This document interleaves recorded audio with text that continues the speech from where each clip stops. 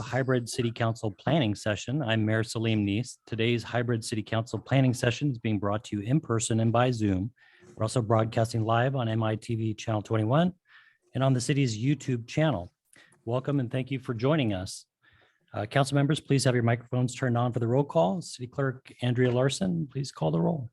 Councilmember Andral. Here. Councilmember Jacobson. Here. Councilmember Reynolds. Here. Councilmember Weicker. Here. Councilmember Weinberg. Here. Deputy Mayor Rosenbaum. Here. And Mayor Neese. Here. Thank you, Mr. Mayor. Our next item of business is appearances. This is an opportunity for anyone to speak to the City Council on items related to today's agenda. Today's agenda will include in-person public appearances and remote public appearances via Zoom. Individuals wishing to address the council may do so in person or by Zoom or telephone, provided they registered with the city clerk by 4 p.m. yesterday. When it's your turn to speak, you will be called by name. Remarks must be addressed to the council as a whole and not to individual council members or staff members. Please speak audibly, state your name and city of residence for the record. There will be a timer on the screen. You will have 3 minutes to speak. When your time has ended, I will thank you for your comments and move to the next speaker or item of business. Can you please welcome the first speaker? Our first speaker will be Mr. Myra Appleman.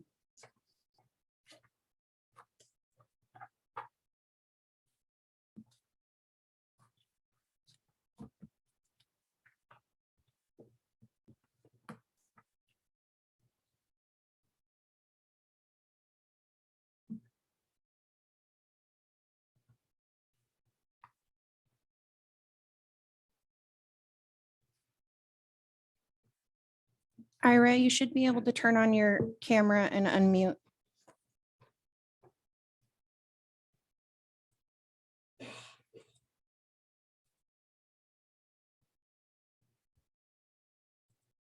Mute. Welcome, Myra. Okay, thanks, Simon. It took a little while there. Myra Appleman, Mercer Island. My comments concern City Council priorities, which have mainly addressed internal matters, such as efficient city services and safety.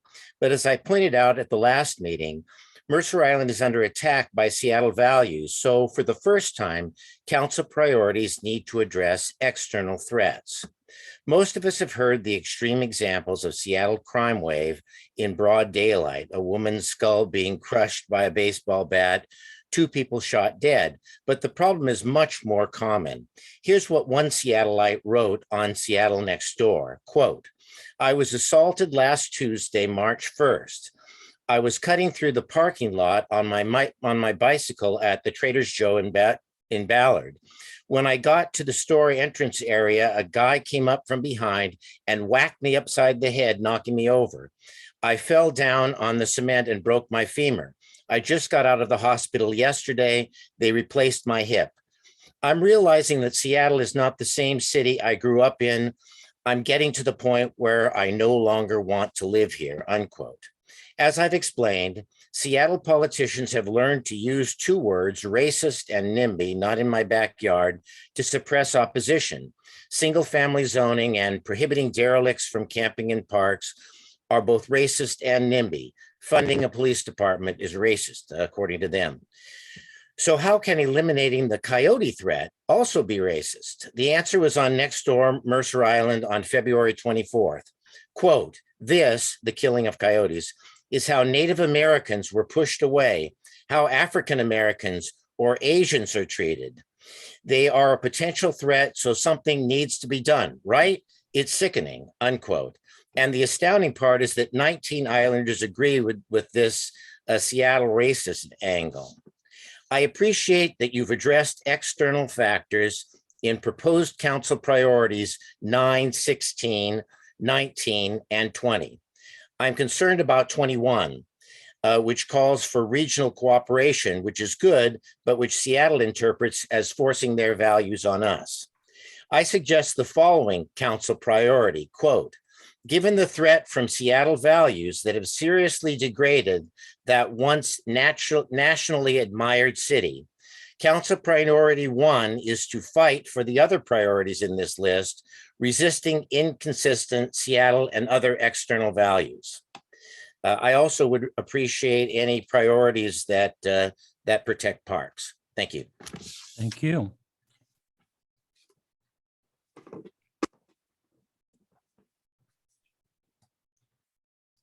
Thank you. Our next speaker is going to be Sophia Rosales and Anouk Grand-Mugen.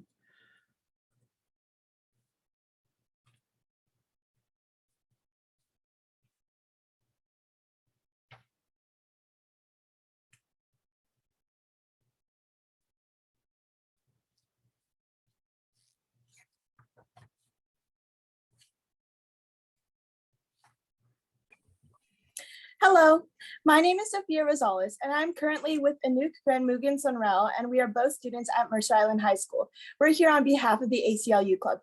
We're meeting here to discuss Ordinance 21C02, which was passed a little over a year ago. As a club, we recently met with a few city council members as well as the chief of police to discuss this issue. During this meeting, we learned a lot more about the intention and impact of this ordinance. Like many other Mercer Island residents, we were initially concerned because it seemed as though the intent of this ordinance was to criminalize homelessness. We were unaware that the actual enforcement of this ordinance was really different from how it was communicated to be.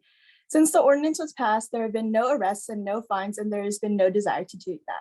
This meeting altered our perspective, and although we are not necessarily in agreement with the ordinance, hearing from City Council and Mercer Island Police Department has relieved a multitude of our concerns. This change is why we are requesting more communication with the public on the enforcement of the ordinance. We understand that a revision of the ordinance would come with many obstacles, but we would like to encourage clarity so outside communities don't develop a skewed perception of Mercer Island. As for the Mercer Island population that was originally in support of the ordinance, extra transparency might aid to diminish worry around the homeless population on the island. Seeing as though the ordinance has not been strictly carried out, Mercer Island remains a safe and secure community. Thank you. Thank you. Mr. Mayor, our next speaker will be Karina Sweeney.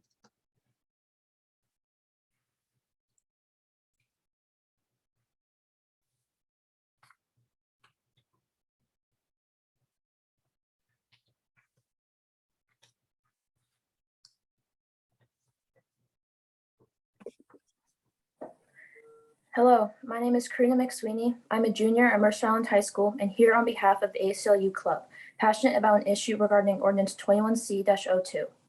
Currently, Ordinance 21C-02, or better known as the homelessness ban in Mercer Island, passed a little over a year ago, does not provide proper safeguards or specification on the methods of enforcement or lack thereof being pursued. In regards to these enforcements, the ordinance states that those in violation of the law shall be punished upon conviction by a fine of up to $1,000 and/or by imprisonment not to exceed 90 days. Although later stating that such enforcements will not be applied if no nearby shelters are available, it is unspecified language like this that is what led many to greatly fear the harmful effects this would have on those inflicted, if given no time to truly react, such as how a criminal record would cause one to lose their job or being unable to pay such an extensive fine. To me, and to many others I've spoken to, first glance at this ordinance appears to be immediate or fast persecution and has led to a plethora of misinterpretations. In reality, after meeting with city council members and the chief of police, we found that these punishments are rather a last resort option and are not being fully enforced or wanted to be enforced. Instead, officers are working with those they come across to provide proper relocation and support. This use of communication should be part of the actual language in the ordinance, so as to reflect the prioritization of support and safety for the homeless community on our island. These vital elements of the ordinance appear as though they've been left for implication, leading many, as well as myself, to believe that we have no true regard for those currently struggling with homelessness. It should be made clear within the ordinance that persecution is not the main goal and is only acted upon in dire situations. This will calm understandable community concerns and lower the fear it could provoke within those ever homeless on the island, as well as produce the possibility for them to see our law enforcement as an outlet. Overall, I do not completely support this ordinance, but in low hopes of repeal, I hope that we can refine it so as to properly showcase its true intent to the public. That is all. Thank you for your time. Thank you. Thank you, Mr. Mayor. Our next speaker will be Kiana Nasrabati.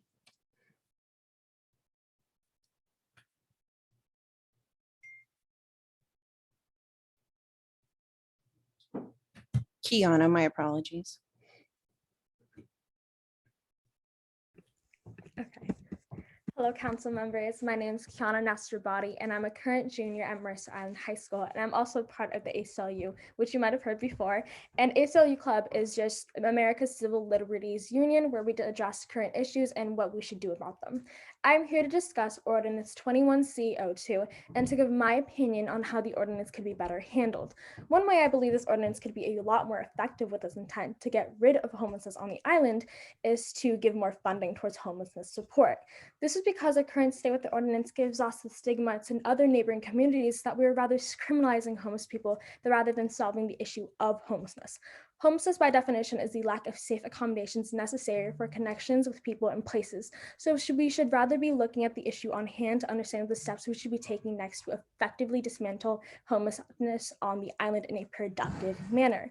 We can then, with the funding, rent out a place or space in a local church on the island. One church that we actually reached out to that said they would be open to hosting an emergency relief area is the Mercer Island United Methodist Church. We would also bring in trained volunteers from nearby homeless shelters and also allow volunteers from our own community itself to also partake in volunteering.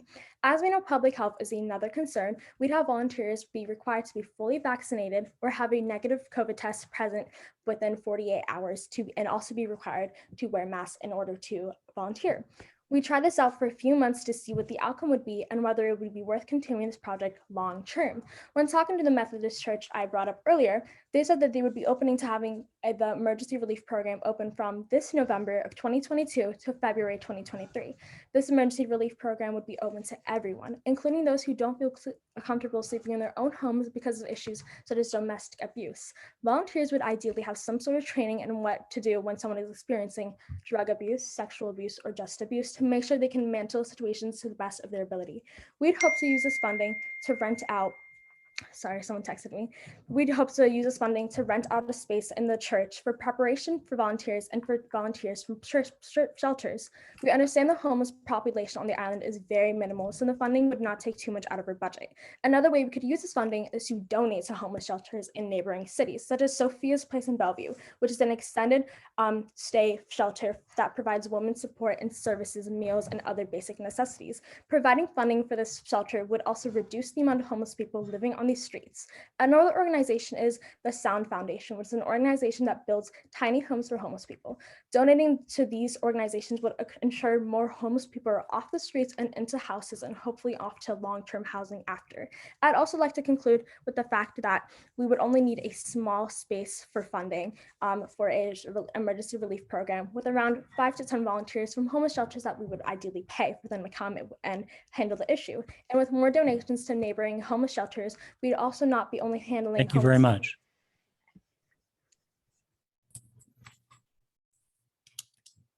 Thank you. Our next speaker will be Mr. Jonathan Harrington, and he will be providing his comments in person.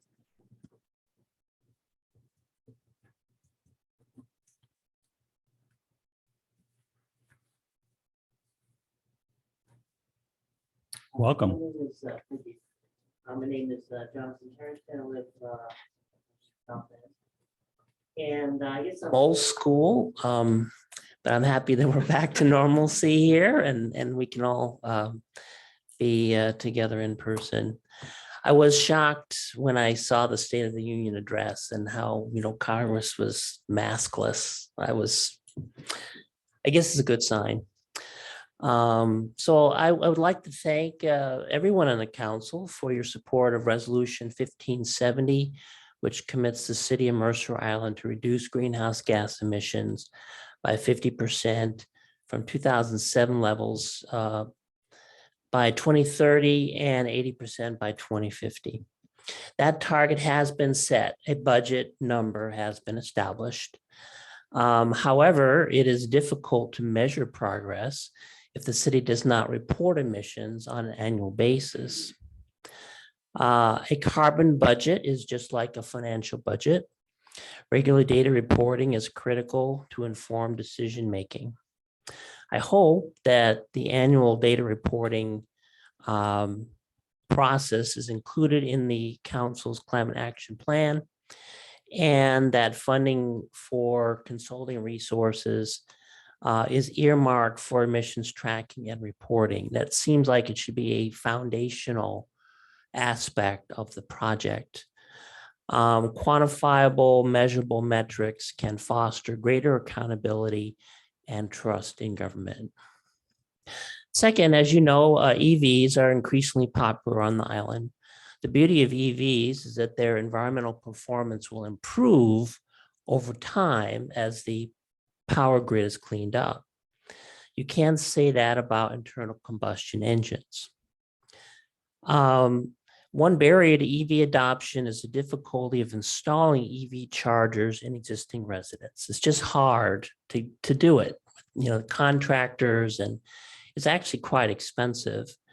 Could the city consider a new residential construction requirement that would include EV-ready wiring for one vehicle? For instance, just kind of thinking about what that would look like. If you go to the Tesla website, they recommend installation of a 60 amp circuit in a parking space closest to the existing electrical infrastructure. So that would allow 48 amp output for those of you that own EVs, you know what I'm talking about, and 11.5 kilowatt hour charging capacity. You don't have to put in the actual plug, but you know, just get everything ready. So whatever EV you choose, you can do it more quickly and for less money. Finally, I've heard that the city firefighters are interested in receiving specialized you, Doctor. wildfire mitigation. Thank you.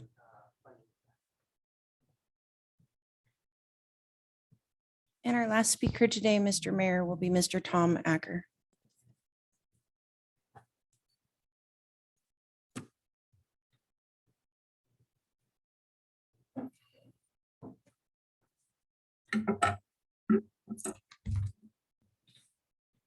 I'll have to wait for the clock. Welcome. To go to 3. Hi. It's good to see all of you in person, and really good to see all of you in person. I haven't seen you in years. I'm just here, just one to say thank you to this council. Having been a member of the island since like 1973 and watched a lot of councils, I think this is the best council I've seen in at least 3 decades. You guys are working together. You're doing great things. And as you go into the planning session, which I'm familiar with, I always harken back to the priorities that community members provide in the survey feedback and other communication venues to the city council, and that's focus on public safety, parks, transportation's always been a big one. And now the big riddle that everybody still has to solve is intelligent design for retail in the town center. Having said that, I did get a chance to meet with Councilmember Weinberg. He has some really interesting and in some cases good ideas, and I do think they should be sorry, Ted. And I think they should be considered, but you can't deviate from the work plan, right? You have to prioritize that, and that's what you guys are going to be working on this week. And so I think the focus is really not having distractions, but looking at what you can creatively do by leveraging other resources other than taxing our city manager and her staff unnecessarily. It's the distractions that have really, I think, burdened not only the council, but city staff over the last couple city managers, and even with Jesse. And then finally, something that has been near and dear to me, and I know Councilmember Reynolds as well. When he ran his campaign, he talked a lot about opposition to the bus turnaround and his commitment to support that. I've been trying to work off the grid with Sound Transit when I stepped down from the council and just as a citizen. And I have found that their communications are not always truthful, maybe well-intentioned, but they back off of commitments and promises. And I've been really disappointed in the way that they're doing the North Mercer remodel and their lack of communication with, we have a group of about 80 neighbors that signed up to be a part of the dialogue, and they just sort of do their own thing. They held our hand, took us on a walk around, said what they were going to do, and then they didn't follow through. And I'm sure you guys are experiencing that with the legal discussions as well. But ultimately, a nicer and safer access and egress point around that transit station will make not only a better place for the citizens, but also for the region. So anyways, thank you all very much. I really appreciate what you're doing, and I would not turn over the legislation that you already passed related to the homeless ordinance. I heard a couple people speak on it, but that's just a distraction. It's working as designed. You guys are doing a great job. Chief Holmes and his resources are doing an extraordinary job. I've had to call in some transient calls in our neighborhood on the north end, and they dealt with it appropriately and fairly. Thank you. Thank you. Okay, last call for appearances. I know we have one more member in the audience. You're welcome to address the council if you want, or thank you for coming.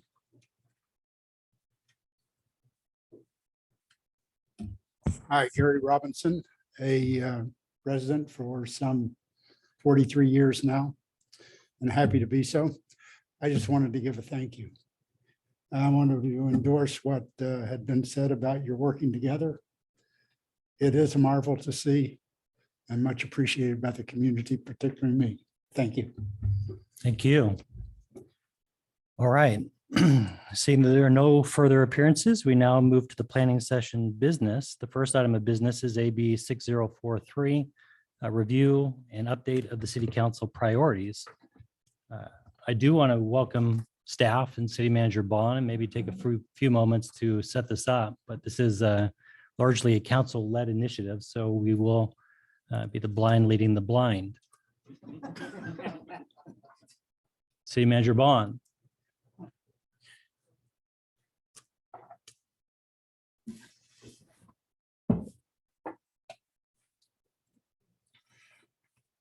Thank you, Mr. Mayor, and good morning, everybody here in person and virtually. I'll just mention that the entire leadership team is here, about 2/3 of us in person in council chambers. And I believe we've got 3 or 4 joining us online. So City Council, up next is your priorities discussion. And I don't have any slides on this for the moment. I just want to mention these are your key themes, right? These are your, we use the words priorities and goals, but really these are the broad themes to help us focus our work into the next biennium. And I think with that, I'll turn it back to Mayor Neese, because he and I spent some time yesterday trying to group and regroup. And then he actually took a stab at maybe putting forth a suggestion that picked up many of your ideas. And Mayor Neese, Ali is prepared to screen share if that would be helpful at some point here during your discussion. Perfect. Thank you. Thank you, council. So we had a healthy list of submissions. Everybody on the council was asked to submit their priorities for the 23-24 biennium, and that gave us a list of 25 not distinct ideas, but some distinct, some overlapping. What I'd like to do for the public's benefit and for the council's benefit is just read through the list by submitter. You can speak to it, but I want to take a minute or less on each item so the public is aware at least of the ideas that we will then turn into priorities and prioritize, condense, and then move forward to an adoption maybe later in the year. So the first goes to Councilmember Jacobson, who I will let you read it. National communications and engaging. Is your mic on? All of us for our community at a high level. Is your mic on? Do I have to say anything? Is your mic on? There. Now it's Oh, all right. It's such a small crowd here. I thought we didn't have to do that. Enhancing communications, engaging with all elements of our community at a high level.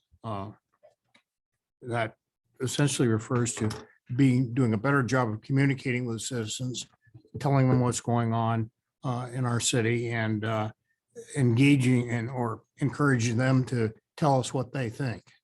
And so that's Excellent. Thank you. Next one is to you, Councilmember Anderall. okay. Similar open and transparent communications and community input on issues affecting our community.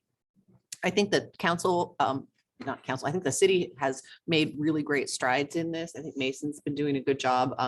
His next door posts, I think, have enhanced transparency and communication, particularly real-time communication, such as where there's a police or fire response that's relevant for the community to know about. That's helpful, but I think we can always strive to do a better job of engaging the community and pushing information out and requesting feedback from the constituents. Excellent, thank you. And next we go to Councilmember Reynolds.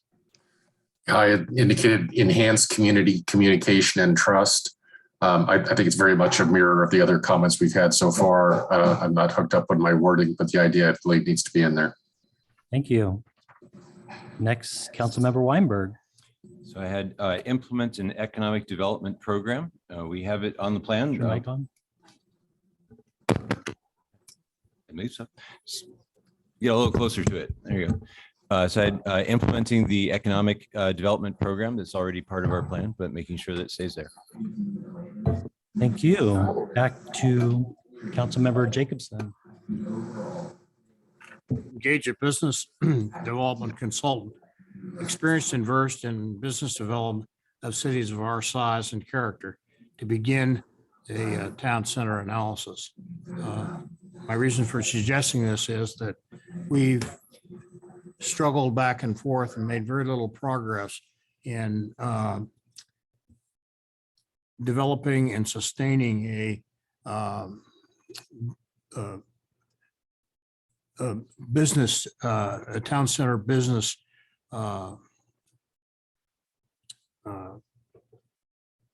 development, which I think we badly need to do. We fooled around with this now for 20 years or so, and we study it and we study it. We need to get somebody who knows what he or she is doing and is conversant with cities of our size so that we can make some progress on this. Because if we don't, we're going to force our citizens of this city to go elsewhere to do shopping, and which has energy use implications, among other things, and convenience implications. Very good, thank you. Next to Councilmember Reynolds. Yes, I had support the development of an activated town center with a mix of housing, retail, and dining. This is a case, I think, where Councilmember Jacobson and I are agreeing on the goal. I just was not as specific as him on the first step towards achieving it, but I'm open to discussion on that topic. And I just want to thank everybody for using the mics. As the council knows, but for anybody else listening, after a recent COVID exposure, I'm working from home, and the mics help a lot. So thanks for using them. Very good, thank you. Councilmember Weinberg. Yeah, so for number 7, I wanted to change the first word to being implementing a long-term plan for infrastructure modernization while continuously seeking improvements to operational efficiency. So we have developed one, and it's a matter of finding the funds for it and making sure that we have the money ready when it's time to do it. Okay, back to Councilmember Jacobson.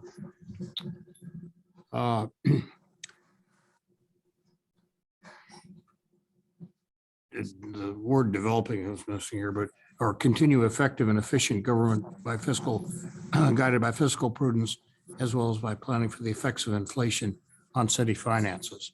Our city manager and my colleagues, I think, do a magnificent job of getting our finances in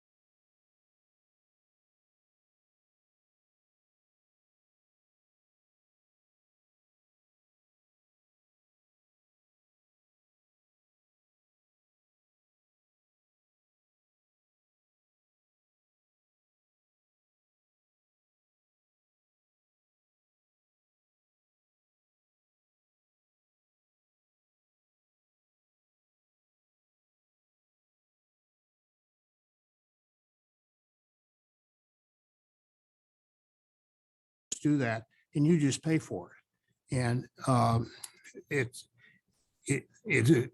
presents us with, I think, very difficult choices and kinds of things. And I think we have to exercise extreme care not to commit ourselves to kinds of things that we can't afford to do.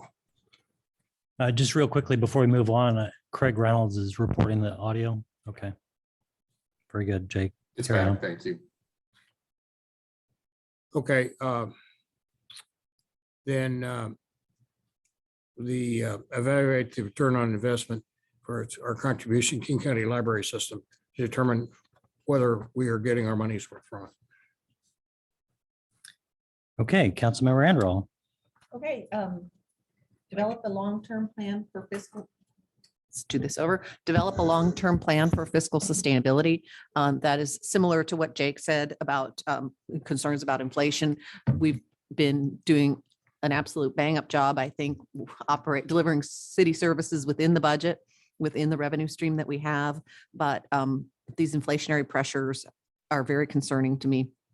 And I think this is not just a priority for 2023, 2024. I think it's really kind of should be a written or unwritten council priority every year. Thank you. To you, Councilmember Reynolds. Yes, I had planned for an environmentally and fiscally sustainable, connected, and diverse community. And I'll just note, Mayor Neese, you attempted to summarize some of these priorities following the meeting. And in general, I loved what you did. But two words that were listed that were missing and important from your summary, I think, were the words diversity and sustainability. And I want to make sure somehow or other we work both those ideas in. Very good. Looks like you have the next one as well. This one is covered effectively elsewhere. Deliver city services efficiently. Okay. Back to you, Councilmember Jacobson. Increasing the use of volunteers, including Mercer Island residents, to provide expertise and experience not otherwise affordable or available to enhance the operations of our city. A very good example of this was the several citizens who helped us analyze how what we might expect from the thrift shop and applied expertise in thrift shop type kinds of things, and did that as volunteers for the city. And it would be wonderful to hire volunteers of all kinds, but they cost money. You know, we have some people who have excellent experience and are perfectly willing to help, and we ought to harvest that as part of what we do to make ourselves a better community. Very good. Thank you. Councilmember Anderl. My priority is to maintain and enhance public safety, including police, fire, essential infrastructure, and mental health. And when I say essential infrastructure, I mean water, sewer, roads. This, to me, is one of the 3 or 4 pillars of what a city government should be doing. And I just wanted to make sure that I put it down as one of my priorities, because it is. Thank you. Next one is also yours. Fine. Oh, and then I'm done. Prepare for the impacts of growth and change with a focus on local control. I know the state legislature kind of loses its mind every time a municipality says local control, but we saw with Bill 1660 that could have very dramatically and substantially changed the zoning on the island by via statewide mandate, that it is very, very important that we maintain self-determination about the character of the community we live in. Thank you. Councilmember Weinberg. Yes, number 17, I have transitioned from emergency pandemic response services to post-pandemic restoration of services.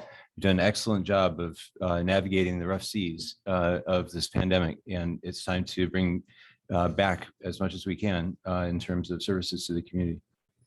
Thank you. Councilmember Reynolds. Yes, I had simple, provide best-in-class public safety services. I'm agreeing with Councilmember Anderl that that's got to be the top priority of any city, and I think we do a pretty darn good job at it. Let's keep it up. Thank you. Councilmember Jacobson. self-determination, assertion and protection of the best interests of Mercer Island for our citizens and our residents and citizens. Thank you. All right, next is to me, which is create a robust legislative process that includes development of state and federal legislative priorities, identifies resource requests to support city initiatives, and provides guidance to the city council and staff team on engagement and lobbying strategies. I felt that this, and many of you felt that this was a seemingly important priority of the council. This legislative session coincided with the election of a mayor and a deputy mayor. We weren't elected until, the fourth day of the month. It took a while to get seated. The legislative session had already begun.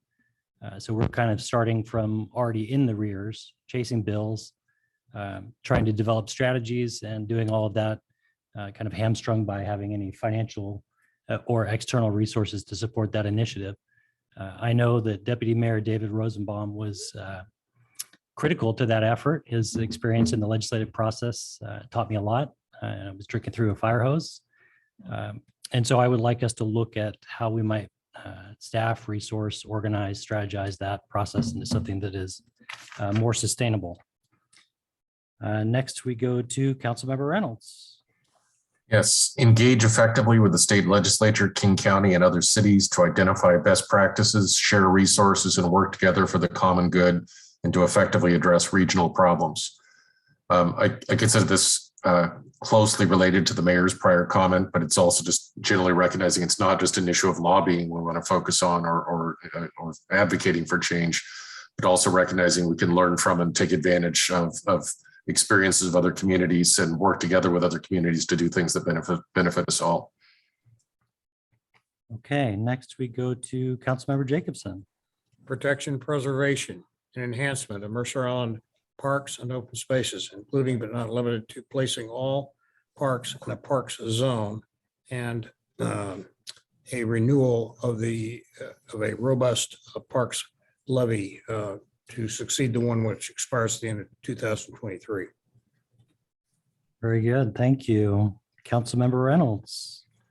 Yes, maintain and develop parks, utilities, and transportation infrastructure to benefit current and future generations.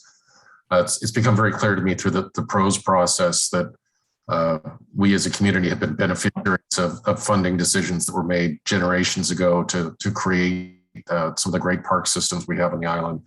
I think it's also become very apparent that we have an opportunity to make what the mayor has termed a once in a generation opportunity to make sure we leave a similar gift to next generations. And I want to make sure that we're doing that both in terms of parks, but also in other types of critical city infrastructure. Thank you. To you, Councilmember Jacobson. Safety, police, fire, individual, and collective. Enough said, okay. Lastly, to you, Councilmember Weinberg. So prepare for, mitigate, and do our part to prevent future impacts to environment or from environmental change. When I look into the eyes of the speakers from Mercer Island High School, or when I walk the halls and speak with teenagers, I realize they're going to see the year 2100. We're not, but their kids are going to be in retirees exploring the world in 2100. Their grandkids are going to be in these chairs. We will have repaved Island Crest Way 5 times. We will have rebuilt this building twice. We will have rebuilt the docks twice. But will the trees be here? Will the air be breathable? What will be the AQI outside? We need to do something about our environment. We need to start making changes now in order to get to our 2030 goal of 50% greenhouse gas reduction. And this needs to be a priority in our plan. It needs to be on this chart behind me. Very good. All right. So having said that, and thank you to everyone for submitting those ideas and speaking to them. And, normally we would do these things with a facilitator, and we don't have a facilitator this year, so it's to me. What I did just to preserve the most amount of time to write priorities that were not expressed in the threefold, fourfold within what I read is I developed 5 starting blocks for us to work off of. Is there any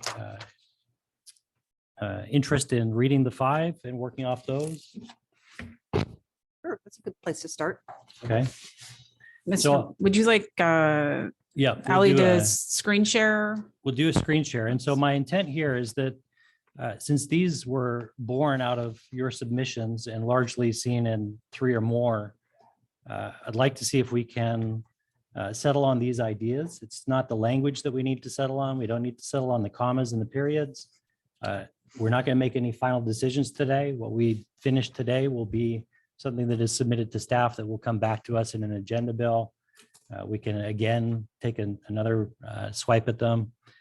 We could eliminate some. And so I will read these broadly. First one is broadly communicate and engage with the community on issues of importance to listen, instill trust, and promote sound decision-making.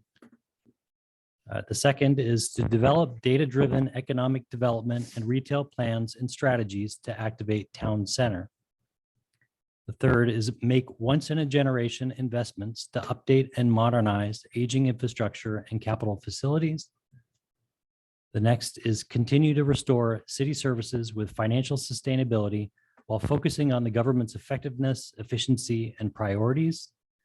And the last is create a robust legislative process that includes developing state and federal legislative priorities, identifying resource requests to support city initiatives, and guiding leadership and staff teams on engagement and lobbying strategies. So I will open it to feedback on any sort of changes anybody wants to make to you, Deputy Mayor. Yeah, thanks. Thanks, Lynn, for putting this together.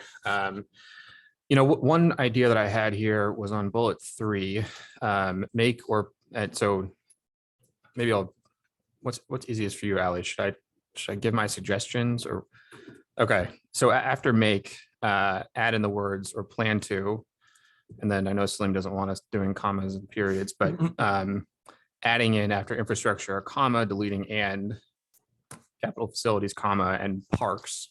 I think it kind of encapsulates a couple ideas that I have. First, we've received a lot of comments around parks, and I think we're all, alignment around that and what we need to do there. The reason I want to make the change in the first part of this sentence is, I don't, even though Jason might really love if we tried, I don't think we can get him enough money to make all the changes that we need to make and in terms of our infrastructure. So adding in plan to would sort of set us on a path of how we're going to do that. I know that Ted had talked about some sort of long range planning. So I think those two changes kind of bring in a couple different ideas that we had received from folks as well. Okay. Before speaking to this change or a new change? We can speak to his first, that's fine. Yeah, so if there's any further refinement of that bullet? It's emotional seconded. Okay, so we have a motion. Anybody want a second? I don't know that we need to be that formal. If everybody's okay with that change, thumbs up. Yeah, sure. Looks like we'll pivot off that. So Councilmember Weinberg, to you. Yeah. So on the two that were kind of question marks at the bottom of sustainability and parks, I read through some of the or all the ideas around parks and sustainability that were on the list and came up with a draft of how we might merge those together into one priority that I think might meet what was the intent of the authors of the different priorities. So what I had was protecting, sustaining, enhancing, and mitigating impacts to our natural environment, especially in our parks and open spaces, to benefit current and future generations. Okay, can you make sure that that's captured correctly before we? Yes, yeah, okay. Protecting, sustaining, enhancing, and mitigating impacts to our natural environment, especially our parks and open spaces, to benefit current and future generations. You want to speak to that or? Well, I kind of spoke a fair amount on the last item on the previous sheet. Okay. Yeah, if I can verify we got that up there. Real quick to Councilmember Weicker, and then I'll go to you. So I don't have anything to add to that bullet. Do we need to thumbs up that bullet or? Oh, okay. So I'll give you the next bullet. Are you speaking to this bullet? I think I mean, I like the idea. I think when I see the words written out, I think it needs a little bit of wordsmithing because I don't think all the first words actually modify what you want them to modify as you get through the sentence. Okay. I was trying to get all the right verbs because it seems like usually the intent is in the verbs, right? So I try to find how do we gather all those intents and focus it in the same direction. Yeah. I think, well, Sorry, I interrupted you. I can't, so I can't see that. Let's see. This is your way. No. Okay. I just need to think about it before I would wordsmith it, but I don't have any objection to that. Could we include though something to actually specifically create a parks zone?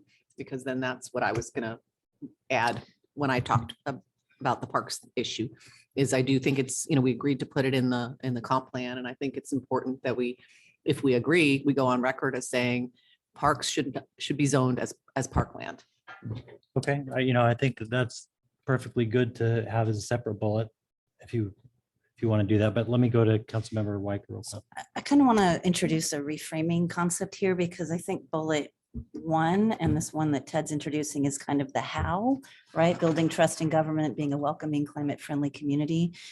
And the other bullets sort of speak to more of the what. And we're talking about general priorities, not specific action items. So I guess I'd like to propose that we have guiding principles as well as priorities. For our principles of being a government that's trying to build trust and faith in government, right? So we're trying to get back to that communicating and engaging with our citizens, as well as being a welcoming community and activating our town center, being aware of climate action, thinking about diversity, equity, inclusion, variety of housing stock. All of that is more the principles of being a welcoming community. So I'm not sure how to bullet point that other than say, yes, we have some guiding priorities about what we want to get done in the next year or two, but also how we're going to do it. We're going to engage with our citizens. We're going to be aware of the societal implications that we have coming out of COVID. So if we could break this out into the what, the principles, and then the how with the priorities, I think that might help us get away from wordsmithing and having a 20-item priorities list. So I guess I'd like to pull out bullet 1 and bullet 6, 7.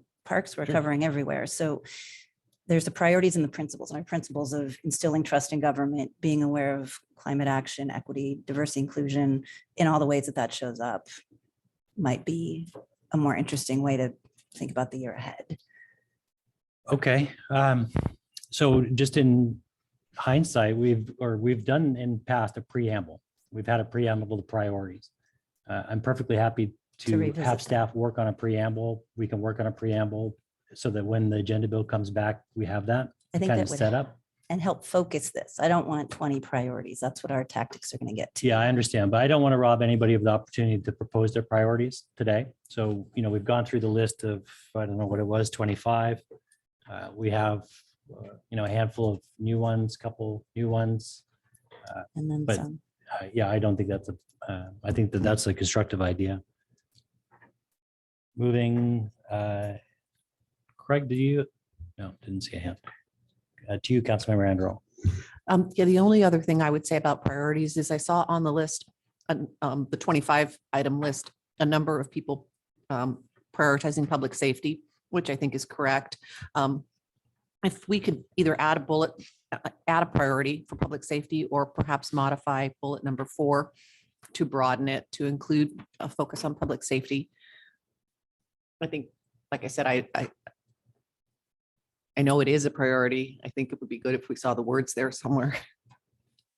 Okay, so I'm open to ideas. You can, if you want to give Ally some language on number 4, or you want to just have a standalone bullet on that. Well, maybe we were to say, continue to restore city services with fiscal sustainability while focusing on the government's effectiveness, efficiency and priorities, including, do we say, well, I don't know. I couldn't figure out where to put it. How about just saying especially public safety at the end? I mean, it doesn't have to say that it's exclusively for public safety, but it just calls that out as a high priority. Yeah, I mean, that works. I was going to say that, then it seemed too simple. I was trying to make it harder. Okay. Any other changes on that bullet? Not seeing any. Craig Reynolds, Councilmember Reynolds, sorry. Thank you. I'm going to echo a little bit what Councilmember Weicker was saying, that I'm a little concerned that we are mixing values and tactics. In particular, if you scroll down a little bit, the one about legislative engagement, I've forgotten exactly what the word was, create a robust legislative process. That strikes me as that shouldn't be a priority in and of itself. I think it's an appropriate tactic to achieve the other priorities. So I'm not sure number 5 really belongs on this list, even though I wholeheartedly support that tactic. I'm just not sure it's anything other than a goal for itself. The second comment I'll make is that, as I mentioned earlier, I'm concerned that both the word diverse and environmental sustainability are missing from this. And there was one goal that I had specifically written, number 12, which I think might merit being an additional item on here, of plan for an environmentally and fiscally sustainable, connected, and diverse community. And I think that's a concept that's just missing and needs to be on here. Okay, so you want that, do you want to try and merge that? Or you want that as a standalone? I'm open to trying to merge it. I wasn't sure how at the moment. I had it listed completely separately, but if somebody wants to wordsmith after the meeting or during, I'm open to that. But whoever's doing the typing, you can just take item 12 from our priorities list that I'd submitted is the one that it is, or I can read it again if it helps. Looks like Ally's typing it, so. Okay, thank you, Ally. But while you're doing that, if you find a way to incorporate it into another bullet, I think that would benefit the process. Craig, can I just ask you, when you say connected, what do you mean? Are we talking internet fiber, or are we talking something else? That would sure be nice. I'd love to have that happen, but no, I'm thinking more of a town where people know their neighbors, are value their neighbors, and speak and connect with each other in an emotional and personal way. I don't want a town of 10,000 homes that never talk to each other. I didn't say that very elegantly, but a community rather than a collection of homes. Okay, thanks. That's helpful. I didn't know if we were sliding in some sort of a broadband investment or something. Yeah, if I could sneak that in, I would, but. Okay, so Councilmember Reynolds, if you do you see a way now that that's on the screen to combine? It's not obvious to me, but I will continue to look at it as we're talking here. Okay. So any other suggestions for new ones? No. One more that I'm more interested to hear everyone's thoughts around. Obviously we talk a lot about town center, but that kind of ignores some of the other businesses on the island. I don't want the South End folks to think that we're not trying to build an economic development plan that includes them. So my one change I'm curious to hear feedback around would be at the end of number 2 to add in and other island businesses, just because I want to make sure that we're not sending the wrong message to the other members of the business community around the island.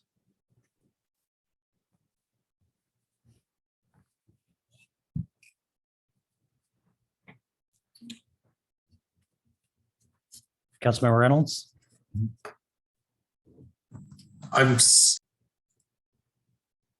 You're on mute. My hand is an old one, sorry about that, but I'm looking still for what it's worth at my point that I added. It just doesn't seem to really fit with any of the others. So in my view, it may need to stand alone. Okay. But if somebody has a suggestion, I'll listen to it. Suggestion. Are you good with that?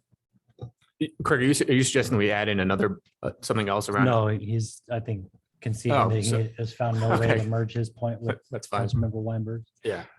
Councilmember Weinberg. I have an idea that might enable us to merge in some of what Craig was, or Councilmember Reynolds was getting at. In the first bullet where it says broadly communicate and engage with the community on issues of importance to listen, instill trust, and promote sound decision-making. I'm suggesting that we add the words "and equitable" before decision-making. So essentially we'd read, broadly communicate and engage with the community on issues of importance to listen, instill trust, and promote sound and equitable decision-making.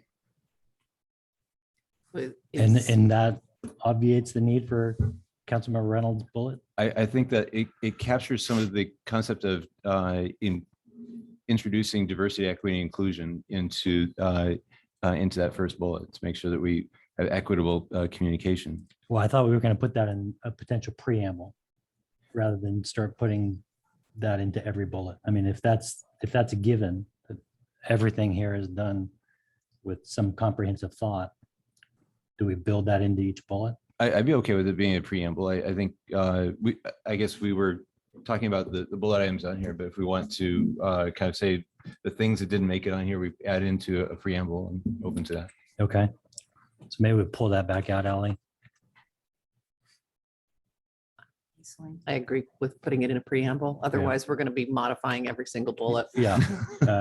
Councilmember Riker. And while we keep moving along here, can we take a minute to revisit the 21-22 priorities? Because we had some good ones last year, and maybe we can do some wordsmithing or comparing while we build off what we did last year. We try to activate these because I'd really love to keep our priorities to 4 so we can get to the tactics under them. Oh, we'll get eventually. there. Don't I know worry. we will. And I want to make sure we're not confusing them here, as well as the broader principles that we're talking around: climate action, diversity, inclusion. Okay, so welcoming communities. I'm happy to read them. Priority 1 was prepare for the impacts of growth and change with a continued consideration on environmental sustainability.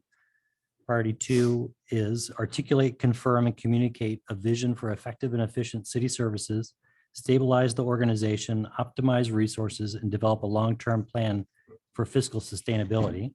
Priority 3, implement an economic development program. Priority 4, provide emergency response services related to COVID-19 pandemic. So I particularly like priorities 1 and 2, which mirror a lot of what we're doing here. You do or you don't? I do. 1 and 2 from last year, those still stand, and we're talking about the same things. I agree. So is there a way to nutshell this into some of that and then update 3 and 4? No need to reinvent the wheel. I agree with you, Wendy. 1 and 2 are, I basically kind of rephrased 1 and 2 and put them back in. 3 is underway and 4 is hopefully in the rearview mirror. But I don't personally object, though, to having 5 or 6 priorities. I do think 5 or 6 is probably, once you got more than 6 things, they're not priorities anymore. I know for communications, once you have more than 3, people start forgetting them. So, is this going to go on a shelf, or are we going to actually try to live by these in the year ahead? It's going to go on a sign behind you. Councilmember Reynolds. I think, oh, no, that's you, Councilmember Weinberg. Oh, I'm sorry. Now you're raising I hands. had nothing. Yeah. No, Lower hands, sorry. Oh, and that's an old hand. It was an old Okay, hand. Sorry. Councilmember Jacobson. I think one of the functions of priorities, at least in my mind, Can you talk to them? no, it was on. You just need to get close. it strikes me that among the purposes of priorities are to give the citizens of the city an idea of what it is we're thinking about, and hopefully stimulate participation. We get, for the appearance kinds of things, oftentimes we get a group of small people who are saying the same thing again and again. And that's all fine and good, but I think if we have some diverse priorities or clear priorities, not too many, but not too few as well, that informs our city and our residents what it is we're thinking about, and stimulates them to say, well, I think you should do this about parks, or I think we should do that about sustainability, or these kinds of things. And we keep the citizens engaged in our government, because the trust of that government depends on those people having some idea of what we're doing and helping, have the feeling that they're helping us doing it. And I think that's an important psychological thing. May not be worth 10 cents, but it is in my mind. So anyway, so I would say, for example, I thought Dave's point a moment ago on the town center thing, that we can do some wordsmithing of saying for the development of businesses on Mercer Island, for example, which satisfies that.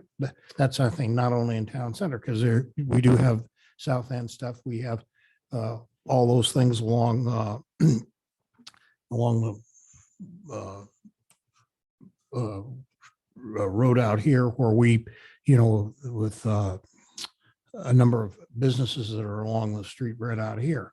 And they may change at some point. They may turn into something else. Maybe we get some auto dealerships and get a lot of sales tax. But anyway, so I think that if we let these things, if we work on them periodically between now and the end of the year, I think we can really tune them up and hit people about the head about this is what we intend to do, gang. Come help us.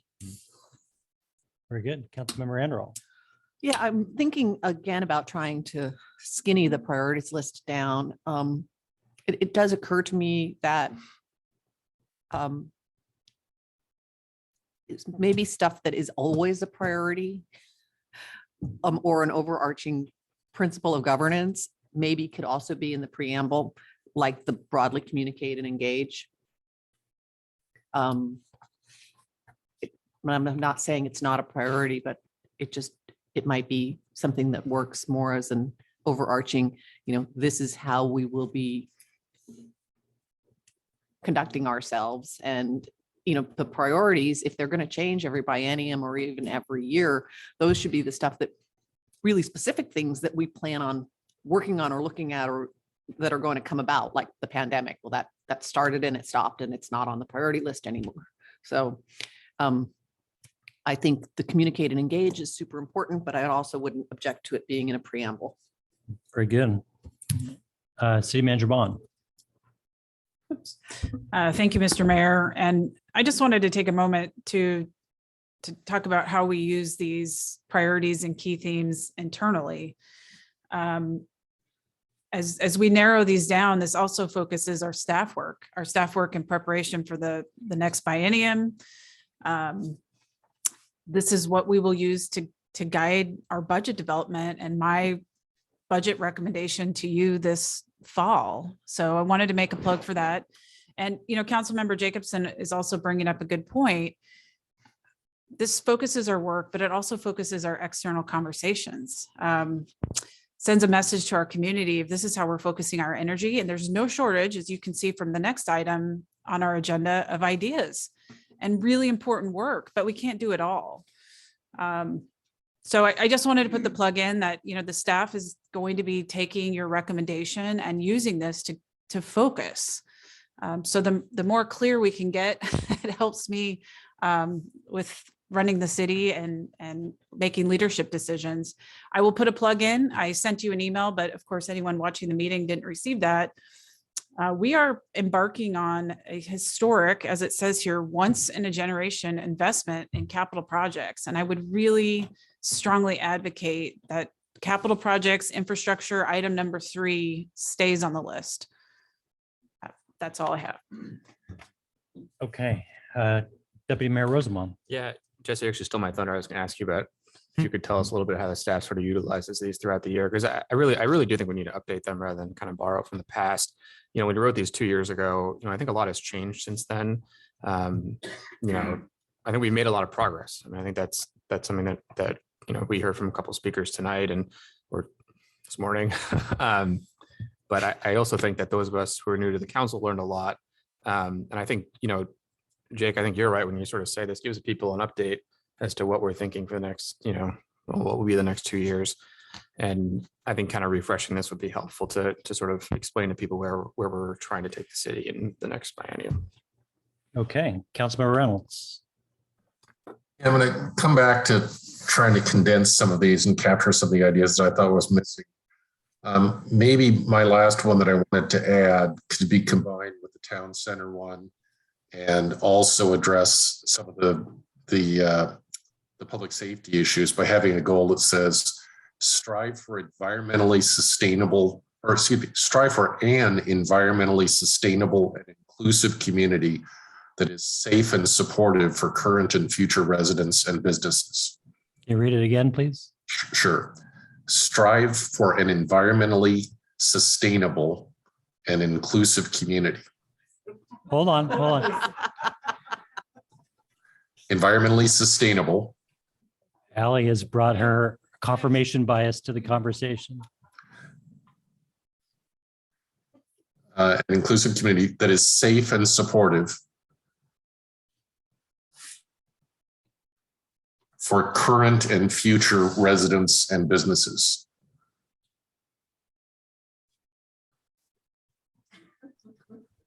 Now, this is no doubt not perfect, but I think it allows to, it somewhat addresses my diversity concern. It addresses the sustainability concern. It addresses public safety, which we've talked about. And it also addresses, although admittedly with less specificity, the town center development goals. Now, maybe it's trying to do too much at once, but that's a way to shrink our goal list, perhaps, or our priority list. So is this a proposed merge with the town center or replacement of the town center? What? I think it's a proposed merge with the town center one. Can you And stick it up there, Ally, even though they don't, I know the flow isn't going to work, but we're going to have to find a way to land this plane. And so if we at least know where it's going to go.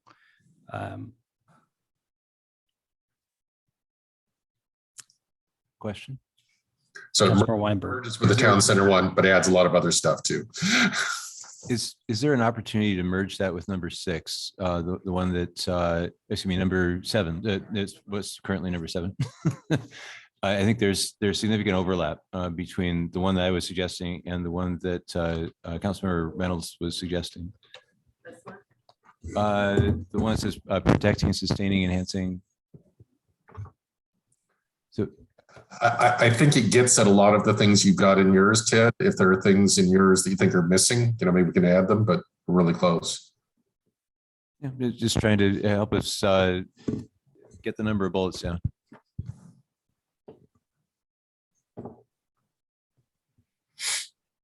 Let's just give Ally a minute to catch up here and get organized. Take your time, Ally.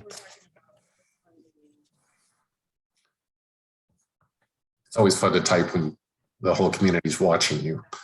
But don't worry, we're not judging, Ellie. We have 5 viewers, Ted or Craig.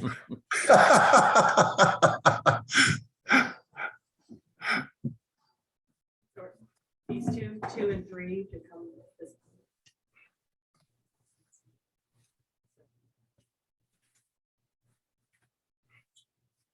Councilmember Weinberg or Craig, can you answer Ally's question?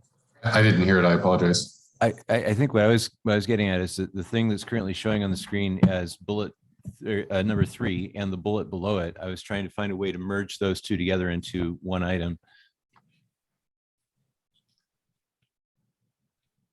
Okay, but they're at least coupled, right? We don't need to do that today. Sure. This is where you feel that those do well together. I have a suggestion. Councilmember Anderl. Yeah, I actually don't think that those two go together. But I think that 2 and the second round bullet could potentially be merged. So strive for an environmentally sustainable and inclusive community that is safe and supportive for current and future residents and businesses. And specifically in the next biennium, develop data-driven economic development and retail plans and strategies to activate town center and other business areas. That's how they go together in my mind, but.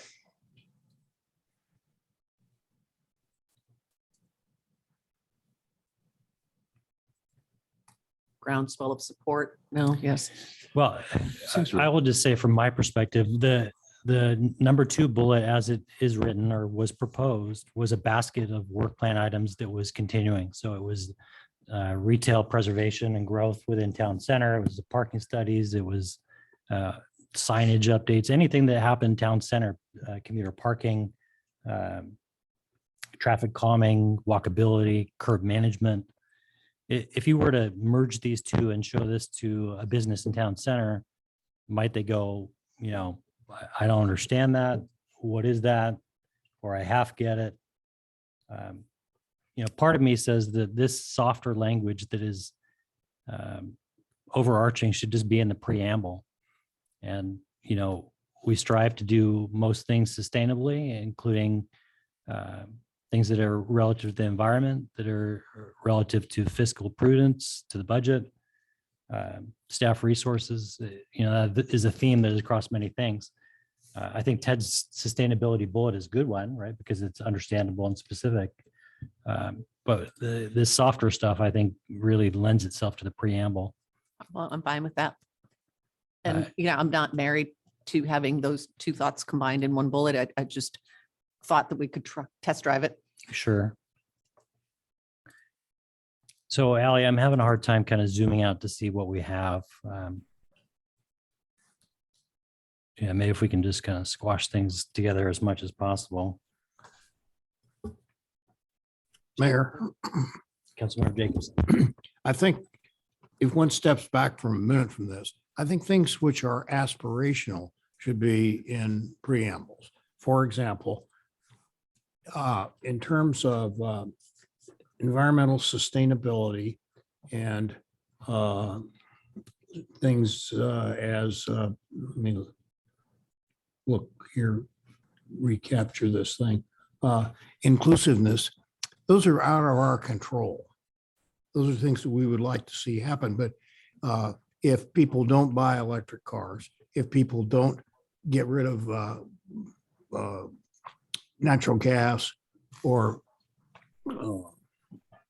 oil, that's not something that we presently are able to force people to do, or it may not even be wise to be forced to do. So I think aspirational stuff should be in a preamble.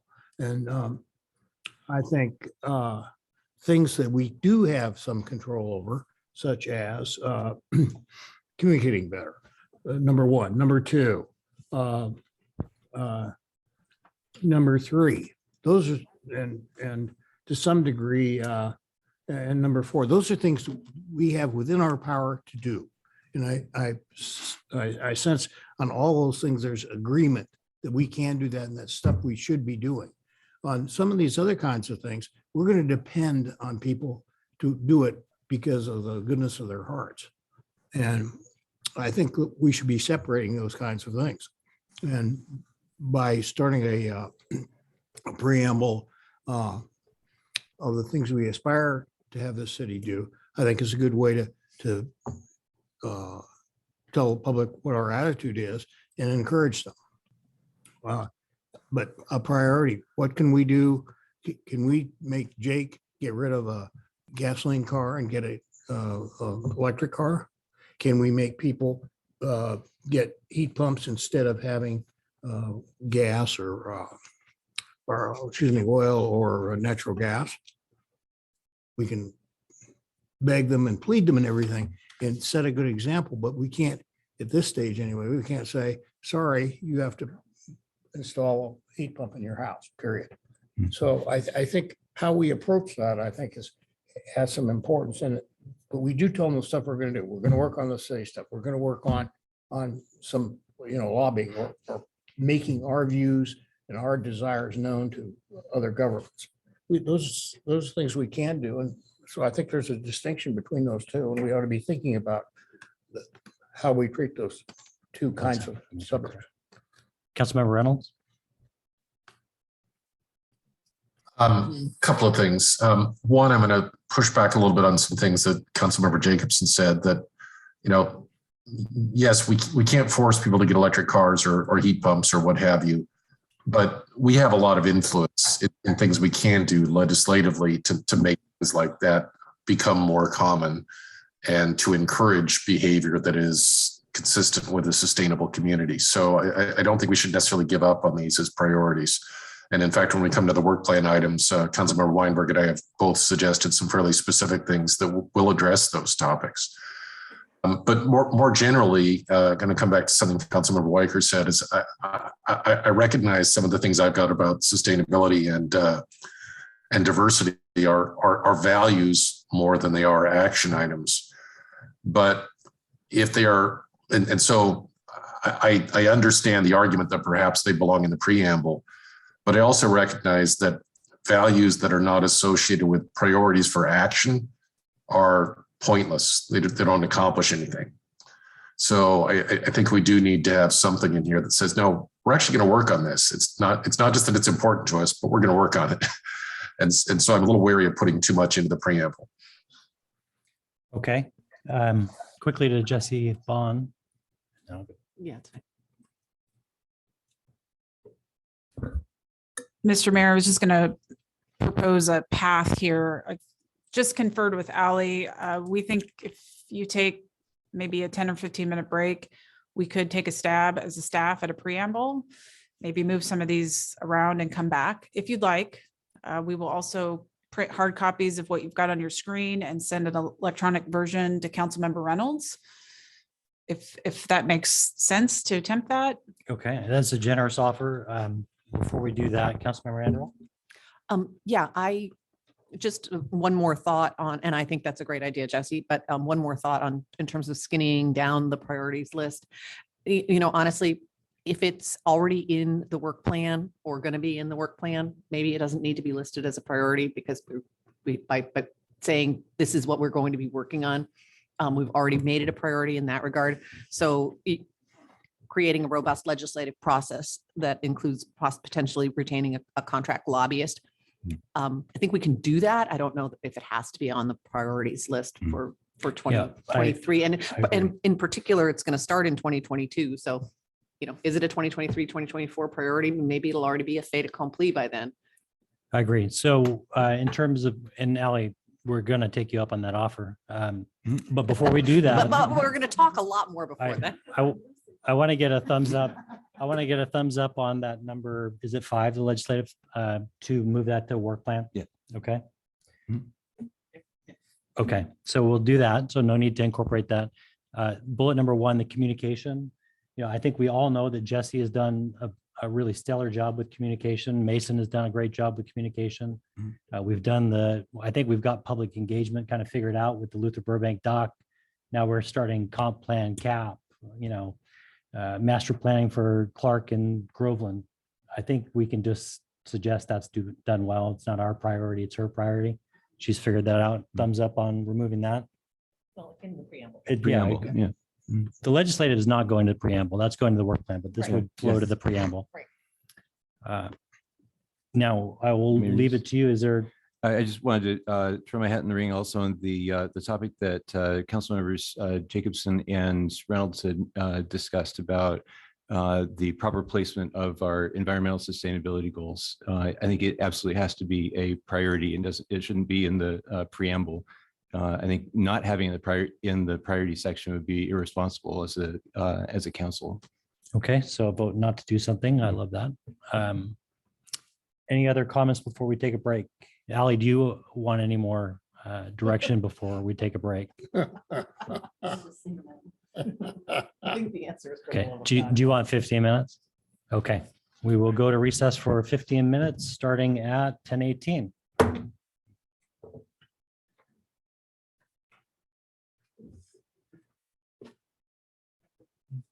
Not every tree in the land is like it. The thing to remember here is that we normally have a facilitator. Oh, so you would have. I don't maybe a long time ago. I'm coming to remind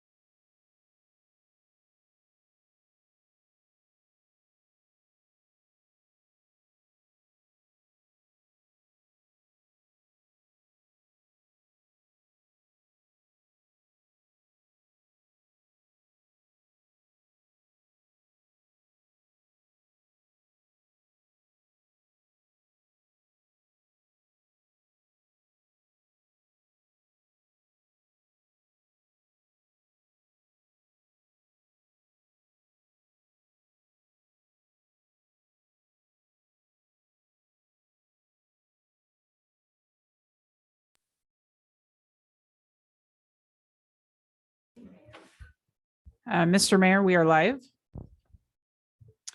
Great, thank you. Welcome back to the City Council planning session. Just a quick word from our city manager, Jesse Bond, about our video feeds. Sure. Thank you, Mr. Mayor. If you are joining us on YouTube, you probably have noticed we've had some intermittent outages. This turns out appears to be on the YouTube side of things, not the city side. So I'm going to show you how to access this meeting via Zoom. And the quickest way to do it is to go to our website here, click on meetings and events. Whoops, that's not what I wanted. Agendas and minutes. Let's try that instead. Click here. This is the link. It will take you to our planning session landing page. And we've got information here, right here, 326 update. Use this link to access the meeting via Zoom. So again, if you're just tuning in and you've been trying to connect with us on YouTube, appears there is a intermittent YouTube outage. So we're redirecting you to Zoom, or you can also access a meeting on channel 21. Thank you, Mr. Mayor. Thank you. Okay, so staff has been kind enough to take that conversation and turn it into words on paper. We now have 4 council priorities preceded by a preamble. So I'm going to read this for the benefit of the public. The preamble begins, the city of Mercer Island provides outstanding municipal services that enhance and protect the environment, the quality of life, and the health, safety, and welfare of our community. We engage with the community on issues of importance to listen, instill trust, and promote sound decision-making. We strive to create and maintain an environmentally sustainable and inclusive community that is safe and supportive for current and future generations. In the 2023-2024 biennium, we will continue to restore city services with fiscal sustainability while focusing on the government's effectiveness and efficiency and the following priorities. 1, develop data-driven economic development and retail plans and strategies to activate town center and other business areas. 2, protect, sustain, enhance, and mitigate impacts to our natural environment, especially parks and open spaces, to benefit this generation and others that follow. 3, make once-in-a-generation investments to update and modernize aging infrastructure, capital facilities, and parks. 4, focus efforts and actions to be environmentally and fiscally sustainable, connected, and diverse community. And that's it. So if I could get a sense of where, I mean, are we ready to do a thumbs up, thumbs down on this? Just as is, knowing that this is going to come back together as an agenda bill. Craig Reynolds. Yeah, I think hats off to Ally. I think she did a really great job with this, or probably Ally and team, I don't know. I'm just going to note back to number 2, it probably does require a little wordsmithing because it sounds like we're going to protect impacts or sustain impacts, and it might just be simplified as protect and enhance or sustain and enhance our natural environment. I think you could just simplify that. Are you able to see the screen there, Councilman Reynolds? Yes, I can. You tell us when you're happy. I think that's pretty good. It was Councilmember Weinberg's opinion or idea originally, so let's see what he thinks. But I think it's better. That's awesome. Looks good. Okay, so I'm going to say going once, going twice. Still not right.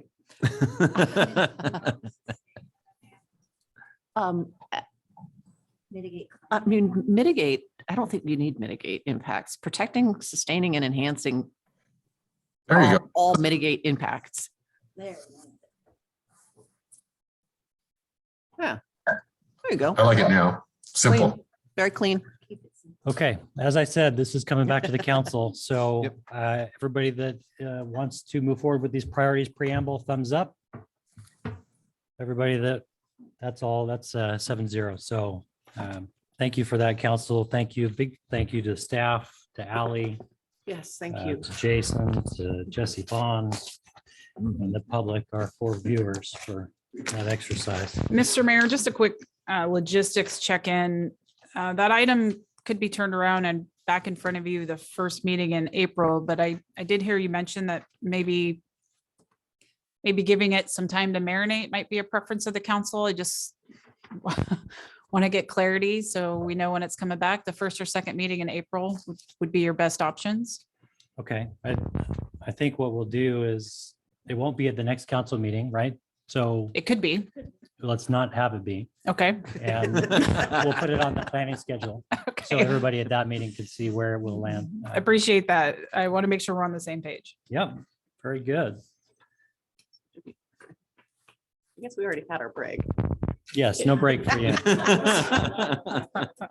Okay, our next item of business is AB 6044, the 2021-2022 work plan. Welcome, City Manager Bond. Excellent. Thank you. I do have a very short PowerPoint, and Matt Mornick is virtual, will be jumping in here to help me. So we are on to a discussion of work plan items, specifically a number of proposals that we'd like you to discuss and consider whether or not these would advance. So council, just a reminder, all of you and staff submitted suggestions to us. We compiled them into that document. It's got the blue background on it. These are for 2023-2024 work plan, potential work plan items. We took a stab at sorting the list. Please don't read a lot into the categories or subcategories. It was really just our attempt to get the items grouped somewhat together. And what we're looking for today specifically is your consensus on those items that you'd like to move forward for consideration as part of the budget. And this is really important because you're not voting tonight that this is for sure going to be part of your work plan. What you're telling us through consensus is that you want us to put this into a potential budget proposal, and that we'll be talking more about it in the fall. Several of you have said, I don't know how to vote on these items because I don't know what it's going to cost. I don't either. That's why we're doing this exercise, so that we can prepare that for you. As we get to work, I will just remind you of a couple things. Let me adjust this for those of you home on Zoom. I've already mentioned this today. We are preparing to deliver a historic number of capital projects, and that work will span, 23, 24, and probably the following biennium, and perhaps another biennium beyond. It's important for you to know that capital projects are led by the Public Works team, but there are impacts across the staff team. Planning is involved on the permitting side. Finance is certainly involved, especially as we contemplate federal resources for these programs. That's a big lift. Communications is tagged in, the city manager's office, and more. So in your packet, I just included a snapshot of the capital projects that we're contemplating in the next biennium. It's not all inclusive. I'm not looking for a lot of feedback on capital projects. I just wanted to have the context that this work is significant, and it is going to drive a lot of our staff resources going forward. Kind of on the same vein, you have a number of projects, significant projects that will also carry over to the next biennium. So I don't want you to lose sight of that. Some examples: your comprehensive planning update, the financial software system implementation, big internal project. We're going to be kicking off the Groveland and Clark Beach Joint Master Plan before the end of this year. And then operationally, we're still restoring services that were impacted through the pandemic. So please keep that in mind. And finally, and most importantly here, please remember that much of what we do is day to day, right? Delivering programs and services that, enhance and sustain a high quality of life here on Mercer Island. And I didn't even get everything that we do day to day on our list: public safety, maintenance, delivering mental health programs, both community and school-based, rec, permits, and all of our internal work. So on behalf of the staff team, I just wanted to make sure that I said this. Don't forget, you're a very heavy operations city, and we want to keep that in mind as we're thinking about new initiatives. All right, if Matt is here virtually, I'll ask you to turn on your camera, Matt. There's just 2 slides here. Quick budget calendar. All right, Good morning, City Council. Matt Mornick, your Finance Director. It's good to see you once again. So work is underway to build the 2023-2024 biennial budget. We've already started on this. The Finance Department, our task at hand is to provide concrete data on our revenues, key cost drivers behind the city services that we provide, as well as project estimates for the priorities that the City Council is working through today, as Jesse mentioned. So today's planning session is the first of 9 touch points in which staff and the council will work together to draft the new biennial budget. In May and June, we'll return to the council for your input on projects in the 6-year Transportation Improvement Program, which per state law must be adopted before the end of June. July, August, and September are spent building out the city's revenue forecast and in turn, finalizing core components of the preliminary budget, both of which we're going to present to the City Council in September. And this work sets the stage for the budget workshops in October and November, where staff looks to the council to focus work plan items for the next 2 years with a clear understanding of the financial impacts of those work plan items. Final adoption of the budget is scheduled for the first meeting in December. Next slide, please. Inflation is a key factor in this biennium.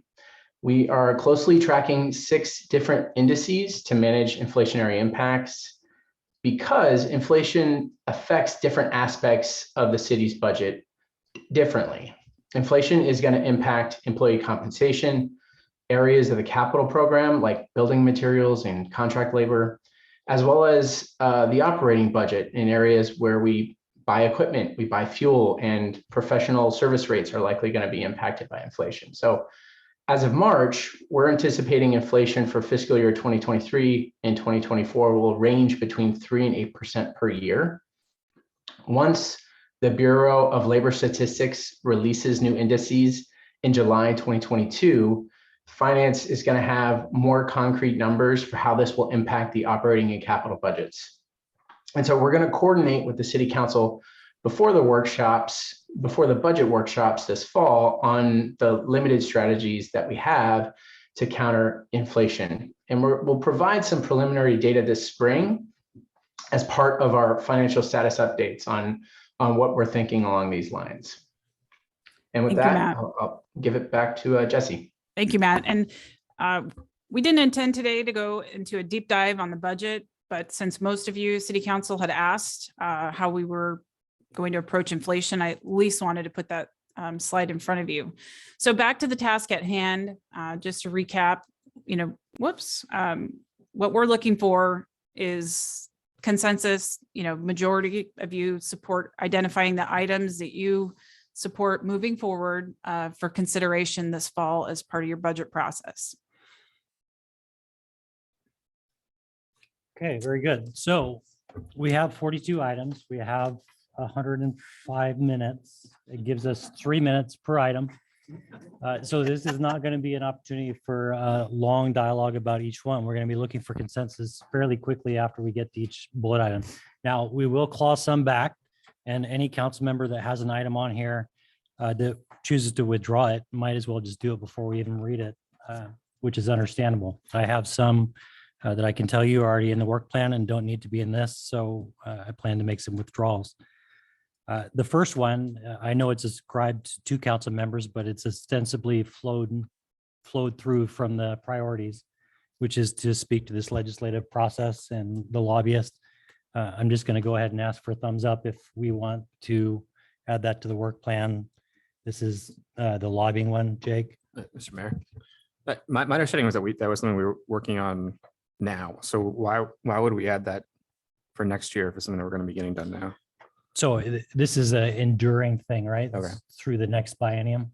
So while City Manager Bond is looking to implement that now, we're kind of giving her consensus thumbs up that we want to see that through the next biennium. Okay.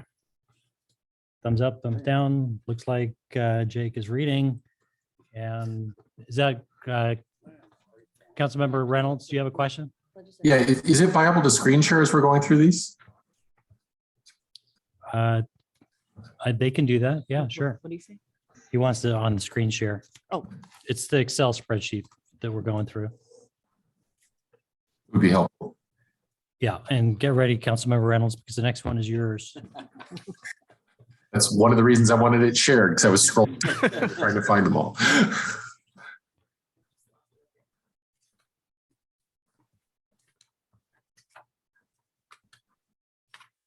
Okay, and I will just make a note while we get that set up that a thumbs up, thumbs down vote here is not an expression of your enthusiasm for the idea. It's an expression of your willingness to spend dollars to figure out how many dollars it might take to do the task and then eventually put it in the budget. So this is a spending exercise. This is not a philosophical decision about the item. So to you, Councilmember Reynolds. Sure. My idea here was to establish an official liaison position for a high school student to be connected to the city council.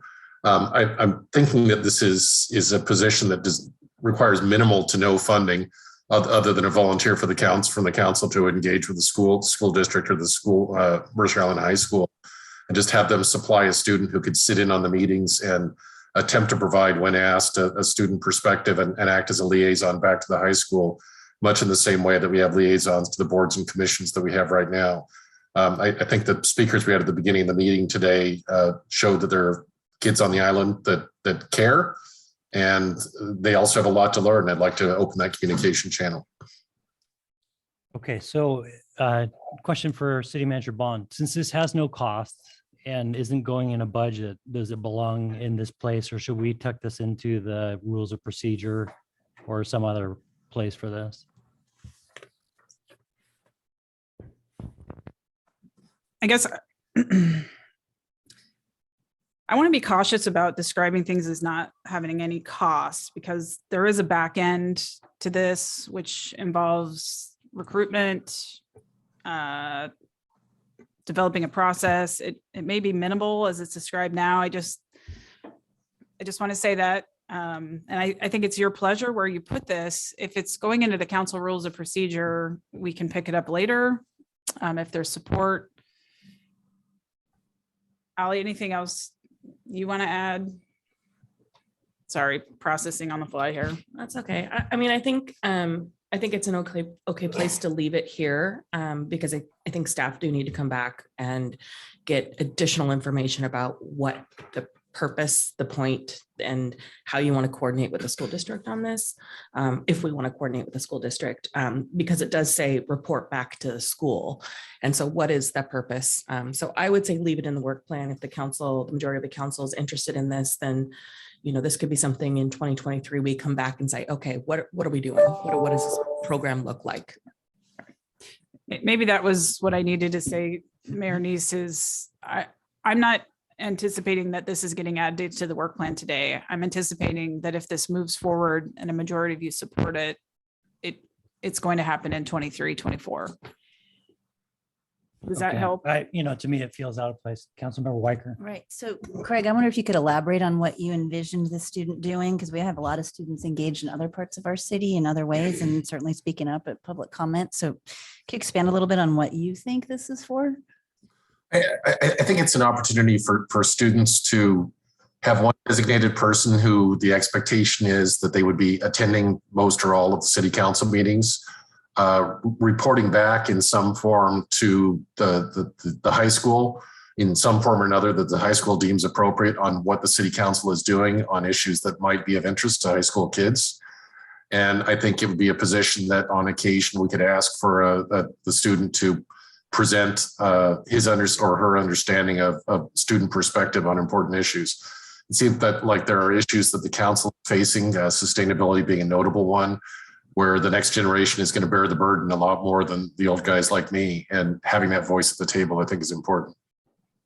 Okay, so there's a lot there, right? Voice of the table, attend some or all, report back. I'm going to take a vote on this. I'm going to say that I'm not supportive of trying to return back to in-council sessions by adding more complexity to it, but we'll see what the will of the council is. So everybody in support of this idea, thumbs up. You only get one. Okay, so we're going to move forward. That's not going to proceed. The next one to you, Councilmember Reynolds. This one is actually kind of two items in one, and I think these are both relatively low cost items, although I'm not going to make the mistake of saying no cost. The first is just I've been involved more and more recently with community and political meetings where a native land acknowledgement is part of the meetings. And I'd like to consider putting that as part of the council rules of procedure. I'm not ready to say that it should be added today, since the one thing that I do understand is that doing a land acknowledgement that is solely words can be a little bit more insulting than it is effective, but perhaps put it as an issue for members of the council or staff to engage with some of the local tribes and define an appropriate and respectful way to do it. It's something that we could put on a work plan to research and look into. The second and related issue to that I've been thinking about is I just got back from a ski trip to Whistler, which is where I was lucky enough to be exposed to 5 different people with COVID. But one of the things that I note when you're driving through BC is there are a large number of areas where there are signs marking landmarks and towns that have both the English word and also the native word for the location. And in the pros plan, one of the big components of it was revisiting the signage in the parks. This seems like a natural opportunity to also envision doing something similar here in our own parks. And I think that's something that is both of historical significance and value, and also helps address making this a more inclusive and welcoming community that is, in another way, acknowledging that there are many here who are here before us. Okay, so some might argue it's an unnatural because it's a sign, but to you, Councilmember Weinberg. Oh, I'm sorry, I had my hand up. It was an old hand. Oh, old hand. Okay. City Manager Bond, do you have any thoughts on this? I know, I'm going to try and touch on staff on these items before we do a vote. Thank you. Maybe I'll just keep my camera on, keep it easier. Councilmember Reynolds, when you started your intro, you mentioned this might belong in the council rules of procedure. I think ultimately, yes, the land acknowledgement would belong there. The piece that you mentioned about research, engagement with tribes, that definitely starts to look like a work plan item for 23-24. Not something that we would perhaps just tackle today. Signage is another. Yeah, anyway, I think what I heard just now, this is definitely a work plan item that would need to be evaluated in 23-24. Okay, any other questions? Councilmember Anderall. Yeah, well, this will come as no surprise to people that I'm probably going to be speaking overwhelmingly in favor of not adding anything, regardless of whether I think it's a good idea or bad idea, based on my comments that appear later in the matrix. But I've been reading a lot lately about land acknowledgements, and they are actually quite problematic in many ways. They are seen by some groups as inclusive, other groups as quite divisive.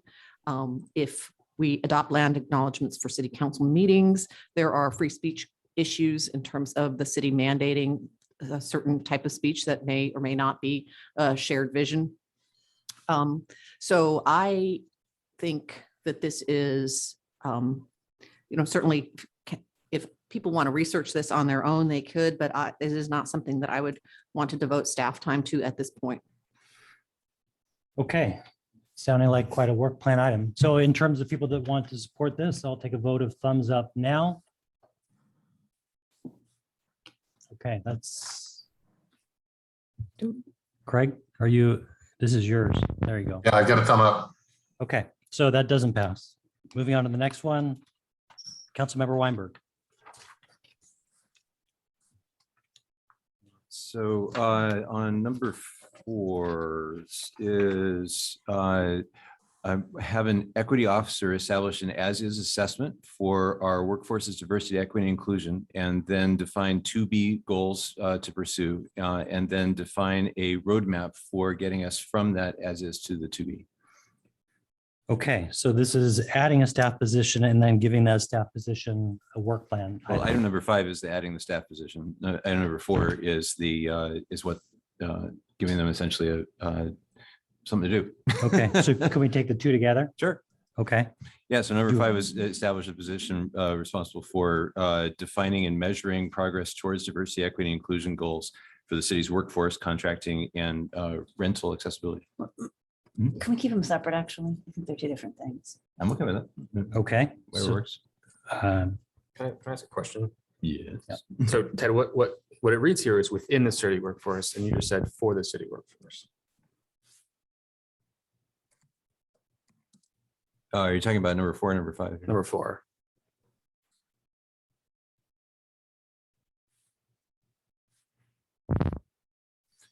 So you just misread it. I mean, do you mean the words on the page or the words that you spoke?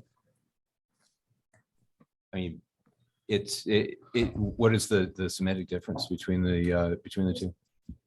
I think they're pretty big. I mean, It says it in two different ways. So in the title box, it says establish goals for the city workforce. And then the other one says within the city workforce.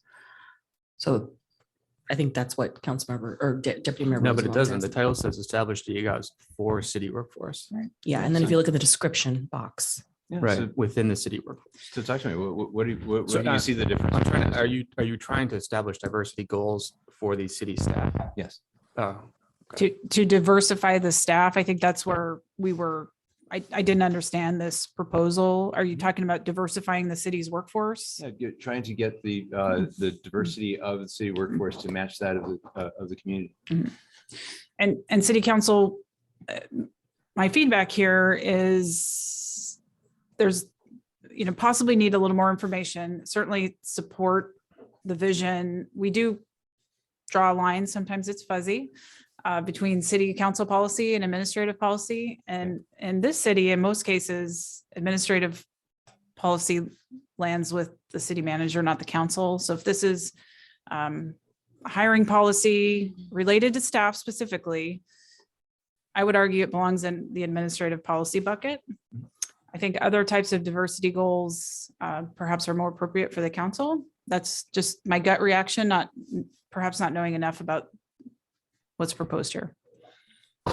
Okay, so to be clear, we've parsed these two, and so we're going to take a vote on 4 separately than 5. Councilmember Weicker. Right. So Jesse, can you just also elaborate on the labor shortage? It's my understanding cities are having a hard time recruiting, hiring, retaining, so as that relates to diversity inclusion, the goals we have on multiple fronts. Yeah, tough time right now. Tough time in all industries to recruit talent for all levels of positions. We are certainly, in fact, our police chief is here. He could, it's probably not a good time now, but he can talk about the work he's doing to diversify his workforce. And in the end, we need staff, and it's a very, very tough time. And there's training and awareness we can do with existing staff. Absolutely. also. Absolutely. Councilmember Anderl. I agree with the city manager that this, to the extent that this is any sort of a hiring directive, it belongs in her office. I've been on council long enough to know that diversity is a goal shared by the leadership team and worked toward very, very strongly. We just got our first female firefighter. The 4 new police officers are a model of diversity hiring, also benefiting from the fact that they were the most qualified. So let's try to keep those things combined. I trust the way the city's being run right now. And so this to me says, if we include this, it says there's something wrong. I don't think that there is. Okay, I agree with that. I mean, matching the diversity in the community to what we see in the police force would be a contraction from the diversity that exists today. So all those in support of this, thumbs up. Okay, it's not going to pass. The next one, Ted. So I would like to establish a position responsible for defining and measuring progress towards diversity, equity, and inclusion goals for the city's workforce and contracting and rental accessibility. Okay, any questions on that? Councilmember. It seems to me that's city manager's job to do. There's no need to hire another person. And particularly as we're in a situation where we should be very concerned about what inflation is going to do to us. this is something a city manager is capable of doing. She has done an excellent job, in my estimation, of hiring people, and it's her job to do, not being told to hire somebody to do something that doesn't require really any work. Councilmember Reynolds. I'm just going to note that I think to maybe blend the views of Councilmember Jacobson and Councilmember Weicker in a way, I think it's appropriate for the council to establish a work plan item to build a DE&I plan for the city. The question of whether it takes an additional staff person or not is perhaps a separate decision that could be one that is in the city manager's court to come back to the council and say what she needs to deliver on that plan and that goal. And I'm fully supportive of the idea of having a DE&I plan. Deputy Mayor. I'm just trying to, Ted, what you read, it was like, it's on. Oh, I'm sorry. What you read again is different than what's on the screen.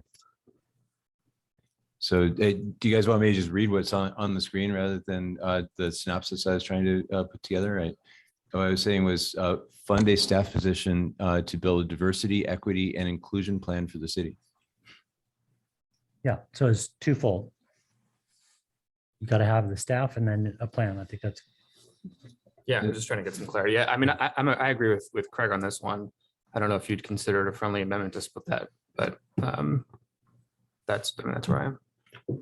To split it, you mean to split the position and the plan? Yeah. Well, I guess a question for the city manager. If we were to create a policy of saying we want a plan, would that need to have a position or say a halftime position created for it in order to help build that plan? Again, working off, on the fly here, I would say if our first step is to develop a plan, that no, I would not recommend a staff position. I would recommend resources for consultant support. Okay. And then we would, like we do with our other planning documents and exercises, we would take the outcomes of that plan and let that inform actions, staffing resources, policy work, that type of thing. I'd be supportive of a friendly amendment if that's what we're intending to have this focus on the plan rather than on the position. Yeah, I mean, it was Craig's suggestion. So Craig, do you want to? Well, he's spoken to. I'm going to next go to Councilmember Andrew. Right when I took a drink. Yeah, I'm definitely against the idea of hiring an additional staff person on this issue. I think that the way it's working now is all the leadership team is charged with diversity, equity, and inclusion. We see no evidence that they are failing in that regard. And if you put in a position that says that this new person's going to do it, you basically tell the leadership team that's not their job anymore, which I think is a really bad message. And I don't know about even spending money on consultants or resources to develop a plan. Again, I'm not aware that there's a problem here to be solved.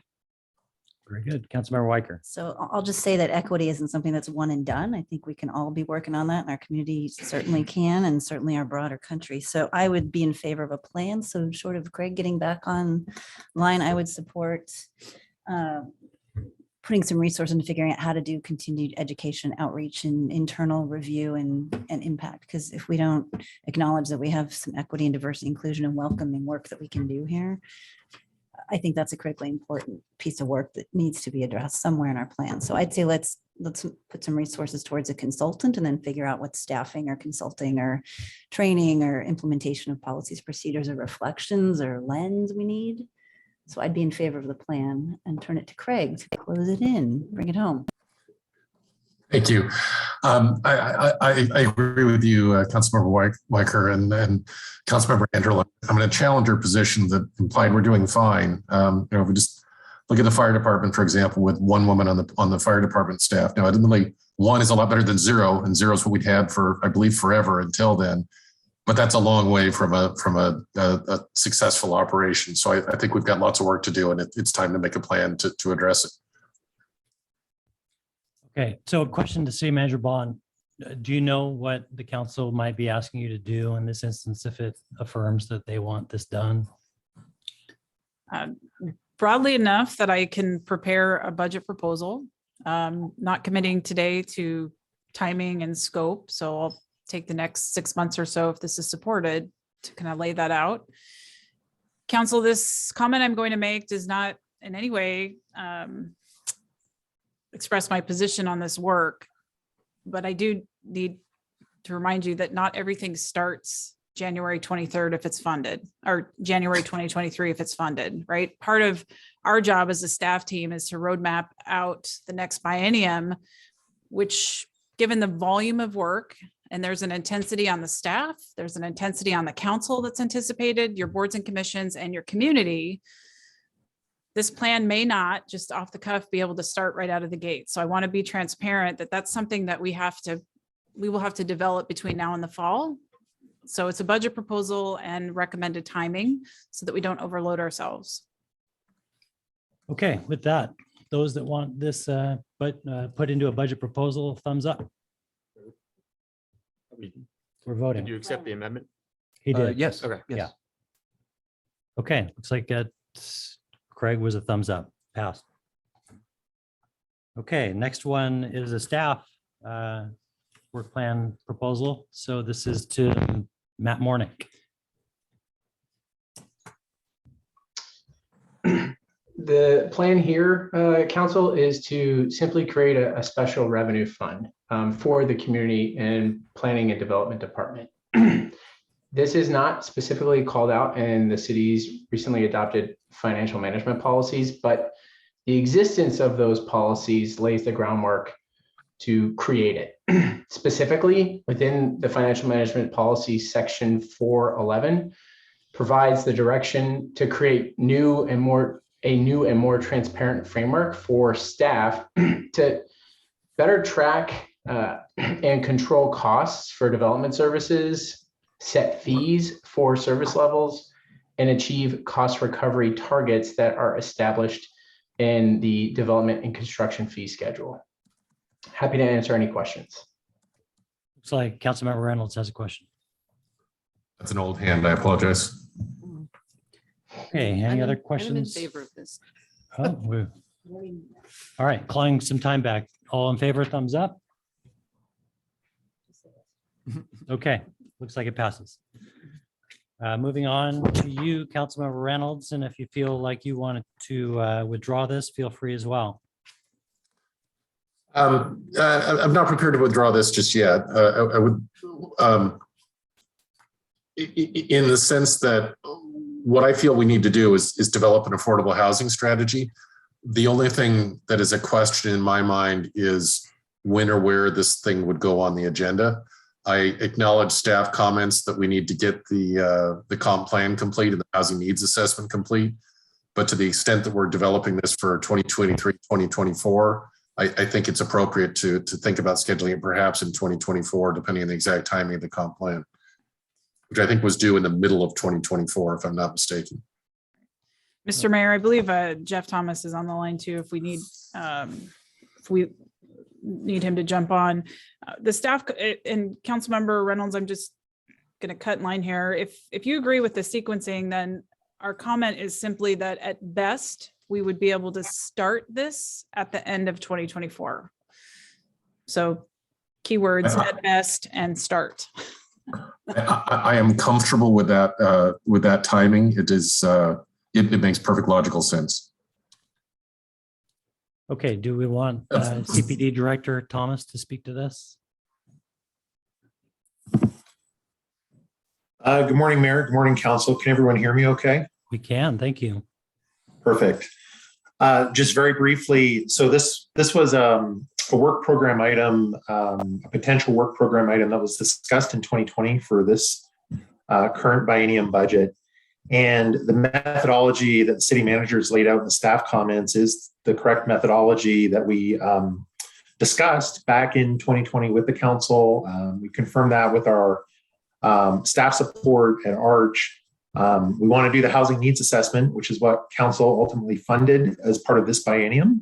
That work is getting underway as prelude to the comprehensive plan and the housing element update. And then, of course, the implementation or housing strategy as framed here on the screen would help implement the comprehensive plan. So I think it's the right order of events. We've confirmed that with our experts on the outside. And the second half of 2024, once the comp plan is adopted, seems like an appropriate time to get this work underway. And I'll just add a little flavor from the GMPC. Claudia Balducci heads up the Affordable Housing Task Force, which is a subcommittee of the GMPC Growth Management Board.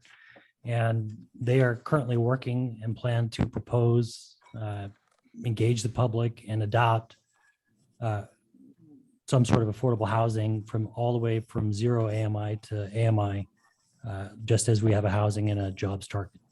So that is on the horizon, might be injected into our comprehensive planning process and would be somewhat duplicative, or at least cover a lot of what you're proposing here, Councilmember Reynolds. So all that said, you want to move forward with a vote, or what's your inclination? I would like to have a vote, but I just want to generally note the reason I'm suggesting this is I've seen a lot of change in the last couple of years while I've been on the council that has been nibbling around the edges on this issue, from our repeal of the multifamily tax exemption to our arguments and discussions over Arch, support of the Sophia Way and congregations for the homeless, to the whole issue with 21 CO2, and most recently the efforts with the legislature on ADU and single family zoning. I think those have all been a series of fires that we fought, and it's time to sit back and say, what do we really want? What's our vision? And let's make a plan to deliver on what our vision is. Okay, Councilmember Anderell. Yeah, and I actually agree. Always nice when I can say I agree with what Councilmember Reynolds just said. Doesn't happen that often. We all know that. But I think it's kind of a cart before the horse thing at this point. I think we need to have the comp plan done, and I think we need the housing needs assessment done before we can sit down and develop a plan. And, I kind of don't care that Craig's okay with putting it at the end of 2024 and maybe start then. I just don't think this is appropriate to adopt at this time. And I'd say let's just wait and see what the housing needs assessment says. Yeah, I mean, I can just tell you, there's a lot of cooks in the kitchen on this one right now. All right, those in favor, thumbs up. Okay, does not pass. Next one to you, Councilmember Reynolds. This one is perhaps a little overly ambitious in what it describes, where it says enact an empty house tax. Probably should be explore the idea of an empty house tax. As I look around our community, and most of you know, in 2020, I completed an effort to walk every street on this island. And one of the things that I observed in walking the island is there are a lot of homes that are apparently vacant. And in an area where there's a severe housing shortage, both on the island and in our community more broadly, empty houses do not serve the interests of the community. Some other communities have attempted to address that, and I hate to come back to Canada again, because we don't want to learn everything from them, but Vancouver is a city that has a tax that they have levied on empty homes, that in that case is quite substantial. I'm not suggesting their amount here, but I think to the extent that we have an empty house tax, it accomplishes two objectives. It increases city revenues and helps us to deliver on some of the other objectives we have. And it also encourages people that do have empty homes, that are in many cases probably investor owned, to put them up for rent so that we increase the housing stock on the island. And I think that serves the community more broadly to create a more vibrant community when that happens. I am not proposing a particular level of the tax or a particular means of defining what constitutes an empty house. I think those are the sorts of details that can be worked out in the process of deciding whether we want to do this or not. Okay. All those in favor of adding a new tax, thumbs up. Exploring the idea of a new tax, to be clear. This is a proposal for a new tax. Thumbs up. Okay, does not pass. Councilmember Weinberg. Yeah, so I had in here was when the owner of a multifamily building has an income to rent ratio requirements of prospective renters, and when the prospective renter has a Section 8 voucher, the amount of that voucher must be subtracted from the denominator of the income to rent ratio and not added to the numerator. This is a very surgical work item, but it's a very specific one that I'd heard from people when I was walking the community last year. That really does enable more accessibility to housing for a more diverse group of folks. And I think it's a policy that other cities already have. It's pretty easy for us to put in place. Okay, to CPD Director Thomas, do you want to speak to this? Or can you speak to this? And maybe I'll just jump in. We left a staff comment in the matrix that our preference would be to do the housing data collection, the comprehensive plan update, and let that drive specific policy actions. Again, just a sequencing thing for the staff. And that also, council allows you some cover to engage with the community and understand where their priorities are on the housing work. So that was our comment. I think it's a good item to consider for upcoming policy work. And that would be our recommendation. Sounds good. I would agree with that. It seems like a strategy to solve a problem that has a process that is just beginning. So all those in favor of doing this, adding this work plan, thumbs up. Does not pass. Next, we go to one of mine. A series of mine. Establish a town center CPD liaison position. So established this position to allow enhanced customer service for retail restaurant businesses in town center. The city currently employs one LTE economic development coordinator. This position will be reviewed as part of the 23-24 budget process. So I think that's maybe incidental to the request, which is to have additional more enhanced services for town center businesses. CPD Director Thomas, do you want to speak to that at all? Well, Jeff's coming online. I'll just mention, council, in this budget, you funded an LTE, a 2-year economic development coordinator position. And certainly we need to revisit that resource going into the next biennial budget. So if you support this, what Jeff and I have talked about behind the scenes, and Jeff can pop on here and correct me if I'm misstating this, is I think we need to weave this, and we support this initiative by Mayor Neese. Let's weave it into this LTE position, and Jeff's planning to reevaluate that position as we go forward anyway. Jeff, anything else you want to add? No, well said. Okay, any questions? All right, all those in support, thumbs up. Looks like that passes. Okay, the next one I'm going to withdraw. So 11 is withdrawn, which is an revisit town center parking enforcement, ALPR in alignment with outcomes from parking study. The reason I'm withdrawing it is that I don't want to short circuit the public engagement process that is going to happen through the parking study. And so wherever I've proposed a work item that has an ongoing process, particularly one that has public engagement, I'm going to withdraw that. The next one is also mine. Implement town center on-street parking on 77th and 80th. This is again part of the work plan item and public engagement for the parking study. So I'm going to withdraw that. 13 is also mine. This is town center curb management. This is the idea of making the curbs in town center that are not parking work for the businesses. And again, this is part of the work plan for the parking study. And so I'm going to withdraw that item. I told you I'd get time back. The next item, 14, restoration of I-90 Island Crest Way, SOV access to westbound I-90 HOV to reduce town center traffic following loss of access to the center roadway. So I think all of us have been on the council long enough to know that this is something that's been hanging out there. We didn't make good progress during the last presidential administration, we do have a window to try and do some lobbying on that issue here. So I was going to talk to our Washington DC legislative contingent about it, but the city manager cautioned me that I hadn't brought this to council, and maybe we should look for some consensus among council members if this is an item that we should pursue. Are there any questions?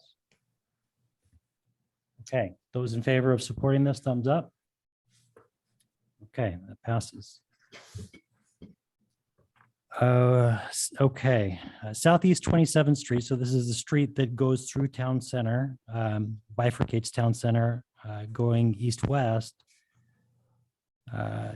Traffic calming and on-street parking. So again, this is anticipated as part of the public engagement process of the parking study. So I'm going to withdraw this one.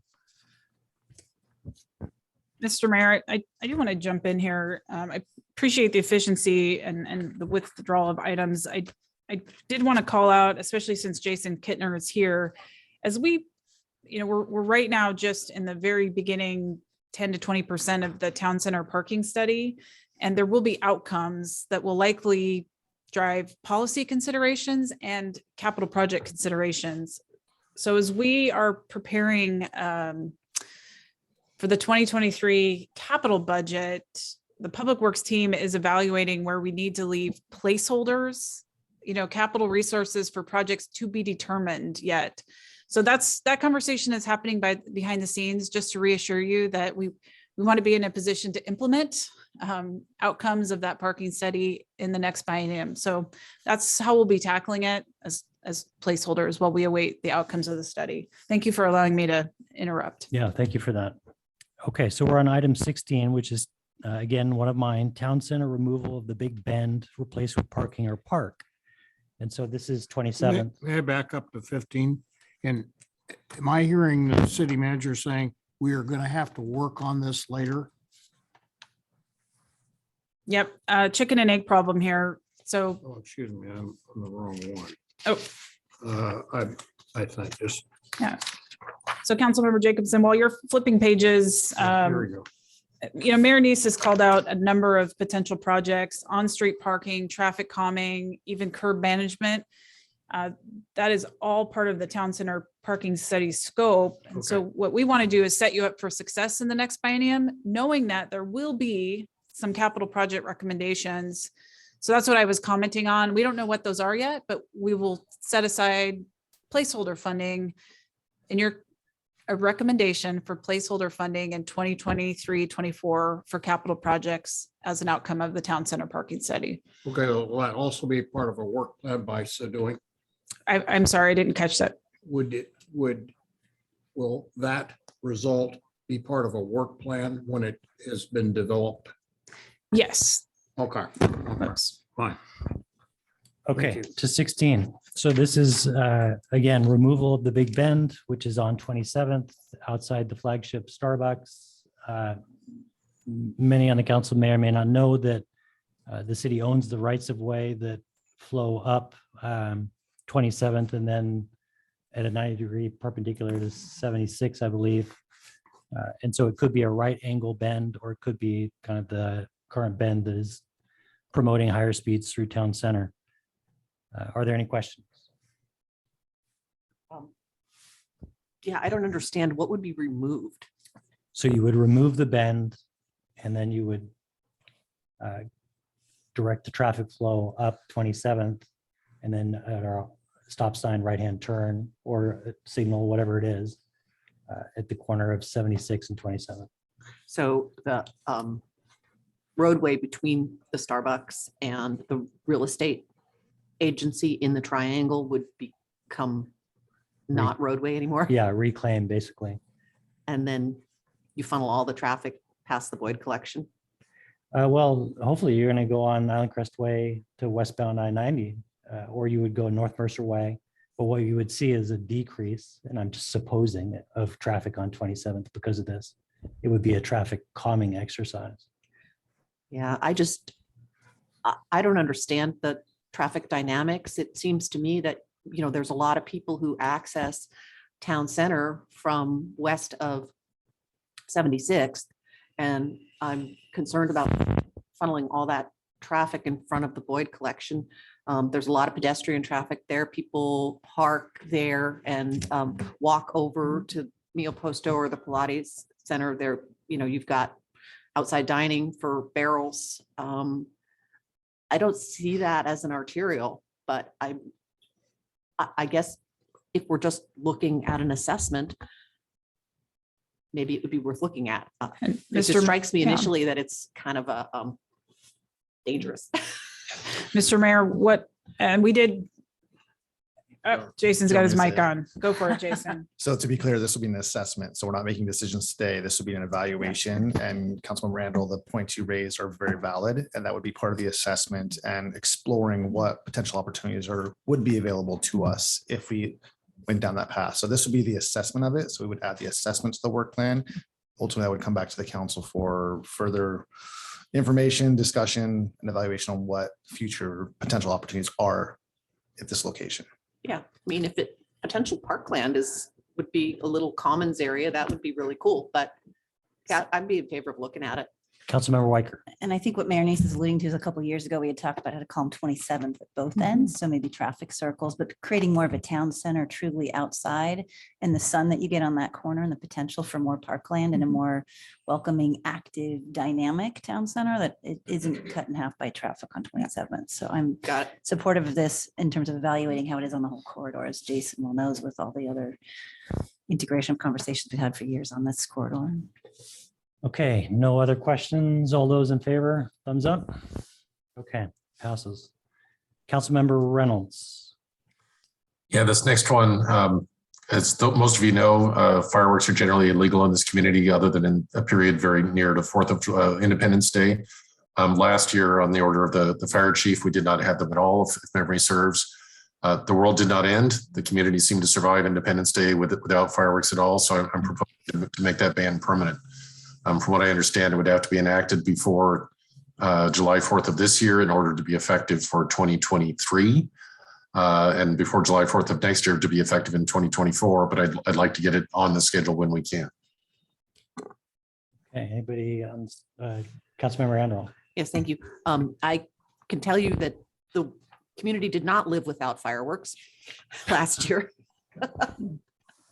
They happened. They may not have been legal, but and this has been an issue in every debate we've ever had on election platforms and others, and people are divided on this. I personally am in favor of a very brief period of 24 hours or whatever it is of legal fireworks on the island in celebration of our independence. Okay, any staff would like to comment on this at all? You want to say anything? Council, I dropped in here in a comment if Fire Chief Clark has any follow-up. A budget proposal would kind of be two-pronged. One, it would be bringing forward a draft ordinance for your consideration. And if approved, we would also need to contemplate implementation and enforcement. Okay. No other questions? Question, Councilmember Wyckoff. Chief Clerk, can you remind us how many cities in the county allow fireworks? To my knowledge, North Bend, Enumclaw, and Mercer Island All are, three of us. yes, in the unincorporated areas of King County. Last year, the King County Council passed a ban. So I think that goes into effect this year. So that means that after July of this year, it'll just be the three of you. Nice, thanks. Okay, all those in favor, thumbs up. Passes. Okay, next one, Councilmember Weinberg. Yeah, so this is about forest fire certification. And so I first read what I submitted in the document, and I had subsequently conversations with both fire chief and deputy chief about some minor rewording that I wanted to suggest on, but let me read what's in there currently. So it says, with Mercer Island's higher than average tree canopy and our summers getting hotter and drier, we need to get enough of our fire department personnel red card certified in fighting forest fires that we can always, so that we can always have at least one person forest fire certified on every shift. And the adjustment that I would like to make to that is instead of it being a mandate saying we have to have one on every shift, to make it more of an encouragement, because I think there's generally support among the firefighters for getting this, so that we don't need to make it a mandate. So what I'm suggesting is that instead we propose that we explore collaborating with the state to fund forest fire certifications for those Mercer Island firefighters who choose to pursue it. Okay, would you like to speak to that? Yeah, thank you. Yeah, I would just say that generally as presented by Mr. Weinberg there, that is something that we can support as far as the fire department comes in. Basically, what I'm hearing is the direction would be that we maintain certifications for wildland protection on the island, and allow us to make a proposal back to you during the work planning process of what exactly that would look like, which would not be mandating. Which I think it's important for cost perspective that we don't get into mandating, and I think we can achieve it without mandating within our policies on the department. Chief Clerk, sorry, I've got a monitor blocking my view. I just want to understand, I believe we already have a voluntary program. So does this belong as a additional work plan item? I mean, we also, as staff, always pursue resources to support public safety. So I don't want to add something if we're already doing it, but I may have missed a piece here. So I just want to check signals with you. No, I think you're correct. We just implemented a program this last summer, and we did that through your office, and we advised the council on where it's at. And technically, no, we would not need anything moving forward as long as we are moving forward and creating the program in a more robust way than what we did this last summer. And I can certainly do that through the budget process without it necessarily being a work plan. Okay, so at the risk of voting on something the city's already doing and doing well, do you want to withdraw it? Yeah, sure. No problem. Okay, withdraw it. Yay. Next, establish a town center police precinct volunteer program. This includes establishing a town center police precinct volunteer program that includes uniforms and equipment for desk volunteers. So as the council well knows, we have a budgeted capital expense to make a very small, modest town center police precinct that would act as a hub for a spoked enforcement, community engagement, resource police precinct. And this was an item to program some costs, explore the programming of some costs to engage volunteers around that initiative. Chief, would you like to speak to that at all? Sure. For the record, Ed Holmes, your police chief.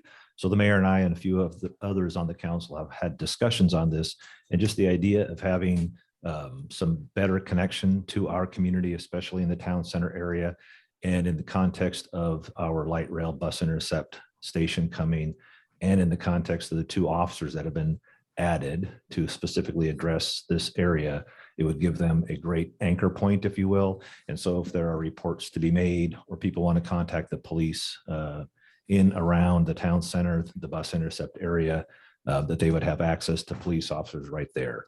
I would give a place for those officers to, I used the word anchor, but maybe have their bikes if that's where they're at. And then also the notion of having volunteers there to welcome citizens, to connect them to services of the city, just seems to be a wonderful way to connect to the community there in the town center. Thank you, Chief. Councilman Reynolds and Deputy Mayor Rosenbaum. I'd just like to get a little more clarification on what's proposed here. I echo the chief's view that having something in town center that is an anchor place makes a lot of sense. I think also having a staff or volunteer presence there makes a lot of sense. That's in many ways the gateway to the city from people coming in from mass transit. What I'm a little unsure of is when we're talking about uniforms and equipment, are you envisioning kind of non-police people uniformed as police officers, or are you more saying, I want a welcome to Mercer Island t-shirt for a volunteer that sits there? T-shirt. Okay. If it's that, I'm totally on board. Yeah, for the record, I would not put someone in a police uniform unless they're a police officer for a whole lot of reasons. So it'd be something, professional looking, but something that would identify them as a volunteer for the city. So kind of like that. Okay. Without getting too prescriptive. Yeah. Deputy Mayor. Okay. Any further questions?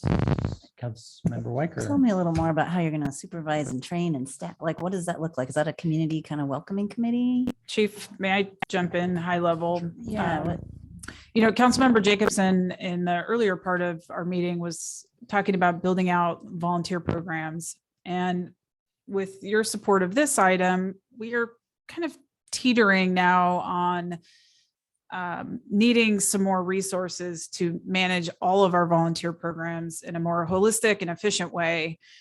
And so saying yes to this, what that does is it says to our team, let's sit down and roadmap all of the volunteer programs and come back to you in the fall with a budget proposal that would include this new component, in addition to all the other volunteer services we're currently offering, working to restore, or looking at expanding. So I can't tell you what the costs look like yet, but we have some work to do around volunteer service delivery. In precinct, is that a pop of tent? Do we not know? We're gonna figure that out. We don't know, although, you know, coming up later this spring, summer, we will be talking about what the future of the Tully site looks like. And I know that was, you know, one idea that has been floated to put some city resources, city staff into town center, which we fully support. If that facility doesn't work, then there may be another alternative. Okay, Councilmember Jacobson. 2 points. Number one is, from a standpoint of safety, it's obvious that Metro and Sound Transit don't enforce any safety, and there's serious problems going on in Seattle with drug use, not collecting fares and this kind of thing. So I think we need to be thinking about how do we protect as many as 14,000 people, which is what Sound Transit has once said would be getting on or getting off Mercer Island. That's a lot of people. That's more than half the population of the city. So I think we need to look at that. I think on the volunteer thing, I think it would be easier and less costly and less painful to work on volunteers on small issues. For example, we have volunteers on our thrift shop.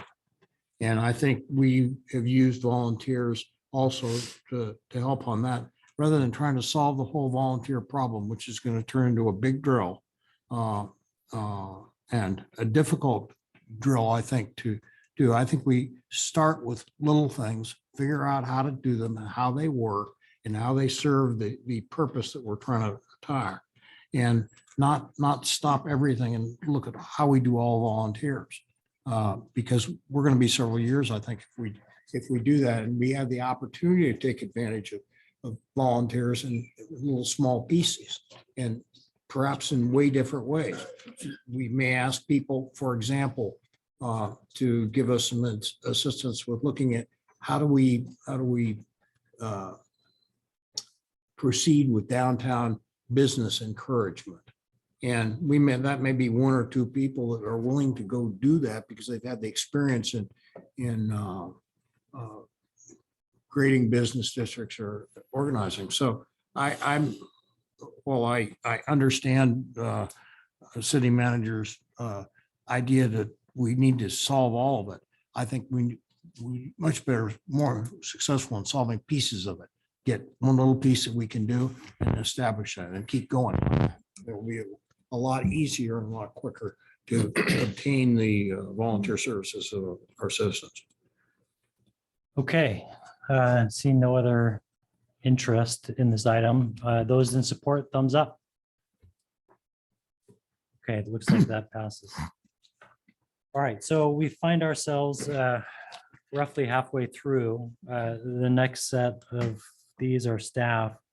I'm going to recommend that we break for lunch and we pick back up maybe 10 minutes early from lunch because we're going to break a little early here.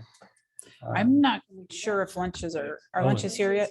Lunch is here. Okay, then you can break. All right, very good. So we're adjourned for 60 minutes.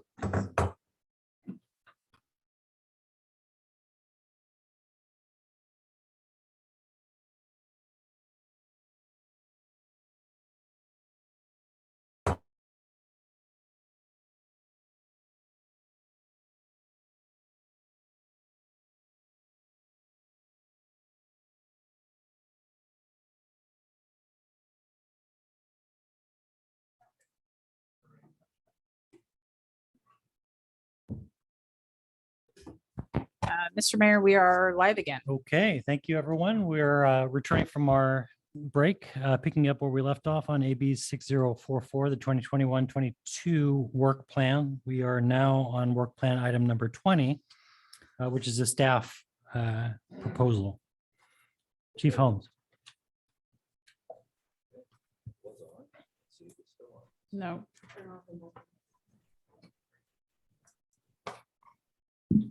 Okay, there we go. Okay, following the mayor's direction to speak to budget versus merits or philosophical discussions on these next two items, I'll speak to school zone cameras. These would be cameras, fixed cameras in our school zones, essentially monitoring speed.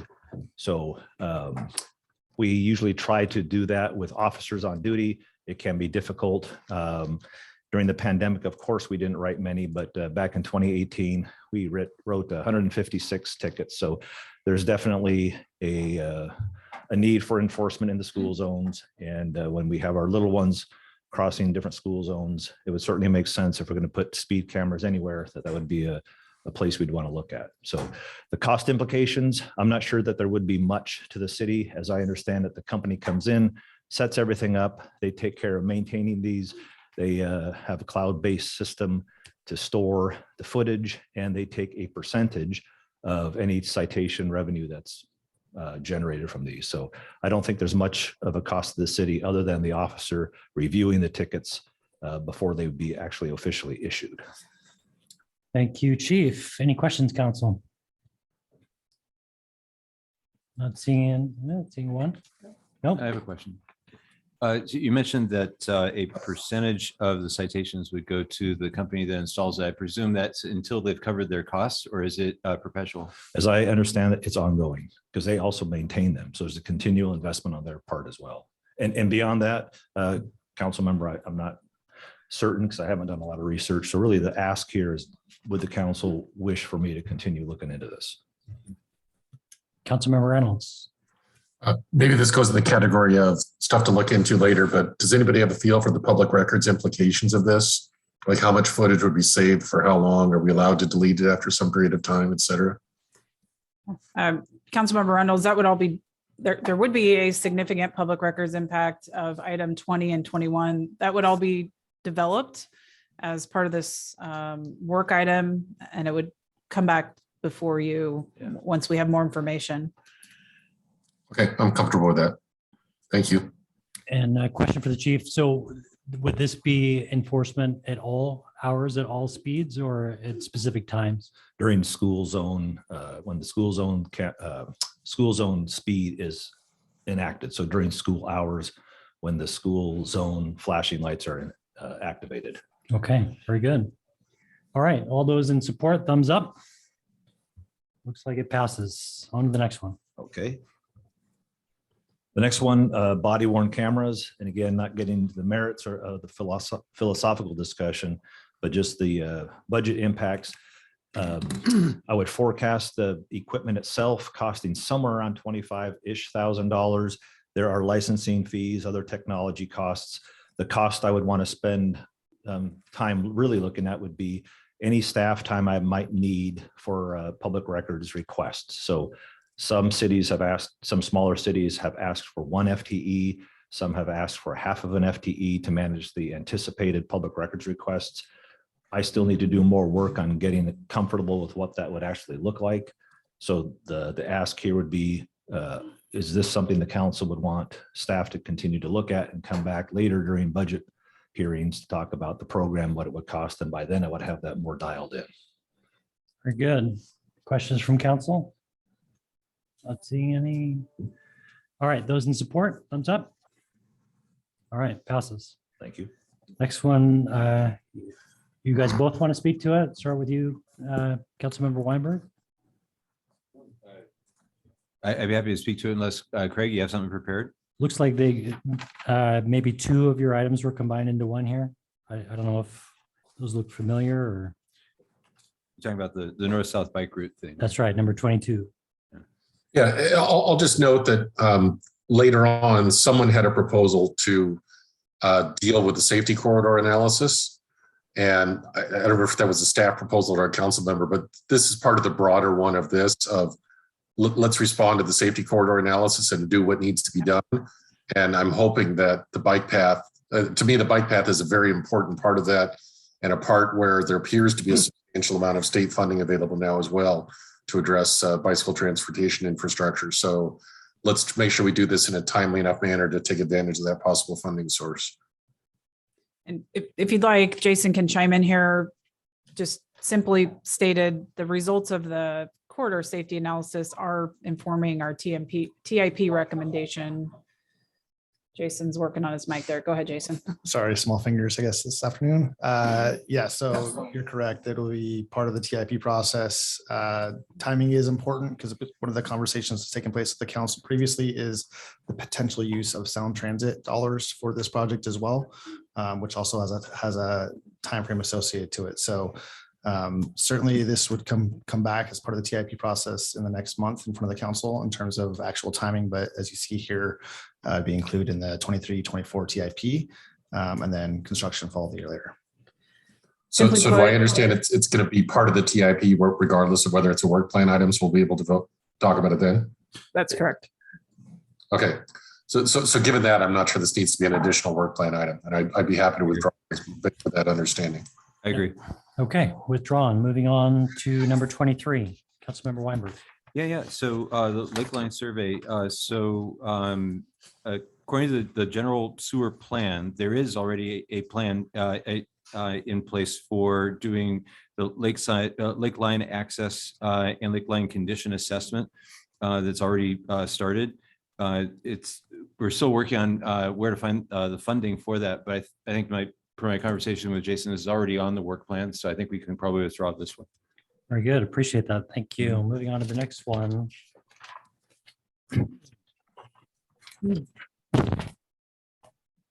This is Councilmember Reynolds, number 24. Since I think the city manager chimed in on one too, she can probably speak more intelligently than I can on this topic. Absolutely. So this is the beginning of a comprehensive look at our city buildings, and we're proposing starting with an assessment of City Hall, Luther Burbank admin building, and the maintenance facility. And just to be clear, some of this work has already been done, or like City Hall, we've got a consultant right now looking at the building. And then it is really timely in the next biennium to start talking about what comes next, replace, remodel, something in between. We got some other big pressures that we need to be mindful of, including needing a facility to accommodate electrical vehicle charging future needs. And I'm also, if the council's supporting this planning exercise, I'm also going to be strongly advocating for engagement with the school district, as it's an island. They have similar facility needs with their admin building and needing to electrify their bus fleet. So this is a pretty comprehensive facility study assessment. I'm just not at a place, council, where I can recommend continuing to defer this type of work. We're long overdue for the building discussion. Councilmember Jacobson. What sort of cost and time consumption are going to be involved in this from this perspective, Jesse? So your support today would allow Jason and I and our facilities and capital project team to come back to you in the fall with a more defined scope, a cost estimate at that time. Okay, not seeing any others. All those in support, thumbs up. Like it passes. Next is to you, Councilmember Weinberg, number 25.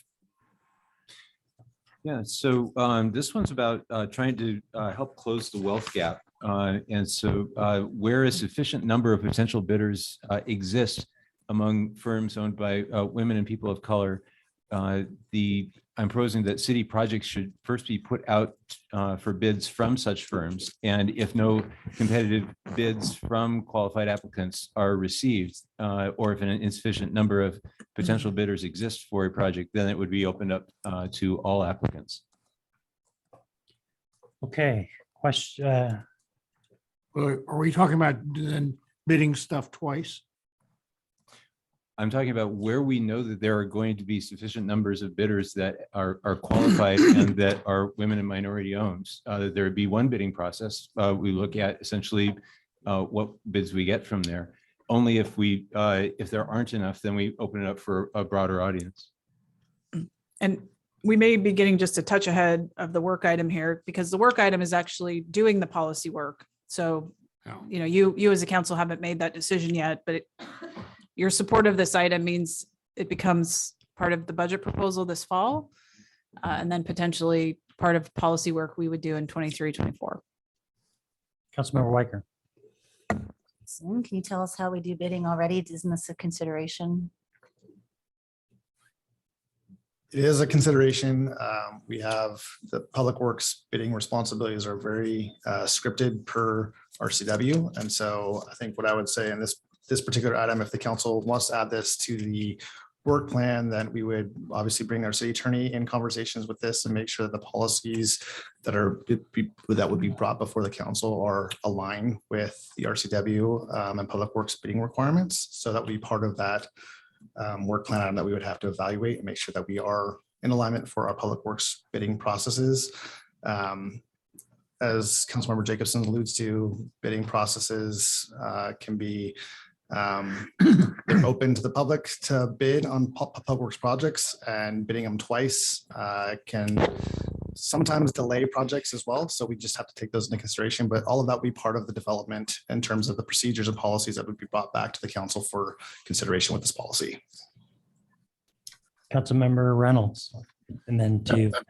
Yep, I'm generally interested in somewhat supportive of this idea, but I just wonder if it might make sense to merge this with the earlier task to prepare a DEI plan for the city. And maybe this should just be directed as one thing that should be part of that plan.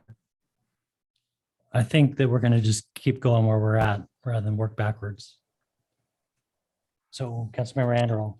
Yeah, I mean, I think this is institutionalized discrimination. Just I'm not going to mince words on it. And I think that's never a good thing. I think it would add cost, it would add time, and I think it would potentially be violative of the requirements that we accept the lowest qualified bidder on a project. We wouldn't have any way of knowing if we were getting the lowest qualified bidder from a subset of restricted bidders. So I just don't think it's a policy that the city should implement. I think there are provisions that prefer women and minority owned businesses in an open bidding process. And I would be very much against this. Okay, Deputy Mayor Rosenbaum. Hey, Jason, can you get into that a little bit more? I just want to better understand what those policies currently are in RCW bidding process. Actually, is BO on this call today? Yeah, let him talk to the RCW more specific. Oh, there he is in the background. And I guess, Theo, before you jump in, I just, Mr. Mayor, I want to check signals with you. It seems like we're getting into the subject of this versus deciding whether or not it's moving forward to the work plan. And the staff aren't prepared for the deep dive on the RCWs. I mean, BO can go over it globally, but I understand. I think there is a question though that in the description and scope, the proposal is that things get bid twice. Once first amongst the pool of qualified known bidders and then a broader pool. So I think the questions I've heard are germane to that. I asked the council member, who uses this process as prescribed that you know of? Which it's standard practice in Seattle, that's for sure. Seattle, okay. And I mean, if we were to develop a database of the qualified bidders out there, then we could avoid having to bid it twice by just when we know there's not enough bidders out there that would bid on it. We wouldn't have that first step. We would just say, open it to all bidders. It's where there's enough of a market of women and minority owned businesses, enough of an ecosystem to support it that we could use that. I understand, but would you not end up bidding against a limited pool of resources now with City of Seattle? They're presumably bidding all of their work, as you said. Well, it's not just for public works things. It's also relating to IT projects. I get it. And for other projects within the city. But when there's a critical mass, then you can get competitive bids. Okay, so it's incompetitive for some period of time. But it would prohibit male or white-owned businesses from bidding on a certain set of contracts. Right? As described. Yep. Okay. Vio, did you have, I didn't mean to cut in front of you, anything just high level to add to the conversation that would help the council decide whether this is something for further consideration? Yes, I believe Deputy Mayor Rosenbaum had asked a question regarding the current, what the statute current says. And there is certainly, certain levers that the city can pull depending on the type of contract that's being bid. That under the RCW, the current statutes, the city can give preferential sort of consideration to women and minority-owned businesses. That still needs to be reviewed, and that would be the work that if this work item is approved, we would come back and advise the council in full. It sounds like this proposal would go a little bit forward though of that, because this would, there would be a bidding that was only to BIPOC and women-owned businesses, right? Well, again, I just want to caution you, the policy is not written, so we don't know yet. And I will say, keep in mind, we don't maintain our own rosters of bidders. So this would be something we'd have to look at if this moves forward, is what additional burdens would this add? Where are the cost drivers? What would be the impacts on current resources? And that, if that's something you're interested in, that would all come together under a budget proposal. Okay, Councilmember Reynolds. I wonder if Councilmember Weinberg would contemplate a friendly amendment, is not necessarily to mandate that this be a 2-round process, but rather that staff would come back with a proposal for providing preference to minority and women-owned businesses, which could take the form of a 2-round process or might take other form, including adding points in the scoring process or any number of other options. Yeah, I'd be open to that. Okay, any other questions? All right, all those in favor, thumbs up. Doesn't pass. Next to you, Council Weinberg.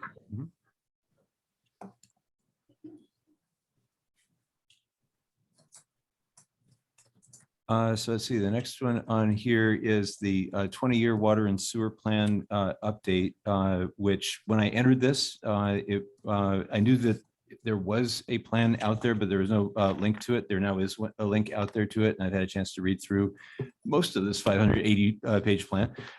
So I think that the plan is there. We don't need to have a work item to create it unless there was a need to have a work item to help implement it. But I think in a prior conversation with Jason, we don't need that. So I'm okay with withdrawing this one. Okay, withdrawn. To you, Councilmember Reynolds, number 27. Parks levy renewal, it's important, but it sounds like it's already on the plan, so we can withdraw this. Very good. Number 28, to you, Councilmember Reynolds. I think, this one I think probably maintains on the list. City Manager, I hope you can comment. I want to make sure I'm doing this correctly. I do think we have to have a facilitated discussion as part of the CIP to what of the pros plan we're going to try to implement. I just want to make sure that happens one way or another. You're cutting in and out. Can you maybe focus on the mic? There you go. There you go. Yeah. Stick my nose right in the camera here. So just like the city manager's comment, is this going to happen as part of the CIP process regardless or otherwise?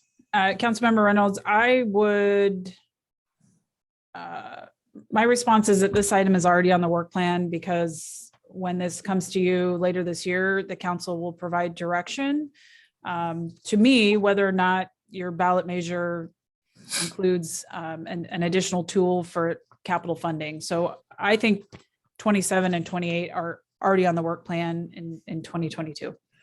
Okay, I'm willing to withdraw that one then. Okay, 29.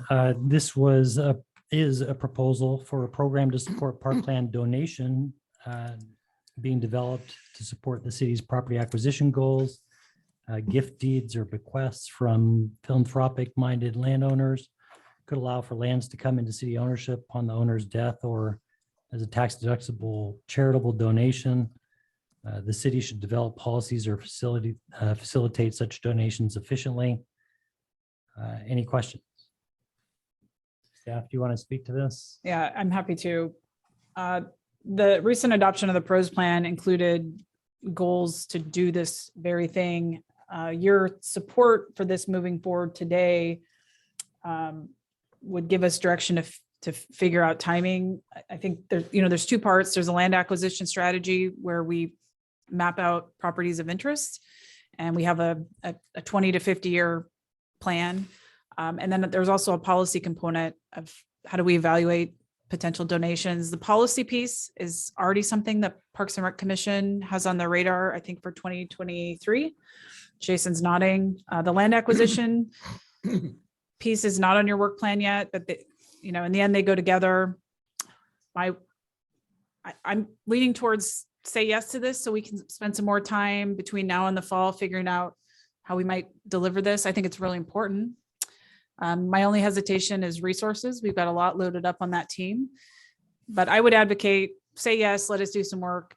If we just can't recommend it for the next biennium, we'll be honest with you the fall, but I think this is really important. It was really high priority through the PROS plan process. Okay, council, any questions? Those in support? Oh, Councilman Reynolds, your hand's up. Old hand, sorry. All right. Those in support, thumbs up. Passes. Next is to staff, which is number 30. Yeah, just real quickly, we're underway on the cap. And so item 30 is to reserve capacity in the 23-24 work plan for some of those early action items, policies, programs, et cetera, that'll come out of direct result of the cap. So pretty self-explanatory. So this item was broad from the staff saying, hey, we know just like the town center parking study, there's going to be action items to implement in 23-24, but we don't know what they are. The subsequent suggestions from council is a lot more specific. So you've got some staff and council suggestions in there, but we're acknowledging there's going to be work, probably both planning work and perhaps capital project work as an outcome of the cap. And so one of the things that might be in here is the issue that we had public comment about in terms of recording the greenhouse gas. I know emissions that we've had historically. Okay. Any other questions, customer? Yeah, I don't have a question. I just want to say that I think this is the right way to approach it rather than trying to, one-off items. I appreciate, I know that Ted has a couple items that he's very passionate about. But I think, getting things lined up first that have the biggest ROI and support, feasibility, et cetera, as listed off here, I think is the right way to approach what we get back from the cap. Obviously moved by Ted's comments around high schoolers because I have kids that are even younger than that. But I do think, because of that, I want to move forward on things that are most impactful first. If they are the next three items, then let's do that. Councilmember Weinberg. So question about this particular item, is the early action items that you're talking about, are you open to doing them before the cap plan is done in Q4 of this year? Or are you saying that we want to make sure that we're able to start it in 2023 after the cap plan is completely done? I think that's a TBD. It's certainly going to be a 23 and 24 item for sure. We know that the cap is going to have some action items that are going to carry into next year. Whether or not we can accelerate some into Q4 of this year, I think is still a question that needs to be answered, possibly, but definitely this is going to carry into 23 and 24. Jason, I think to be really specific, the plan gets done first. Correct. Yeah. And Correct. if I can piggyback on Deputy Mayor Rosenbaum's comments, you have a robust community engagement process built in to your climate action plan scope of work. So doing the plan first ensures that your community, your business community, your residents are able to weigh in and help inform you as to what those priorities are, which is why we're advocating for completing the cap first. Can somebody clarify what we're potentially voting on here? Reserving staff capacity? We just put this in here so that you're aware as we go into the fall and we're preparing budget items. I'm going to be looking, working with Jeff Thomas on the planning department and evaluating if, we might need to propose some resources for implementation of new policy work, considering their workload. Okay, so not knowing what's going to come out of the cap, but envisioning that there could be policy work enterprise-wide in this place or that. Absolutely. Okay. And I see 2 hits here, right, for the cap outcomes. And I mean that positively. The planning department possibly has some policy work ahead of them that we need to figure out how to potentially resource. And Jason's operations team possibly has capital and operations impacts. So we need to make sure they're prepared. Facilities might too. Yeah, that's it. Yeah, Okay. there's probably more actually. Any other questions? Those in support, thumbs up. Passes. Okay, so now moving on to 31, I think. 31. Yeah, so in order to make significant progress this year towards our goal of 50% greenhouse gas reduction by 2030, I'm proposing that all applications to build newer significantly remodeled commercial and multifamily structures on the island need to use either electricity or renewable energy sources for the systems they use for the building's heating, ventilation, air conditioning, and hot water tanks.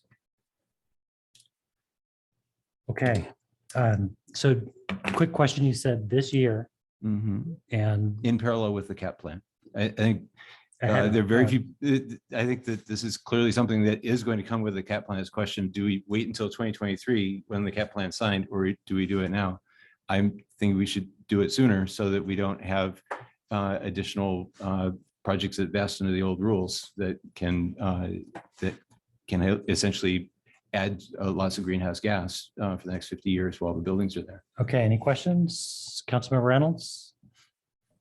Yeah, not a question, but I just want to speak in support of Councilmember Weinberg's comment. We got a lot of email to the council on this, and I was struck by one that came from Brian Emanuel's in particular, which included a quote that is from Greta Thunberg that I can go back to my email because I'm sure I'll get it wrong. It says, I want you to act. I want you to act as you would in a crisis. I want you to act as if the house is on fire, because there are certain things that we just know will be part of the cap plan. We don't need to wait for it to act.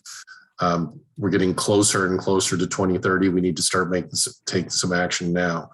I realize this places a strain on city resources, but we should be looking at ways to expand city resources if that's the case, because these things matter and these are easy, quick, important wins. Okay, Councilmember Anderall. Yeah, thank you. I think I feel strongly that 31, 32, and 33 should really all await the outcome of the cap, because we don't know that these are going to be ones that are ranked appropriately according to return on investment, community support, feasibility, et cetera. I would also like to say that I think we should be very cautious about expending resources on things like this when we don't know that. And also when we're not experts on this. Councilmember Jacobson and I met with a representative from Puget Sound Energy, and he spoke quite persuasively and quite eloquently again about the issues around peak demand and how you can't size a plant for peak demand on electric, how having backup natural gas for hot water or heat is potentially the only way to move forward, very much cleaner than coal or oil.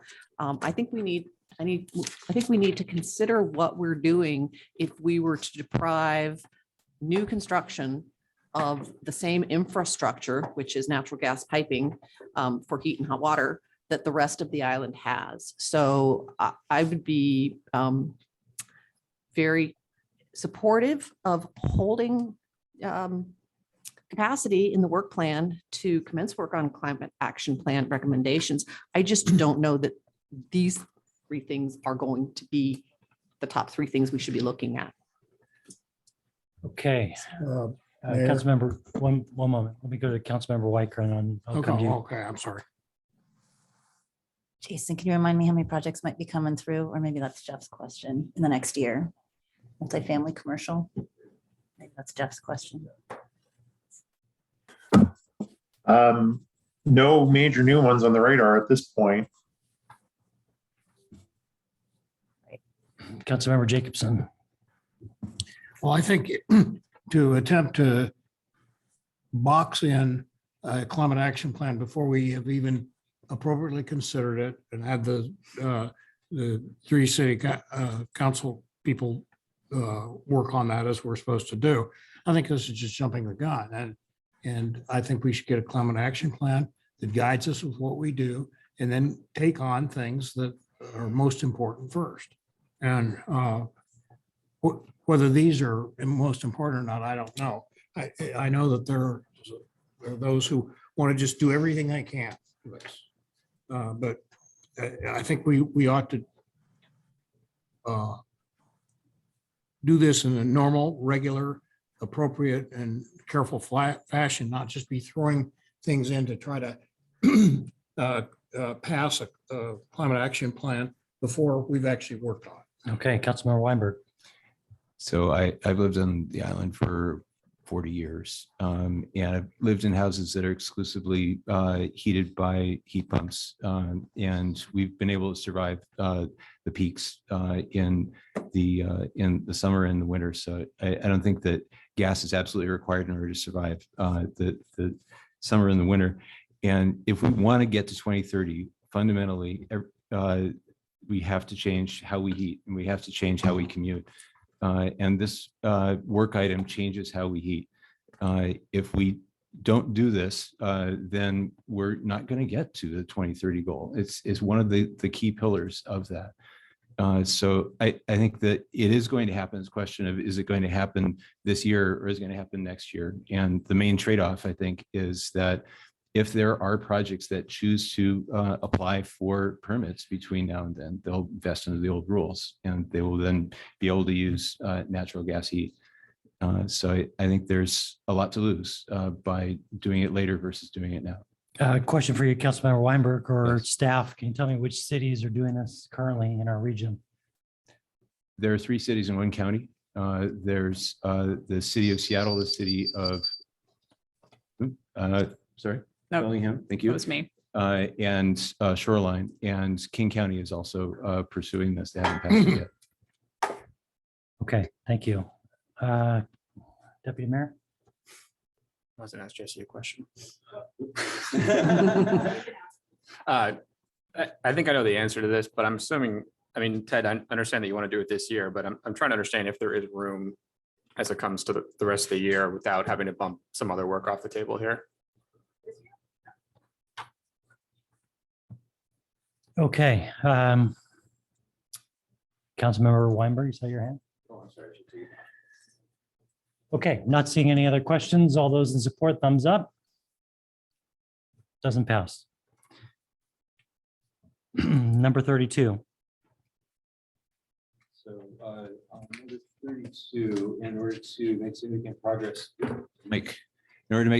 progress, this year towards our goal of 50% greenhouse gas reduction by 2030, all new significant remodel residential or commercial structures on the island need to have electric vehicle chargers ready to use in 10% of their parking spaces, rounding up to the nearest whole number of parking spaces. And in addition, the structure must have the necessary capacity in its transformer room to support electrical vehicle chargers in a total of 20% of its parking spaces, rounding up.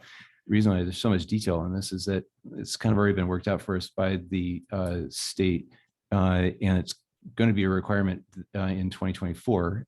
So essentially what again, this is trying to do it now rather than 2024 so that we don't end up with some buildings that are staying there for 50 years without electric vehicle chargers in them. Okay, questions, council? Not seeing any. All those in favor, thumbs up. Okay, doesn't pass. Next one. All right, so 33, as over 100 cities in 15 states have already done in order to make progress this year towards our goal of 50% greenhouse gas reduction by 2030, in order to make significant improvement in islanders' quality of life each fall. All leaf blowers need to be electric powered and must have a manufacturer's label indicating they emit 65 or fewer decibels of sound at a distance of 50 feet. Okay, any questions, council? Looks like Councilmember Reynolds. I won't repeat my arguments about the house being on fire, so you do that, but it is. But I'll also note that this one has other reasons that are worthy of supporting on it. One is noise. We get a lot of mail to the council where people complain about the noise of these things. And also the pollution from gas powered leaf blowers are a public health risk for the island generally, but also for the workers who are deploying them. So I think this one is again, a clear and easy, quick win with legislation we can model on other communities with minimal effort. I'm going to ask you guys a question. I don't know if you're both equipped to answer it. The question I'm going to ask is, you're stating that this gets us to our goal, and sometimes in a significant way. How do we know where we are? And how do we know how to measure the reduction of this? Oh, that's a good point. We need to have a way of measuring it. We need to actually be posting that on a frequent basis, as we heard Mr. Harrington suggest earlier this evening or this morning. I think that there is very little doubt that this would make a positive change. I think that the two previous ones in terms of electrical vehicle chargers and how we heat would have greater impact than this one in terms of the environment. But this one crosses the line kind of between both helping the environment and also helping quality of life because of the noise. And there were times when I was walking the streets during the election, by the way, that I had to skip whole districts or whole areas of houses because there was just so much noise from the leaf blowers going that I couldn't hear somebody standing 6 feet away from me at their doorstep. So in a way, it's kind of limiting access to people that are running for office, being able to ask questions of them. Notably a good thing for some. I forgot to bring my electric blower, but I'm wondering if you can tell me a model of electric blower that is not noisy, because mine is a screaming demon. So there are standards that, again, there are hundreds of different cities that have standards on this, and some set the bar at 55, some at 65, et cetera. It's what the sound is at 50 feet away.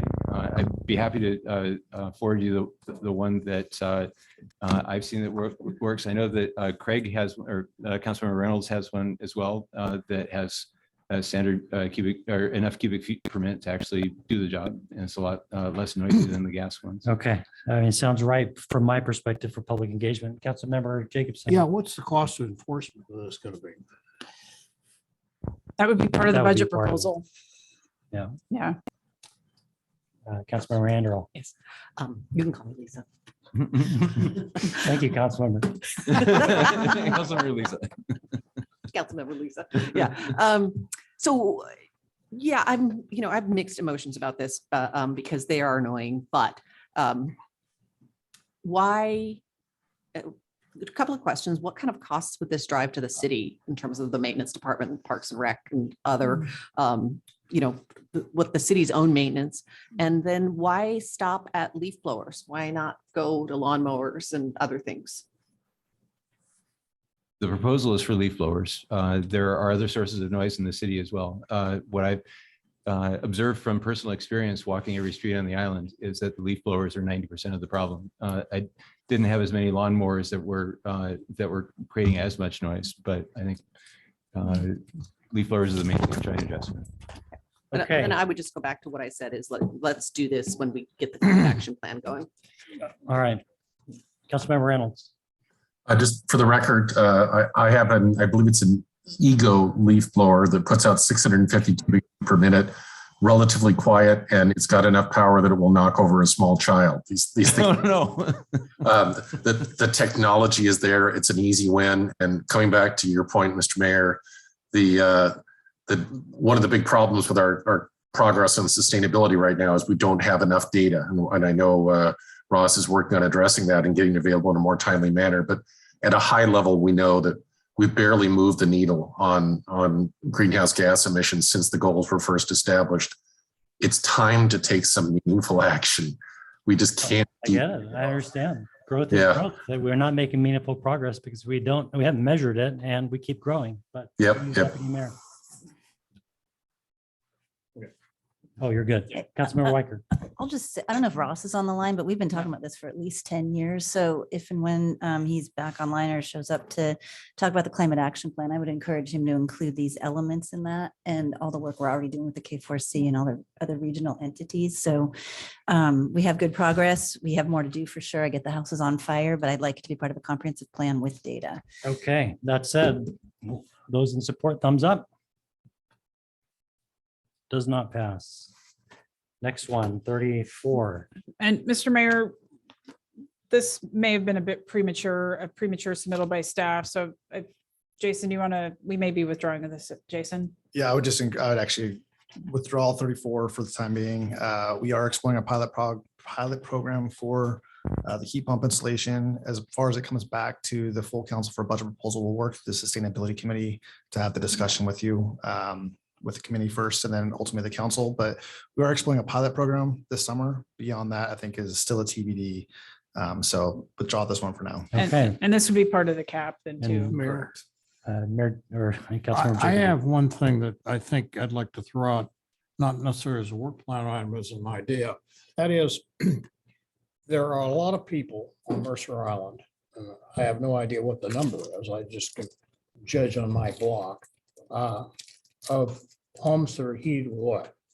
Jake, is your mic on? I just want to. Yeah, but I'm Okay. not talking into it. There you go. Thank Guilty you. as charged, Mayor, city manager. There are a lot of people who heat with oil on this island. And I don't know what that, what a lot number really means. I do know on my block, there's 7 houses, 4 of which are heated by oil. And I think everyone would, at least it's my opinion, let me put it that way, that natural gas is a far more gentle thing to the environment than oil is.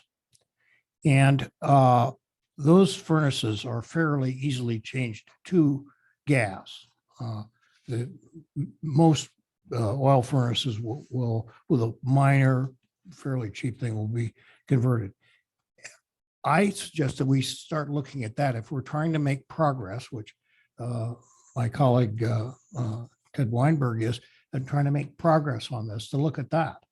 As I said, 4 of the 7 houses on my block have oil. 1 has electricity and 2 have gas. That adds up to 7. And that's one way that we could improve things. Because another fact is that there isn't going to be enough pure or enough electrical power generated by wind and sunlight, and that kind of thing, to fulfill our energy needs. We're not going to be close unless we want to just simply have a whole lot of running blackouts, which a number of states have had. So I think that's something we should possibly look at, because I'm quite sure, because they did it in the past, Puget Sound Energy would help people do that. So that would help people move to that. Now, is that perfect? No, it isn't, but it's a whole hell of a lot better than oil. So I think that's something that we should investigate at some point without burdening the staff anymore. They're already burdened by our bad ideas. So anyway. Okay, so this last staff one is withdrawn. The next staff one is 35. Yeah, this is just the return of the first last mile initiatives that we had pre-pandemic. If there's an appetite from the council, we would bring this back as a work plan item to look at some additional alternatives for first and last mile solutions as part of the 23 and 24 budget process. Okay, Deputy Mayor. I just want to say I'm excited about this. That's all. Okay. Can I go back to 34 for a second? And just even though you're taking it off the list, it'd be great if you could still do it as a staff person level. Like if we're partnering with other cities and trying to do heat pumps, it is a nice alternative to natural gas as oil is getting replaced. So if that's a staff level thing, I'd encourage it. We may have the door may be open this year to do a small pilot. And so what Jason and I were conferring on is we'll talk to the Sustainability Committee about it and perhaps pursue that. And then we'll think about what that looks like downstream. So And in reference to Jake's comments, I'd encourage maybe a study session on PSC's electric system and how they're using renewables and integrating and planning for growth and change in the future, because I think we could all benefit from hearing what they have to say about that. Perfect. Question for staff, which is the staff that would do this? Are we on 35 again? We are. Okay. It'd be part of our sustainability work. It'd also be in conjunction with the rest, other public works agency members, transportation improvement program. It's been part of that. So our transportation team, but predominantly out of the sustainability component of public works. Okay, so would this inhibit the backfilling of the carbon data that is last updated, I think, since 2017? No, that is still on our work plan to do. That is still a priority to I do. know it's been on the work plan since I've Yes. been on the council. I'm asking if this will inhibit that being. No. No. No. Okay. So all those in favor, thumbs up. Okay, looks like that passes. Number 36. Item 36, recently, just after the holidays, we partnered with Renewal to do a styrofoam collection event. So number 36 is to look at additional hard to recycle items. Same sort of idea with the Renewal event that we did for styrofoam, run a citywide event that would try and reach a broader audience with some of those hard to recycle items. So partnering third party in 23-24 would be a comeback as a budget proposal. Jason, is this something that we think we can do with ecology, or it'd be a? We've talked with ecology about that. We already have some hard to dispose of items as part of the ecology contract. This is beyond that. This is reaching probably a different group of the community. Ecology would be part of the conversation, but this would be a third party that we would look at predominantly. Okay, not seeing any other questions. Those in support, thumbs up. Okay, passes 37, which is Councilman Reynolds. Yeah, I think this is an ongoing struggle we have here, where we have a YFS function that is supported by a combination of general city revenues and thrift shop and foundation support. And I think it's time we reopen this discussion and try to establish some long-term goals for what the staffing level of that organization will be, and come up with a dedicated, sustainable, long-term contract, including an MOU with the foundation, as the city manager alluded to, and make sure we've got a plan to make sure this is treated just like all other forms of public safety and public health in terms of its priority. Okay. Deputy Mayor Rosenbaum. Old hand. I want to make sure that the council understands what they're voting on, because if I'm listening to the words that you said, police has a minimum staffing, fire has a minimum staffing. Are you suggesting that there are state mandated minimum staffings? No, I'm not suggesting that. I'm suggesting that we should decide what we think our minimum level of staffing is. You know, how many school counselors do we want to have? How many geriatric counselors do we want to have? How many administrative supports do we have? And make sure that once we've agreed on what that is, that we have a plan that will reliably fund that. And ideally a plan that is not dependent on the ups and downs of thrift shop sales and the ups and downs of the level of YFS foundation support. But this says not dependent on thrift shop sales. It's probably a little bit strict, less dependent on strict thrift shop sales, or not. The core services, I don't think, should be dependent on a sustainable level of thrift shop sales. I'd like to see thrift shop and foundation revenues be devoted to more optional services, the add-ons. Okay, any questions, council? Complicated. And Mr. Mayor, I'm not sure how I would handle at this point a thumbs up on this one. So let me just offer a few comments. We are working right now on a funding agreement with the foundation. That was not on your 2022 work plan, but it's something that's come together. And I anticipate that will be probably in front of you Q2 of this year, with funding potentially for 2 more counseling positions. We also you adopted your financial policies, which called for the development of a reserve for YFS. And Matt will certainly be, at least I anticipate right now, proposing that as part of your budget. So I'm not sure I'm not sure I see what the work item is in 23, 24. This really feels like I'm not clear what a thumbs up would tell me at this point. If it's a levy you're looking for, if it's just a study session in 23, 24 to talk about long-term funding. But respectfully, the description is the description, and this Yep. is very binary in its approach. It says to not be dependent on thrift shop sales. You tried to land that plane, Councilmember Reynolds. I'm not sure that you did. You said less dependent, work with the foundation. Maybe this is something that you want to withdraw and rethink, or you want to vote on, but we have to vote on the proposal that's on the paper. Okay. Largely. So I mean, I don't think anybody here thinks that what we're doing with the thrift shop should be disregarded from the funding mechanism. So you want to vote on this or not? I would like to have a vote on this, yes. Okay, those that would vote to support this, I thumbs would up. can I just make a comment too? We've been talking about the youth counselors and the community counselors for years. And I think what Craig is getting at is the longer term solution, not just the thrift store revenue up and down and whatever the YFS Foundation. may I want to understand. do. I understand. So I think the idea is to make sure that we have some longer range That's- planning here. I understand, but the exercise is to present ideas, have the council try and get consensus about putting the costing into the work plan. And this is his idea. If you want to support it, you can vote for it. But to me, it's just what we're doing. Right.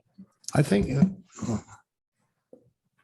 it seems to me this is one of those things for which we ought to pat ourselves on the back and thank our lucky stars for having the city manager we have, because there's a whole lot of stuff that's going on to transition this from the way it was during the pandemic, certainly, and prior to that, to a point where we have independent support, some commitment from the YFS group. We jack up the production of the thrift shop in terms of revenue, both greater level of net revenue and a greater volume of revenue generally. And I think this is something we ought to say, keep up the good work, Jesse, and come back and talk to us in, third quarter or fourth quarter of where we are, because this is a demonstration of the excellent thing that's been going on without much in the way of by your leave by us. And so I think we ought to leave well enough alone until all these things that are in process and are happening right now have happened. Then we're in a better position to judge. So I would not add this to the list now, because. Yeah, I agree. And just from a position of where I've served, Councilmember Weicker served, we were on the subcommittee to look at this very issue with short, mid, and long-term funding options for YFS. We have the ARPA dollars, which we can direct almost fully to YFS. Craig, you and I served on the financial committee to write the financial policies, and we created a reserve, and we're fully funding that to bridge, another pandemic of the likes that we just saw without having to reduce services. So I feel really good about what we've been able to do. And now the city manager is working on issues with the foundation to create those MOU kind of pre-constructs so that we have funding certainty. But we have done a lot to add funding certainty to that. So those in support of this, thumbs up. Deputy Mayor, excuse me. I understand the point of the exercise, but we have tweaked with a lot of these already. So Craig, if you would consider this a friendly amendment, I would propose that we change this to a study session next year, because I think what the mayor just described, it is sort of it is great that we're able to fund all this, and credit to the city manager for sort of the mishmash here, but that's what it is. I mean, we've sort of put together a bunch of different things. Obviously next year we'll be able to talk about the MOU with foundation. We'll have hopefully a much better idea of what we can expect from the thrift store, and that'll give us a better sense as to where we are long term here. Let me just add this too. Part of your budget process includes, a report out on the YFS fund, where we're at, a long-term forecast. And so I need to say this again, if there's a thumbs up on this item, I'm not clear on what beyond our normal budgeting work you're asking me to do. And so I need to be honest with you, I don't understand what's proposed here. There's not enough clarity. But you will have that touch point, a very important touch point this fall, revenue forecasting. We're making some great strides at the thrift shop. We've got this other component. I'm sorry, I'm not being helpful because I share the vision, certainly. I'm not clear on work item or action item from the staff. So some of this is already baked in your budget. That's your budget process. I want to make sure we understand that. Okay, for the record, Councilmember Reynolds, can you state as it stands your number 37 item? Stated, pardon me, stated as it stands what? So that people know what they're voting on? Okay. What I am intending to propose, and I may not have worded it as carefully as I could, is the idea that the council needs to sit down and decide what are a core level of services that we think is necessary for YFS to provide. Associated with those core level of services, we need to define a level of associated, dependable, reliable, consistent funding that will provide those core services in the long term and short and medium term. And then identify what other optional services might be available and what funding sources might be available for those optional services. I think it's great that we've cobbled together some support from some revenue from the thrift shop. Great that we've got the foundation providing resources, but I don't think we should be depending upon foundation levels at X dollars unless they come back to us and said, now we think here's a core that we'll be able to do year after year after year. And here's some extras that we might be able to get. Let's associate those extras with optional services, not with core services. We already saw in the pandemic that we had some significant cuts in YFS counseling services. I don't want to see that again. And yes, the reserves we set up might help with that in a crisis situation, but not in a sustainable long-term way. Okay, I'm going to call a vote this time. Thumbs up for this. Passes. So it passes as Councilmember Reynolds stated it, or as Deputy Mayor Rosenbaum amended it to create a study session for next year. Well, this What is. would I still don't asked- understand what I just voted on. Well, you didn't vote for it. I didn't vote for it, but I voted against it. I have it, and it's starting to look somewhat like a strategic plan, but establishing a core level of services for the YFS team, and then a long-term financial strategy. That's a good recap. But we're going to have the audio recording. It's quite a mouthful. Somebody will capture it. We'll put a number to it. And that's what this is. Okay, Deputy Mayor, number 38. Yeah, so I'll be quick on the next three here. This one was something that we had talked about last June. So this would restore the 0.5 FT programs assistant. And I'm sure everyone read what the description is, what they do. But obviously this is something that we've talked about in the past, and I think we should talk about a budget proposal for it. Council, can I just weigh in quickly before you deliberate? We had anticipated that number 38 would come to you as a budget proposal. Again, not making a decision today, so from the staff. And 39 and 40 also, we were anticipating coming forward as a budget proposal with an accompanying long-term funding plan for both of those positions. So I'm sweeping up 38, 39, and 40. I just wanted to let you know we were already working on those as a budget proposal. If you. Okay, so we've had a couple things today where we've intercepted the work plan. I don't want to vote on the work plan if it's already underway. Do you? Yeah, if it's already on the way, I will withdraw. I just want to make sure that it definitely is. I don't have your previous minutes in front of me, but I feel like we had some direction to do that previously. So We did, but we didn't put a date on it. yeah, well, I'm committing then. This is coming back as both of those, all three of those positions are going to be in front of you this fall, unless you tell me otherwise today. No, that's good by me. I'll withdraw all three. Okay. Advancing. We are now nearing the finish line, 41. Councilmember Weinberg, you want to take this one? Sure. So the microphone.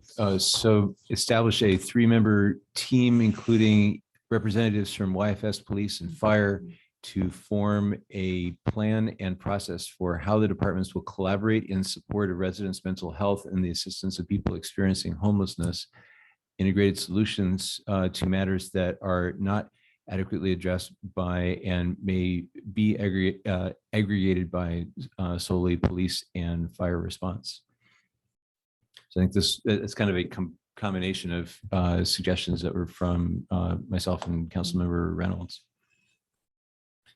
And my understanding is that there is a fair amount of collaboration already going on between fire and police and YFS. So I guess I would appreciate feedback from fire and police as to, is there a work item that you would like on the plan that would help move this along? Or is this one that we've got something in progress already and this would be duplicative of that? On the fire side, I think this is duplicative. I think we have a great plan moving forward. We're just finishing up the bargaining with the fire union and then we'll be up and rolling. So I think we're good to go on fire.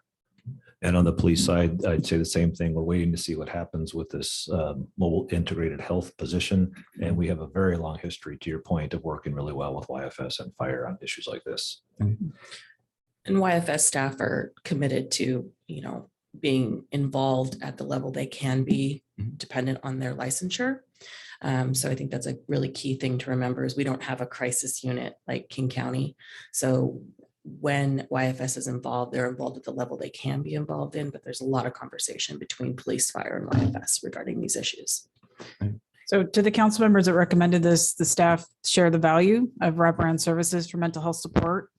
And I think if you're amenable to this, both of you, Councilmember Reynolds and Councilmember Weinberg, let us get underway with mobile integrated health and come back to you if we need some more tools in the toolbox or something different.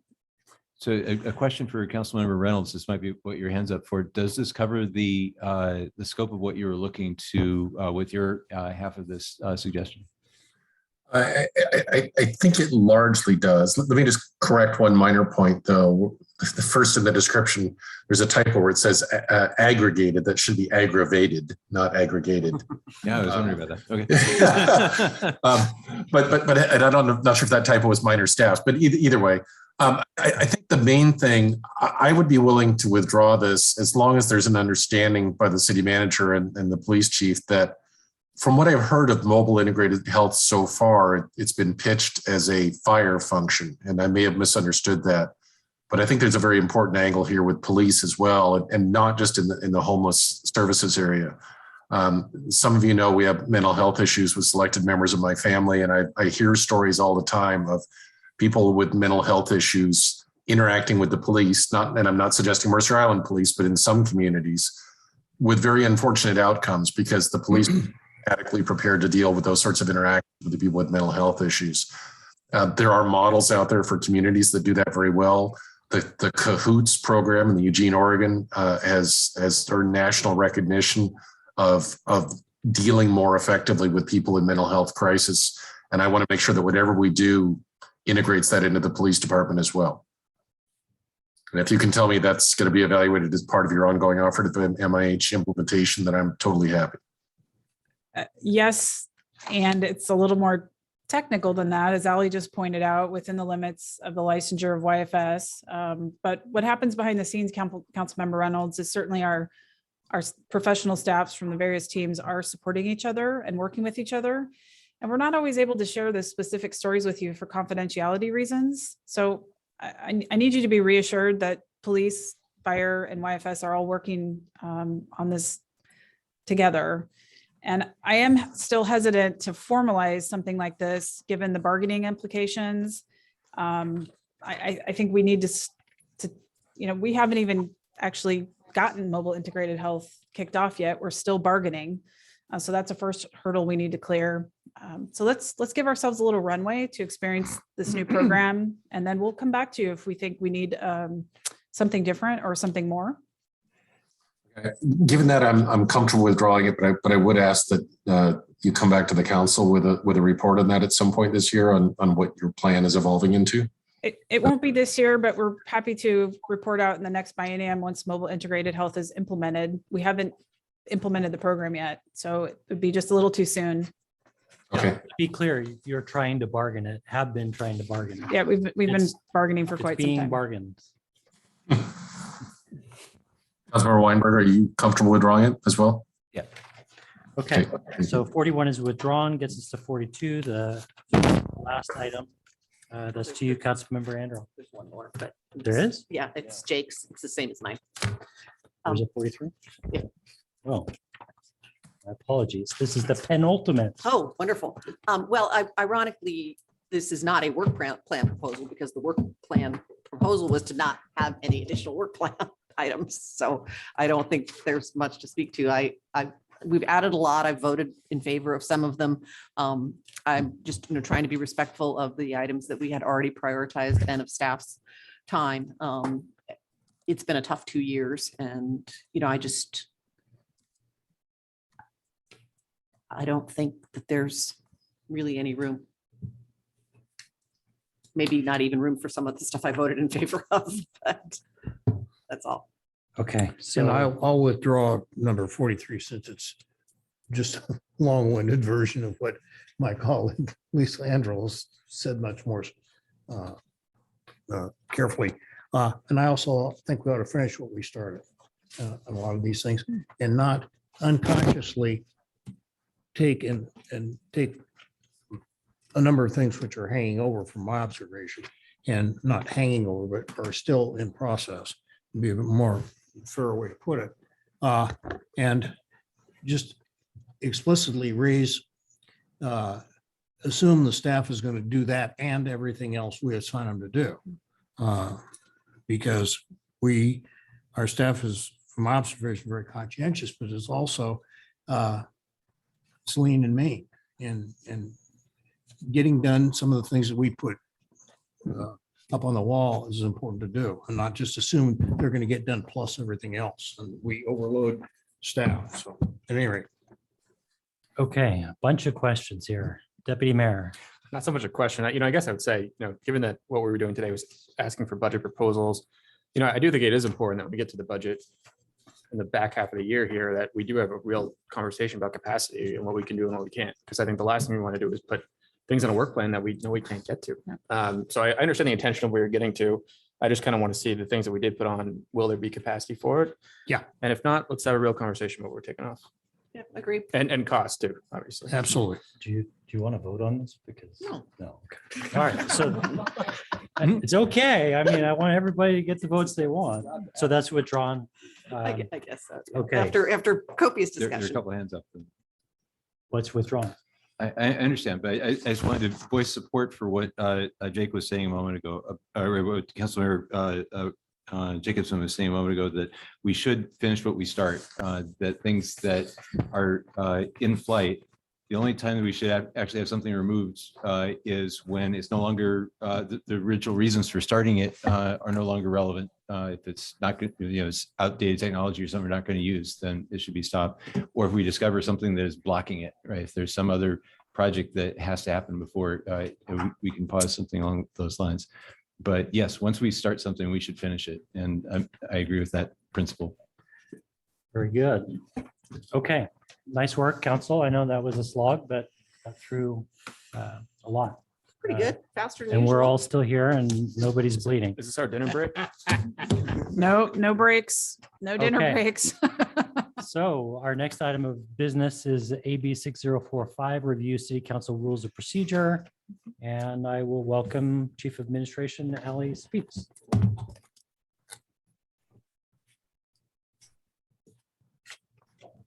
Why it's so hard to turn these on, but definitely is. Hello, City Council.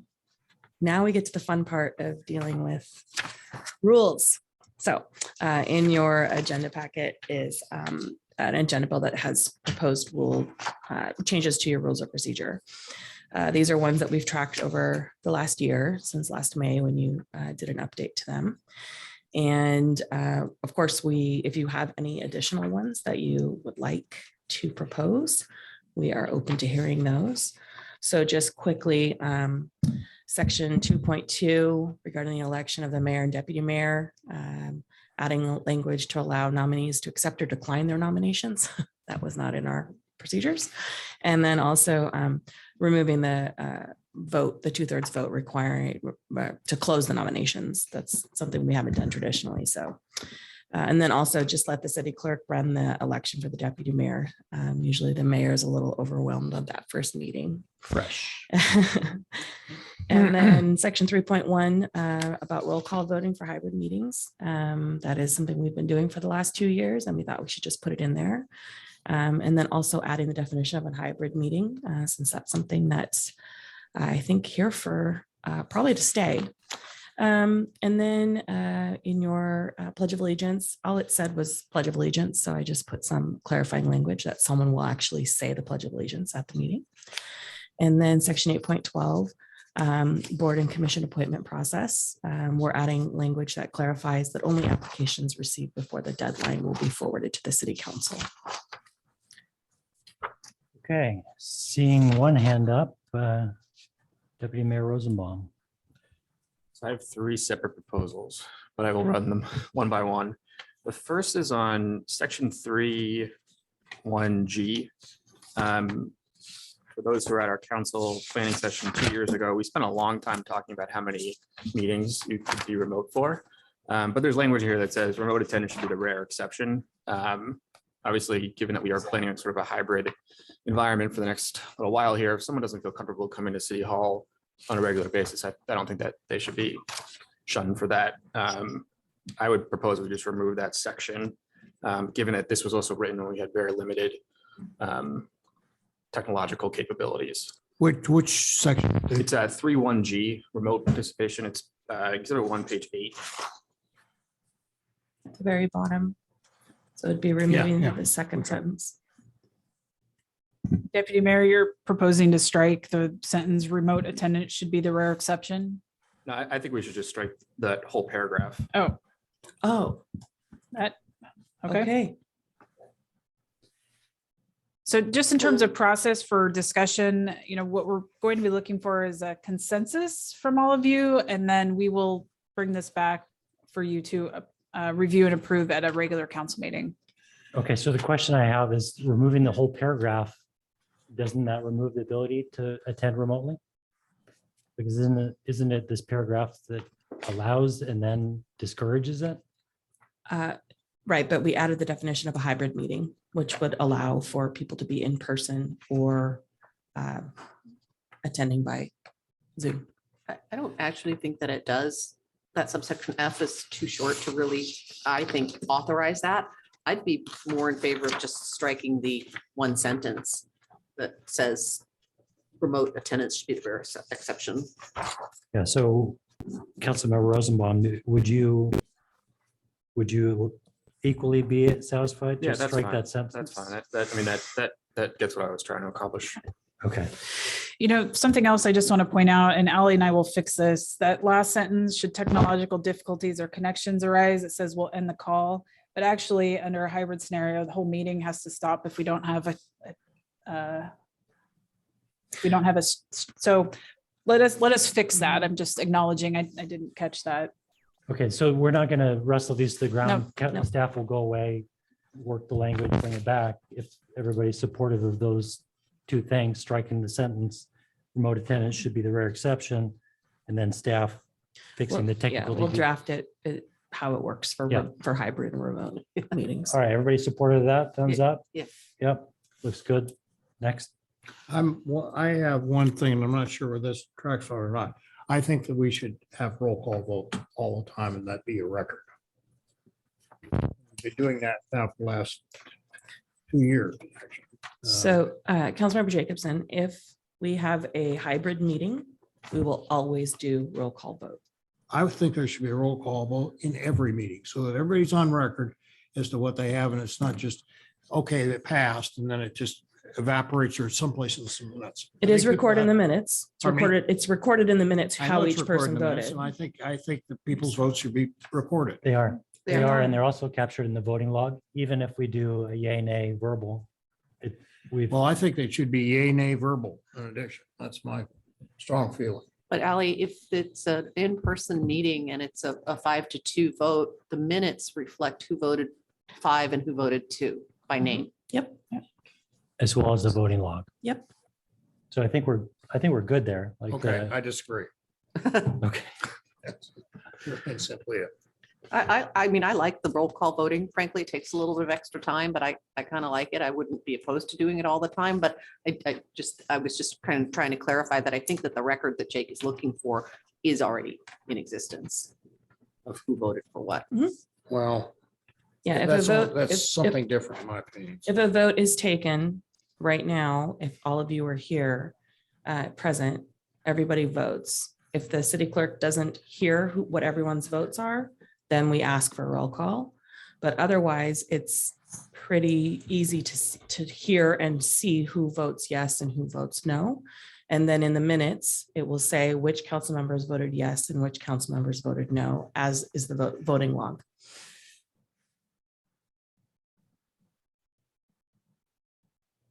Okay, so you'll bring a proposal back on that? And then if we want to wrestle I that. just want to further- be clear. So the council wants to change every vote that they take to always do roll call, Well, we can do- regardless We know of what the we've done meeting. The last 2 years. The current proposal is to do it for hybrid meetings. Mhm. I think what Councilmember Jacobson is suggesting is that we do it for all votes, whether we're in hybrid or whether we're in a all in one session. Rick, I'm not sure if we're ever not going to be hybrid again at this point. But I do want to be respectful of staff's time. The roll call votes do extend the length of the meetings, and sometimes these meetings go kind of late into the night. Oh, you don't see, you ain't seen nothing. Yeah. So I don't know, it's something that does add time to the meetings. I would like to see if we can find an efficient option that still captures the record, as Councilmember Jacobson is asking for, but that allows us to conduct the meetings efficiently. Councilmember Weinberg, and just a staff response, this ball is really in your court. It's your council meeting, and the majority of the council needs to tell us what your preferences are, and we're here to support your meetings. So But I think that his Councilmember Jacobson goal is achieved as long as we say the vote is recorded for all members, right? I mean, the concern is that we have an entry of all the yeas and all the nays and all the abstains, right? except I that think he's asking you, I don't want to put words into your mouth, Councilor Jacobson. You're asking that whenever we have a council meeting and whenever we vote, the clerk calls each one of you to hear your votes, regardless if you're all in the Just same like we've room. done the last, all the last 2 years, save the first meeting we had in January or second. There were 2 that we had in person, and then the rest of them have all been virtual to some degree or another. Okay, Councilmember Reynolds has a question, then Deputy Mayor Rosenbaum. Actually, I have a stack of recommendations to make when we're done with Deputy Mayor's recommendations, but for what it's worth, I like the roll calls. Okay.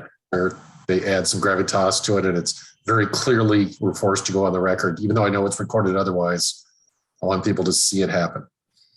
I have one further comment and complete agreement with like Council Member Reynolds, excuse me, I've got a bad cold. I think that sets an example to the citizens.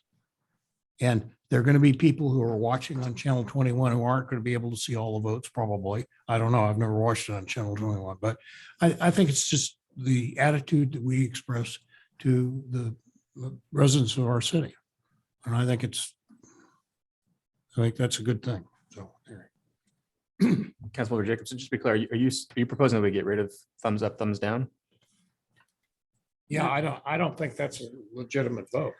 I mean, there's certain kinds of things. Do we want to, take a break in 10 minutes or there are certain things like that we aren't deciding issues generally. What we're doing is trying to send messages to the staff saying, okay, staff, yeah, we're interested in you doing this kind of thing. But I think if we're voting on something, I think we should vote. let me say it differently. If all 7 of you are in person for a council meeting, you, under your current rules, could default to a yay or nay vote. What I'm hearing Councilmember Jacobson and Councilmember Reynolds say is that even when all 7 of you are in person, you would like to continue with the roll call votes. Thumbs up, thumbs down is just simply used for consensus. It's not an actual vote. Correct. That's my. Okay, Thank so you. that, You that's. put it much better than I did. Yeah. That's why you're a city manager. I'm just a dumb old contractor. Okay, so let's just land this plane and see if there's consensus around preserving the roll call in our rules. For all votes. It All feels votes. kind of unnatural, the thumbs up, thumbs down this one. So You want to vote on it? Let's do a roll call vote on this. we'll do a roll call vote. Could the city clerk please call the roll? I am. Oh, you guys can't actually vote We at this can't? meeting. No, so you have to. Well, go that back. is disappointing. Okay, thumbs up if you want to do this. We'll bring it back to a Thank real you. roll call vote at the next. Jake, this is your idea. Yeah. Roll call votes Okay. all the way. There we go. around. Here's how I feel about it. Yeah, 2 thumbs up. You only get 1 vote though. All right, to your next item. Yeah, so I was kind of hoping to get a temperature check from people around this, and we've had 2 years of our board and commission, and this is probably gonna, I'm gonna know my answer in a second year based on our last vote, but we've had 2 years of board and commissions where we've sort of kept half of the old process where we have people fill out an application that I think is pretty short, and for some of the more complicated positions, I don't think asks enough questions. And then we're asked to vote on people that have donated to our campaigns, ran our campaigns, supported our campaigns, supported in campaigns.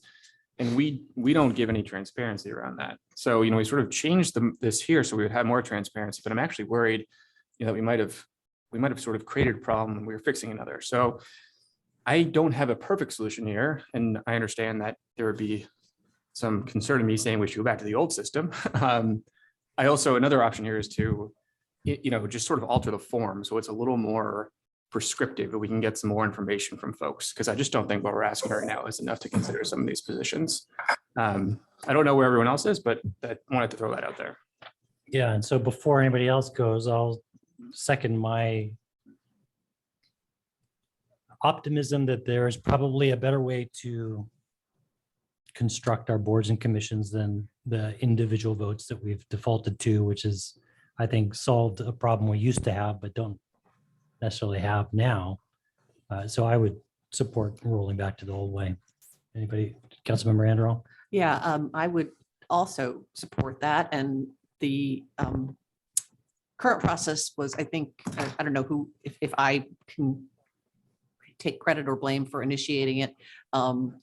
I was certainly supportive of the change when we did it, but I agree with the concerns that Councilmember Rosenbaum's raised right now. And it may well be that having the mayor and deputy mayor recommend a slate or, proposal of candidates for the position, and then we just vote yes, thumbs up or thumbs down, yes or no. I'd be willing to try that again. It's the process that we just used was not perfect either. So Any other Councilmember Reynolds? Yeah, I share the deputy mayor's concerns, or at least some of them with the current process, but I'm afraid we don't want to be in a situation of supporting mayoral appointments when the mayor is somebody we generally agree with, and opposing mayoral appointments when the mayor is somebody we generally disagree with. And it feels like that's a road we might be heading down if we try to roll back to the old process. I think I like the current process. I think there's some technical problems with the voting process that I'll address later in my comments. But I do agree with the deputy mayor's observation that we need to get more helpful information on those applications. And I think there's some things that could be done to make them better so we can make more informed decisions. And I also think we have a secondary problem, which is perhaps even more important, that we need to figure out how to juice up our recruitment process to get more applicants, but that's another story for another day, probably. Okay. Any others? Councilmember Yeah, White? I was just going to say, we just implemented this a couple of years ago, and it's the interest of transparency and open government, right? So I'm in favor of keeping what we have, because then we're all on the hook for who we select.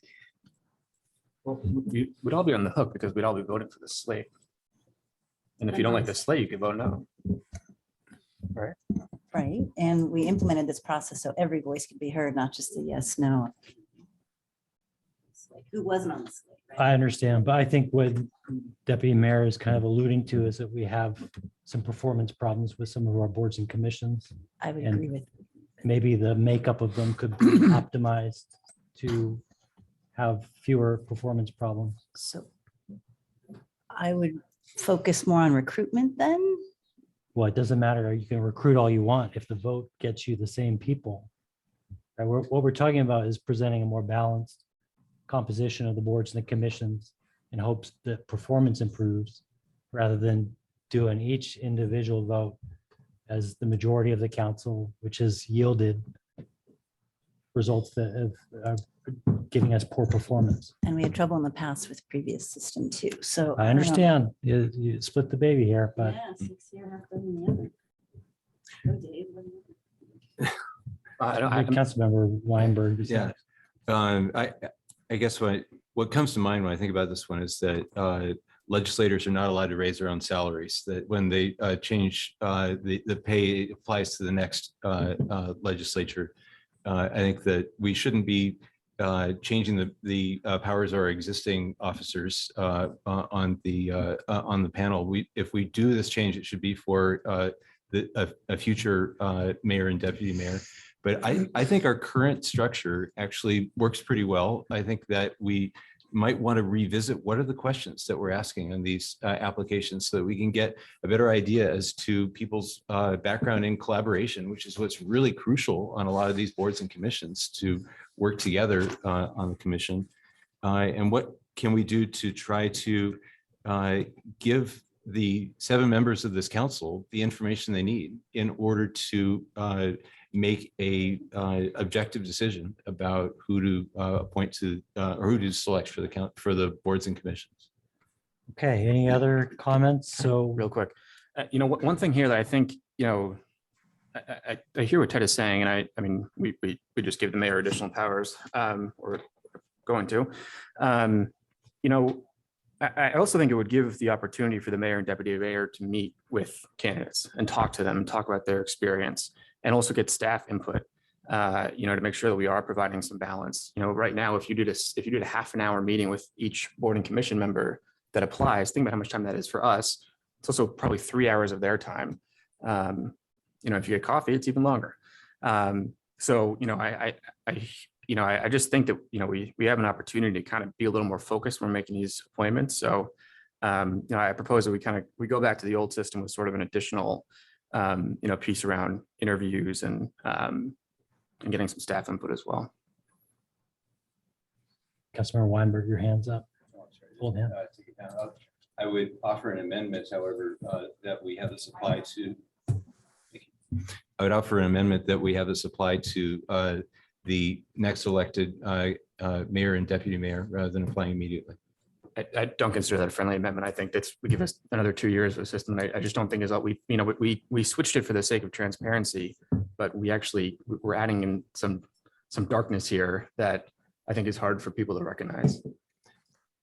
I think there's a lot of transparency, but it wasn't intended to be a friendly amendment. I realized that you don't want the amendment. Yeah, I mean, it's totally here. I mean, Ted, but you go back to any of our board of appointments the last 2 years, and there wasn't a single time where there wasn't someone who had donated to our campaigns, ran our campaigns, and at no point did we disclose that, even when we were voting for them. So, Deputy Mayor, I hear your concern, but how does this change address that? And what's that? I mean, with you as the deputy mayor and Mayor Neese there in a room deciding, you'll still be deciding on people that might have been campaign donors or supporters. We've just moved it into a dark room now. Yeah, I mean, I'd be happy to list donations. I won't speak for Salim, obviously. So would I. Maybe we need to change the disclosure process somehow. Although when it comes to campaign donations, they're already available out on the web for anybody who wants to look. But we could make it easy and have that disclosed. I don't. This solution does not address the problem. I think it addresses part of the problem, which is the ability of, to talk to the candidates, which we don't really have now because of resource and time constraints.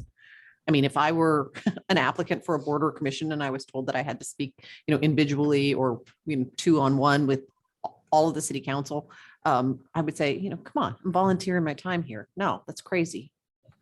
Why don't we have a study session or the equivalent where we bring them in for interviews before the whole council then? Let's make it an open government process. We can do them all at once. I think the difference, respectfully, is that the outcome will either be the same or different. The two different processes will yield different outcomes. On balance, if you have a mayor and a deputy mayor that are not from the same political camp, or maybe naturally a better fit, or come from opposition views, you will on balance end up with a different composition than if you were to just vote them straight across the council. So you can have the interviews, but the vote is what is yielding the poor performance.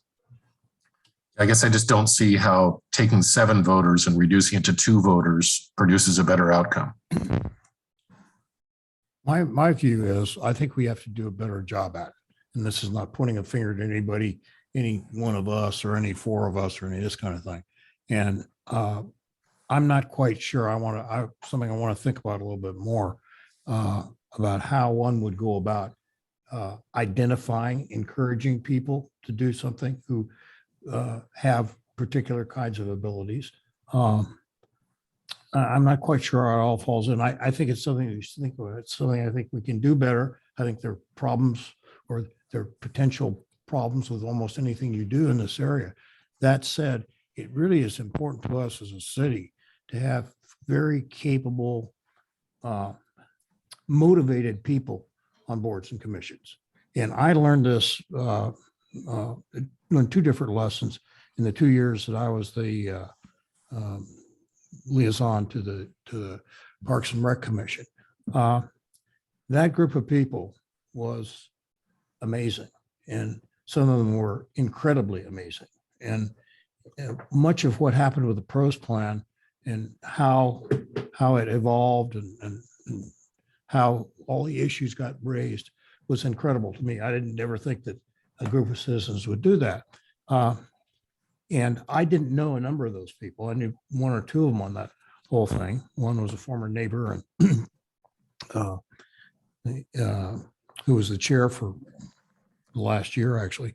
And that I think we can do more work. And I'm not quite sure. And I'm thinking about whether we should all contribute to our leadership in the council, names of people and why we think they're good, and let them take a look at things and look at the balance of it.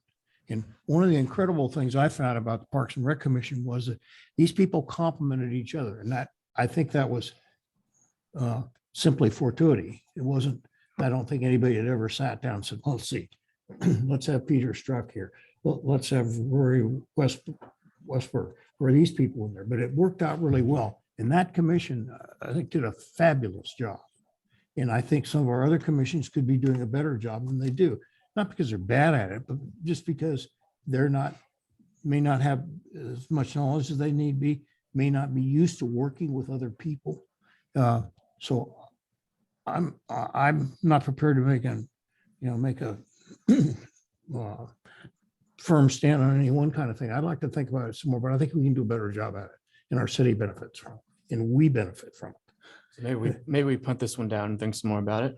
Yeah, I think thanks for bringing it up. I think it's overdue. Okay, so withdrawn. I will say that if a mayor and deputy mayor are going to go out and try and on balance fill commission seats, I cannot do that when I have to put someone before a vote. If I can, as a mayor and a deputy mayor, agree to go out and find a qualified applicant that wants and is willing to serve, knowing that I can bring that recommendation to the council for a vote, that's something different. But to try and recruit somebody to then have a vote of the full council on a position by position creates no certainty and no necessarily less willingness to put their name out there, if you know what I mean. Going out and trying to recruit a specific. That's a valid point, and I Go ahead, Ted. acknowledge it. I will say, however, that those of us can do a lot better job. We may know people that nobody else knows. And somebody who has talent, who's going to need to be A/B identified, and then maybe be dragged kicking and screaming into the job. Well, into a vote for the job. That's the distinction, okay? So we're gonna punt on this. You have one more, right? And then Reynolds has a bunch. We're gonna get done by 3 today, so we're gonna keep moving. Mr. Mayor, I'm just, if I want to maybe take a step back. I'm sensing that Councilmember Reynolds, some of his suggestions may also pertain to the board and commission appointment section. And it doesn't feel like we're going to land that plane today. So I'm offering the staff to come back and have a discussion at a council meeting. You know, maybe we'll take a few weeks. I can talk with all of you offline, just as a way to get to the finish line today. So if you'd like to pick up that section of the rules of procedure, Ally and I would be happy to put our heads together and bring that back for discussion. For what it's worth, my changes are more narrow and technical, less controversial, just removing ambiguity. Okay, thank you. Okay, let's get to them. Okay, did the deputy mayor have one more though? I will, I'll hold on to it. Okay, I have a series of these. I apologize, but they all fall in the category of making sure the rules are clear. 2.2, the election of the mayor and deputy mayor. It talks about the election happening at the beginning of every even numbered year. I think there needs to be language in there or upon vacancy of the office for some other reason. So if somebody dies or resigns, we need this policy to apply as well. Yeah, I'm praying for these two to make it through. Through the end of 23 at least. After that last one, I'm not sure. Yeah, I agree as well, but I don't have specific wording to suggest, but I would ask for hopefully a thumbs up that we should give staff some direction to make that clear. Just quick question to staff. Is it anywhere else in the procedure or? Yeah, I mean, there's a whole process for filling a vacancy, so we can definitely add it there. That's Okay, fine. thumbs up. Make it more clear. Yeah. Okay. Secondly, the second issue in that same section, I think what we've done historically is elected the mayor first and then the deputy mayor, but I don't think it specifies that, and I think it probably should.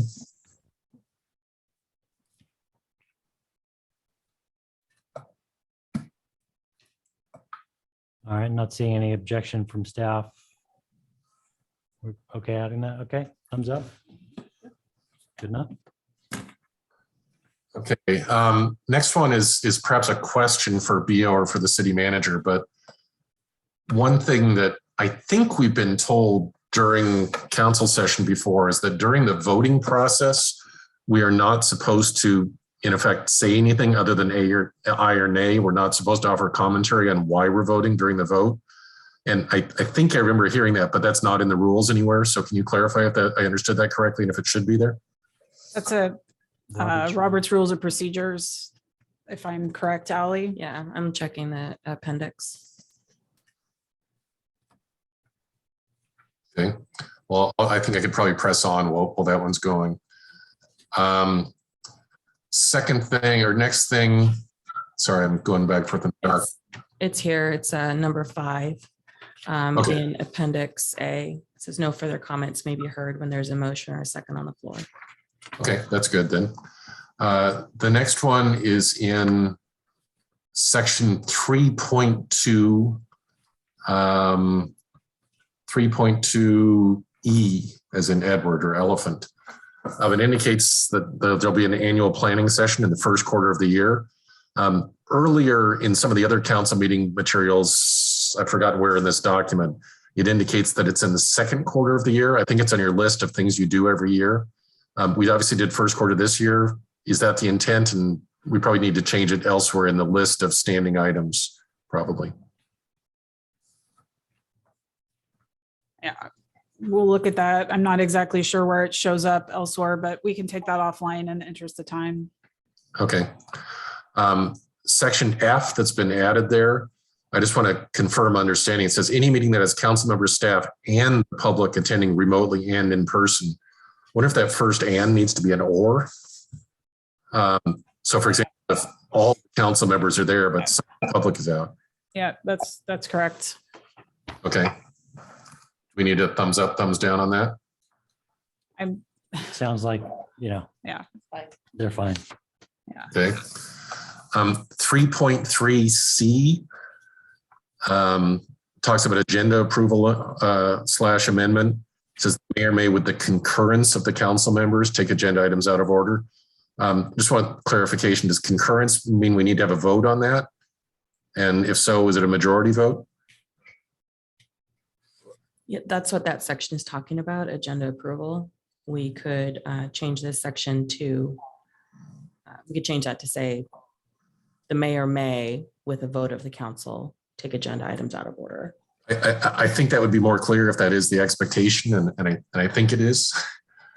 I guess concurrence means majority of the council. I just want to ask the council if you really want to formalize this, because sometimes it's a matter of the consultants running late. I'm just going to, everyone okay if we go to the next item and come back? So I'm going to kind of push back on having to vote every time you move something around. I think concurrence assumes that the mayor's got to get four people nodding ahead to make a call like that. If that clearly and you think unambiguously implies majority, I'm okay with leaving that as is. Well, we can add with the concurrence of a majority of the council if that would satisfy. Is this a problem that really needs to be solved? Probably not. Oh, once, Wendy, I think you had something you had to do, so we kicked something around so that you could do that. I mean, We'll add majority in that sentence. Yeah, that's fine. Okay, next one is 3.3G, talks about appearances. Just want to note that I think having people show for appearances is a good thing. And it's difficult to do when they never know when in the meeting they're going to appear. We leave people on hold for an hour or more sometimes. Is there a reason we can't have the appearances be first in the meeting or right after the Pledge of Allegiance or something?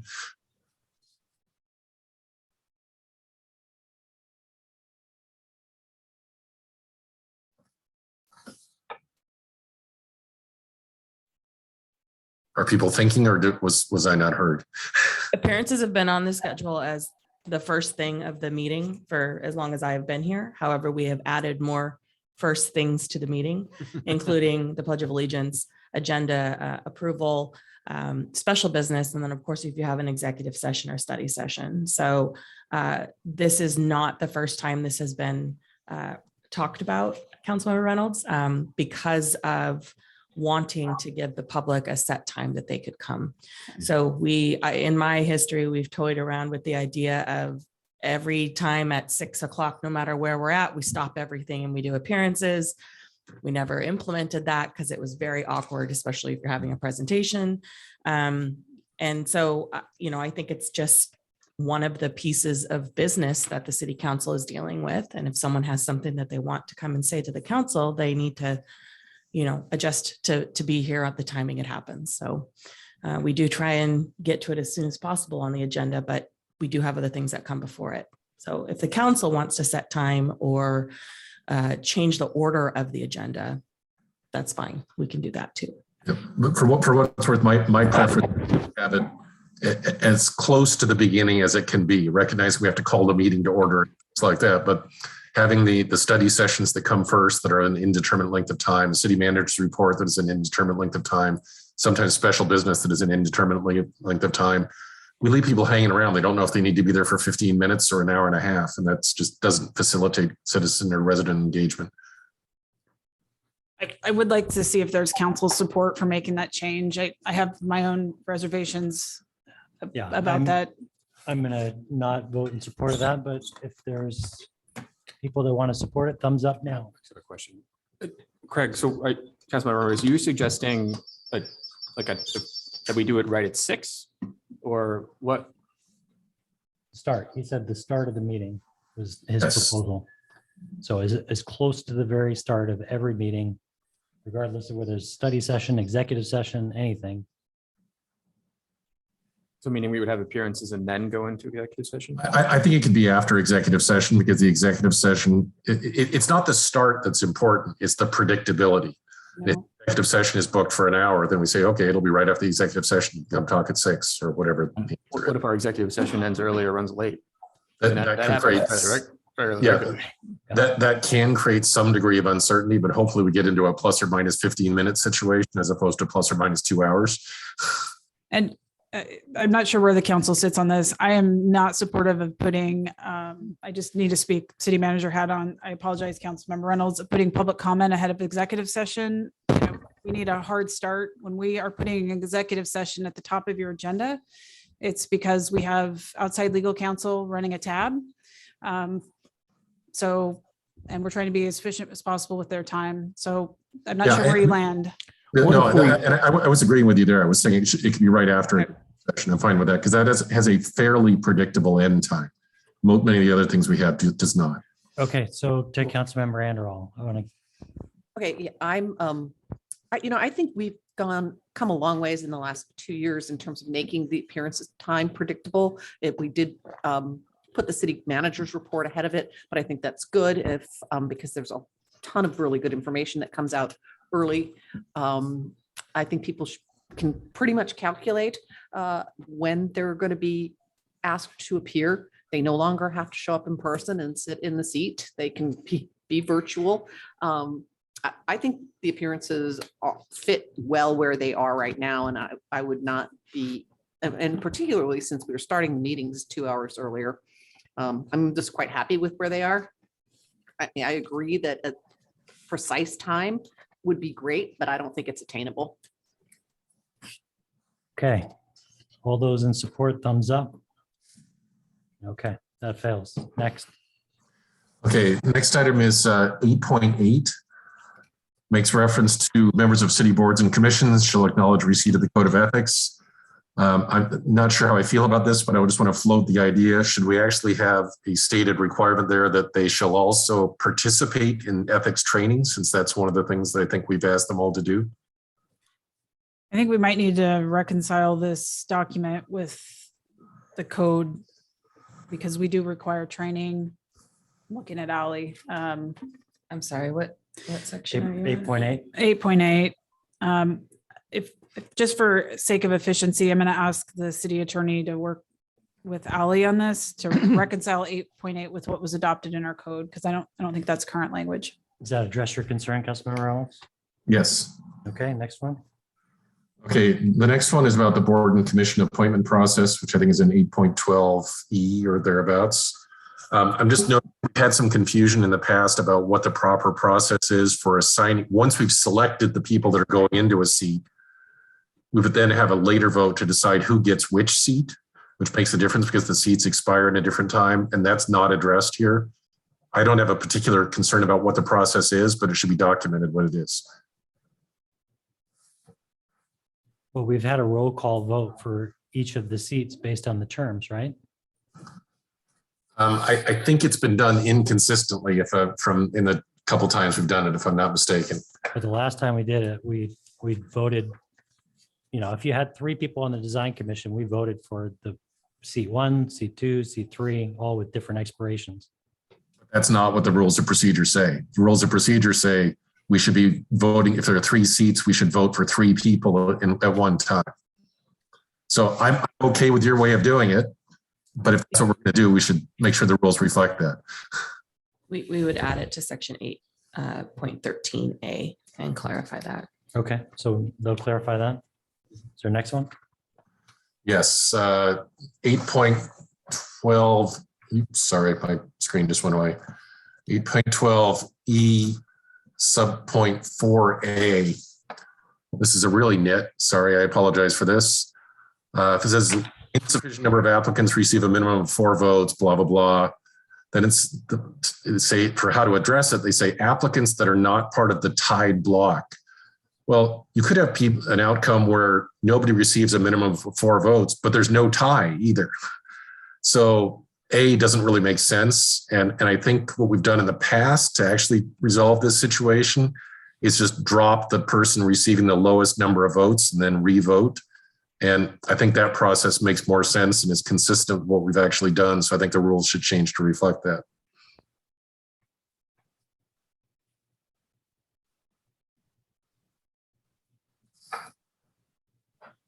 Okay, Ally's recording that. You have another? Sorry, I'm still writing the last one. you're- We were talking about 8.12E4A, 4A. rewriting instead of it saying applicants that are not part of the tied block, Yeah, just applicants lowest. that have not received X amount of votes. Okay. Okay, and I think that was it. Thank Okay. you for bearing with me on this. Councilmember Weinberg. Yeah, a question. I'm just noticing as I read through this that there are some hard references to the number 4 in terms of how many votes. If we have a quorum on the council, are we able to vote, or can we only vote if we have all 7 members here? That's a good point. And if we had 5 people here, then would 3 votes be enough, or would we need 4 out of 5? Oh, no, I'm pretty sure that's covered.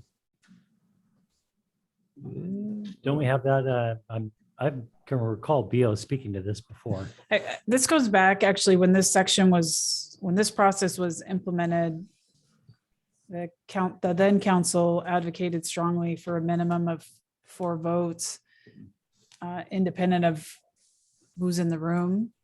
Well, so if we had only 5 people here, it would have to be an 80% vote essentially. Yeah, and I think the argument was, and actually Councilmember Reynolds, if I recall correctly, was the one making it,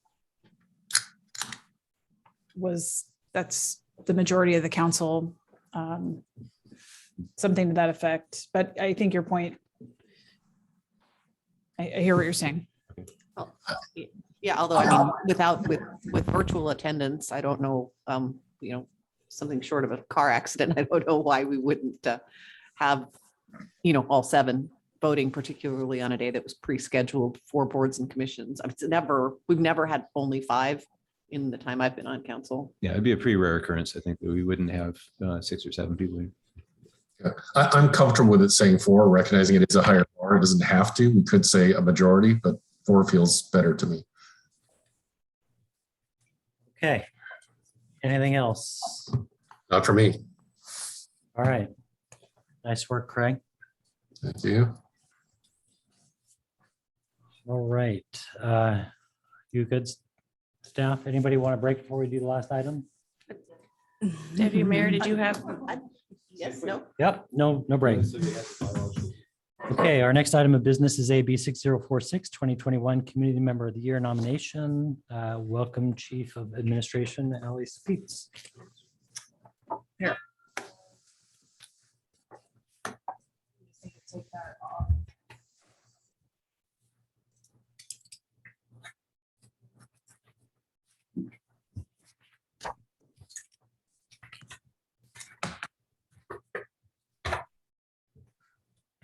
Do we want council members to walk up and write their nominations on? I mean, if anybody wants to stretch your legs, this will be the. This is the fake break. Well, no, we need to get nominations on the board. So our process is each one of you has an opportunity, if you're so inclined, to write a name, and then we'll do a round of voting, Mr. Mayor. Yeah.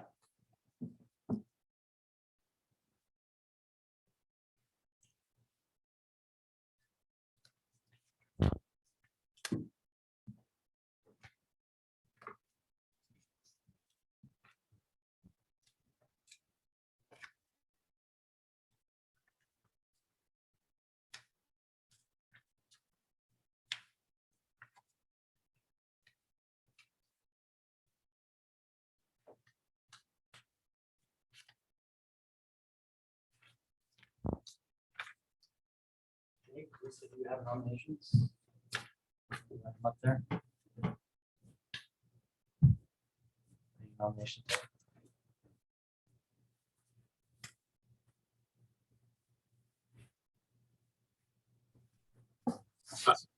I apologize, Mr. Mayor. I had to step away for a second. I'm right back. Are we writing names on a whiteboard? Is that what's happening in the room? Yeah, nominations. If you want to email. Or just you can also say it. We'll write it on the board. Yeah. No, we're just writing the name. writing it, or you can call me, Craig, or myself. You have a name you want me to add? Sure. I'm going to call you. No, we're going to do votes for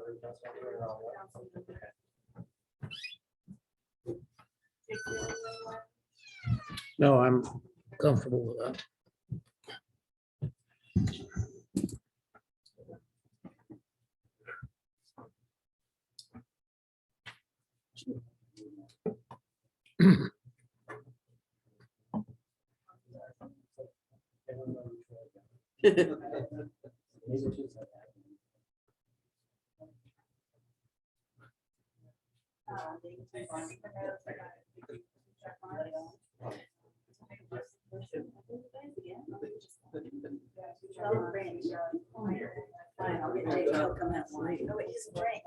He'll still go. I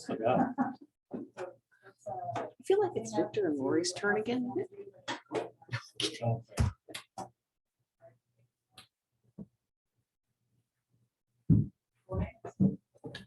I can't see that. Oh, I see it. Yeah. So how do you want to do the vote?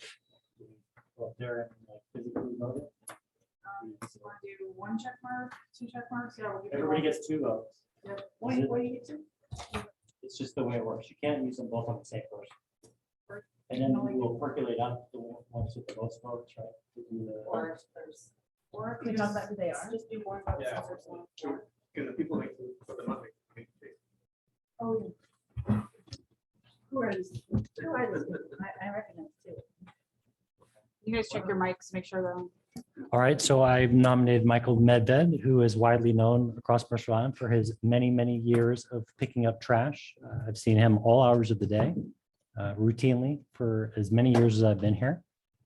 He and his wife also have done lecture series for the island, and he's a talk show radio host.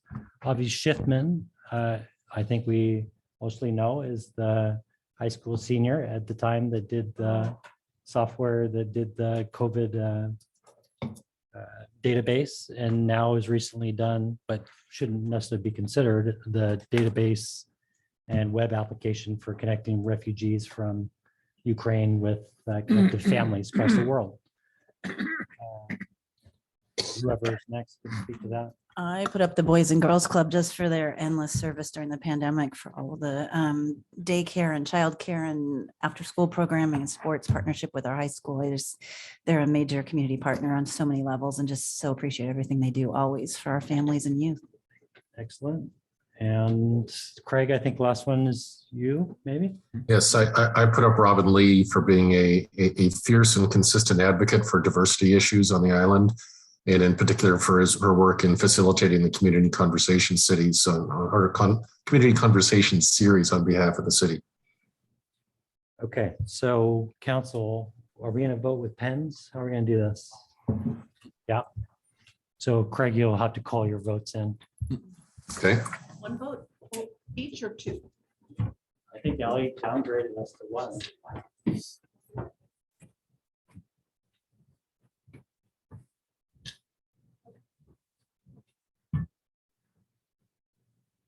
You guys can pass it to each other.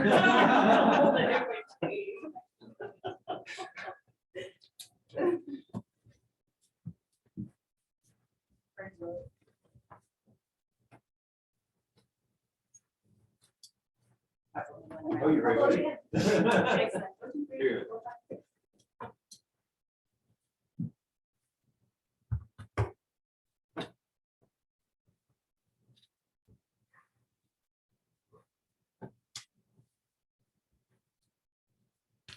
Okay, so So the one that has 3, Yeah. 2 that have 2.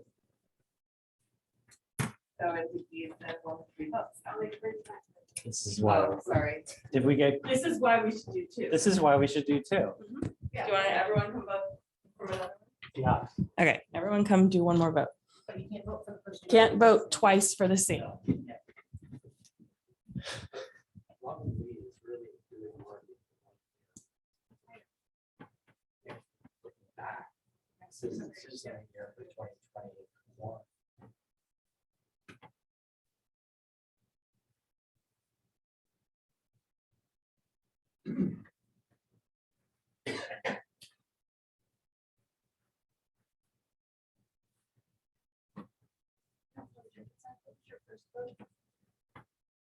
Medved. Can't vote the same person twice. I didn't vote for the same person twice. You voted for- Shift. Oh, you did? Okay, I'm sorry. I thought I saw it. I don't think I did. I think you did mark it on that, but yeah, well.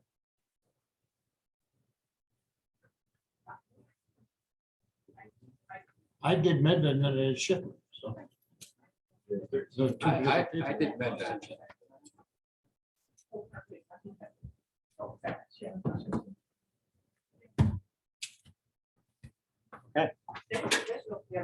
So we have a winner. We're not going to announce it, right? So we will bring that back at a later date.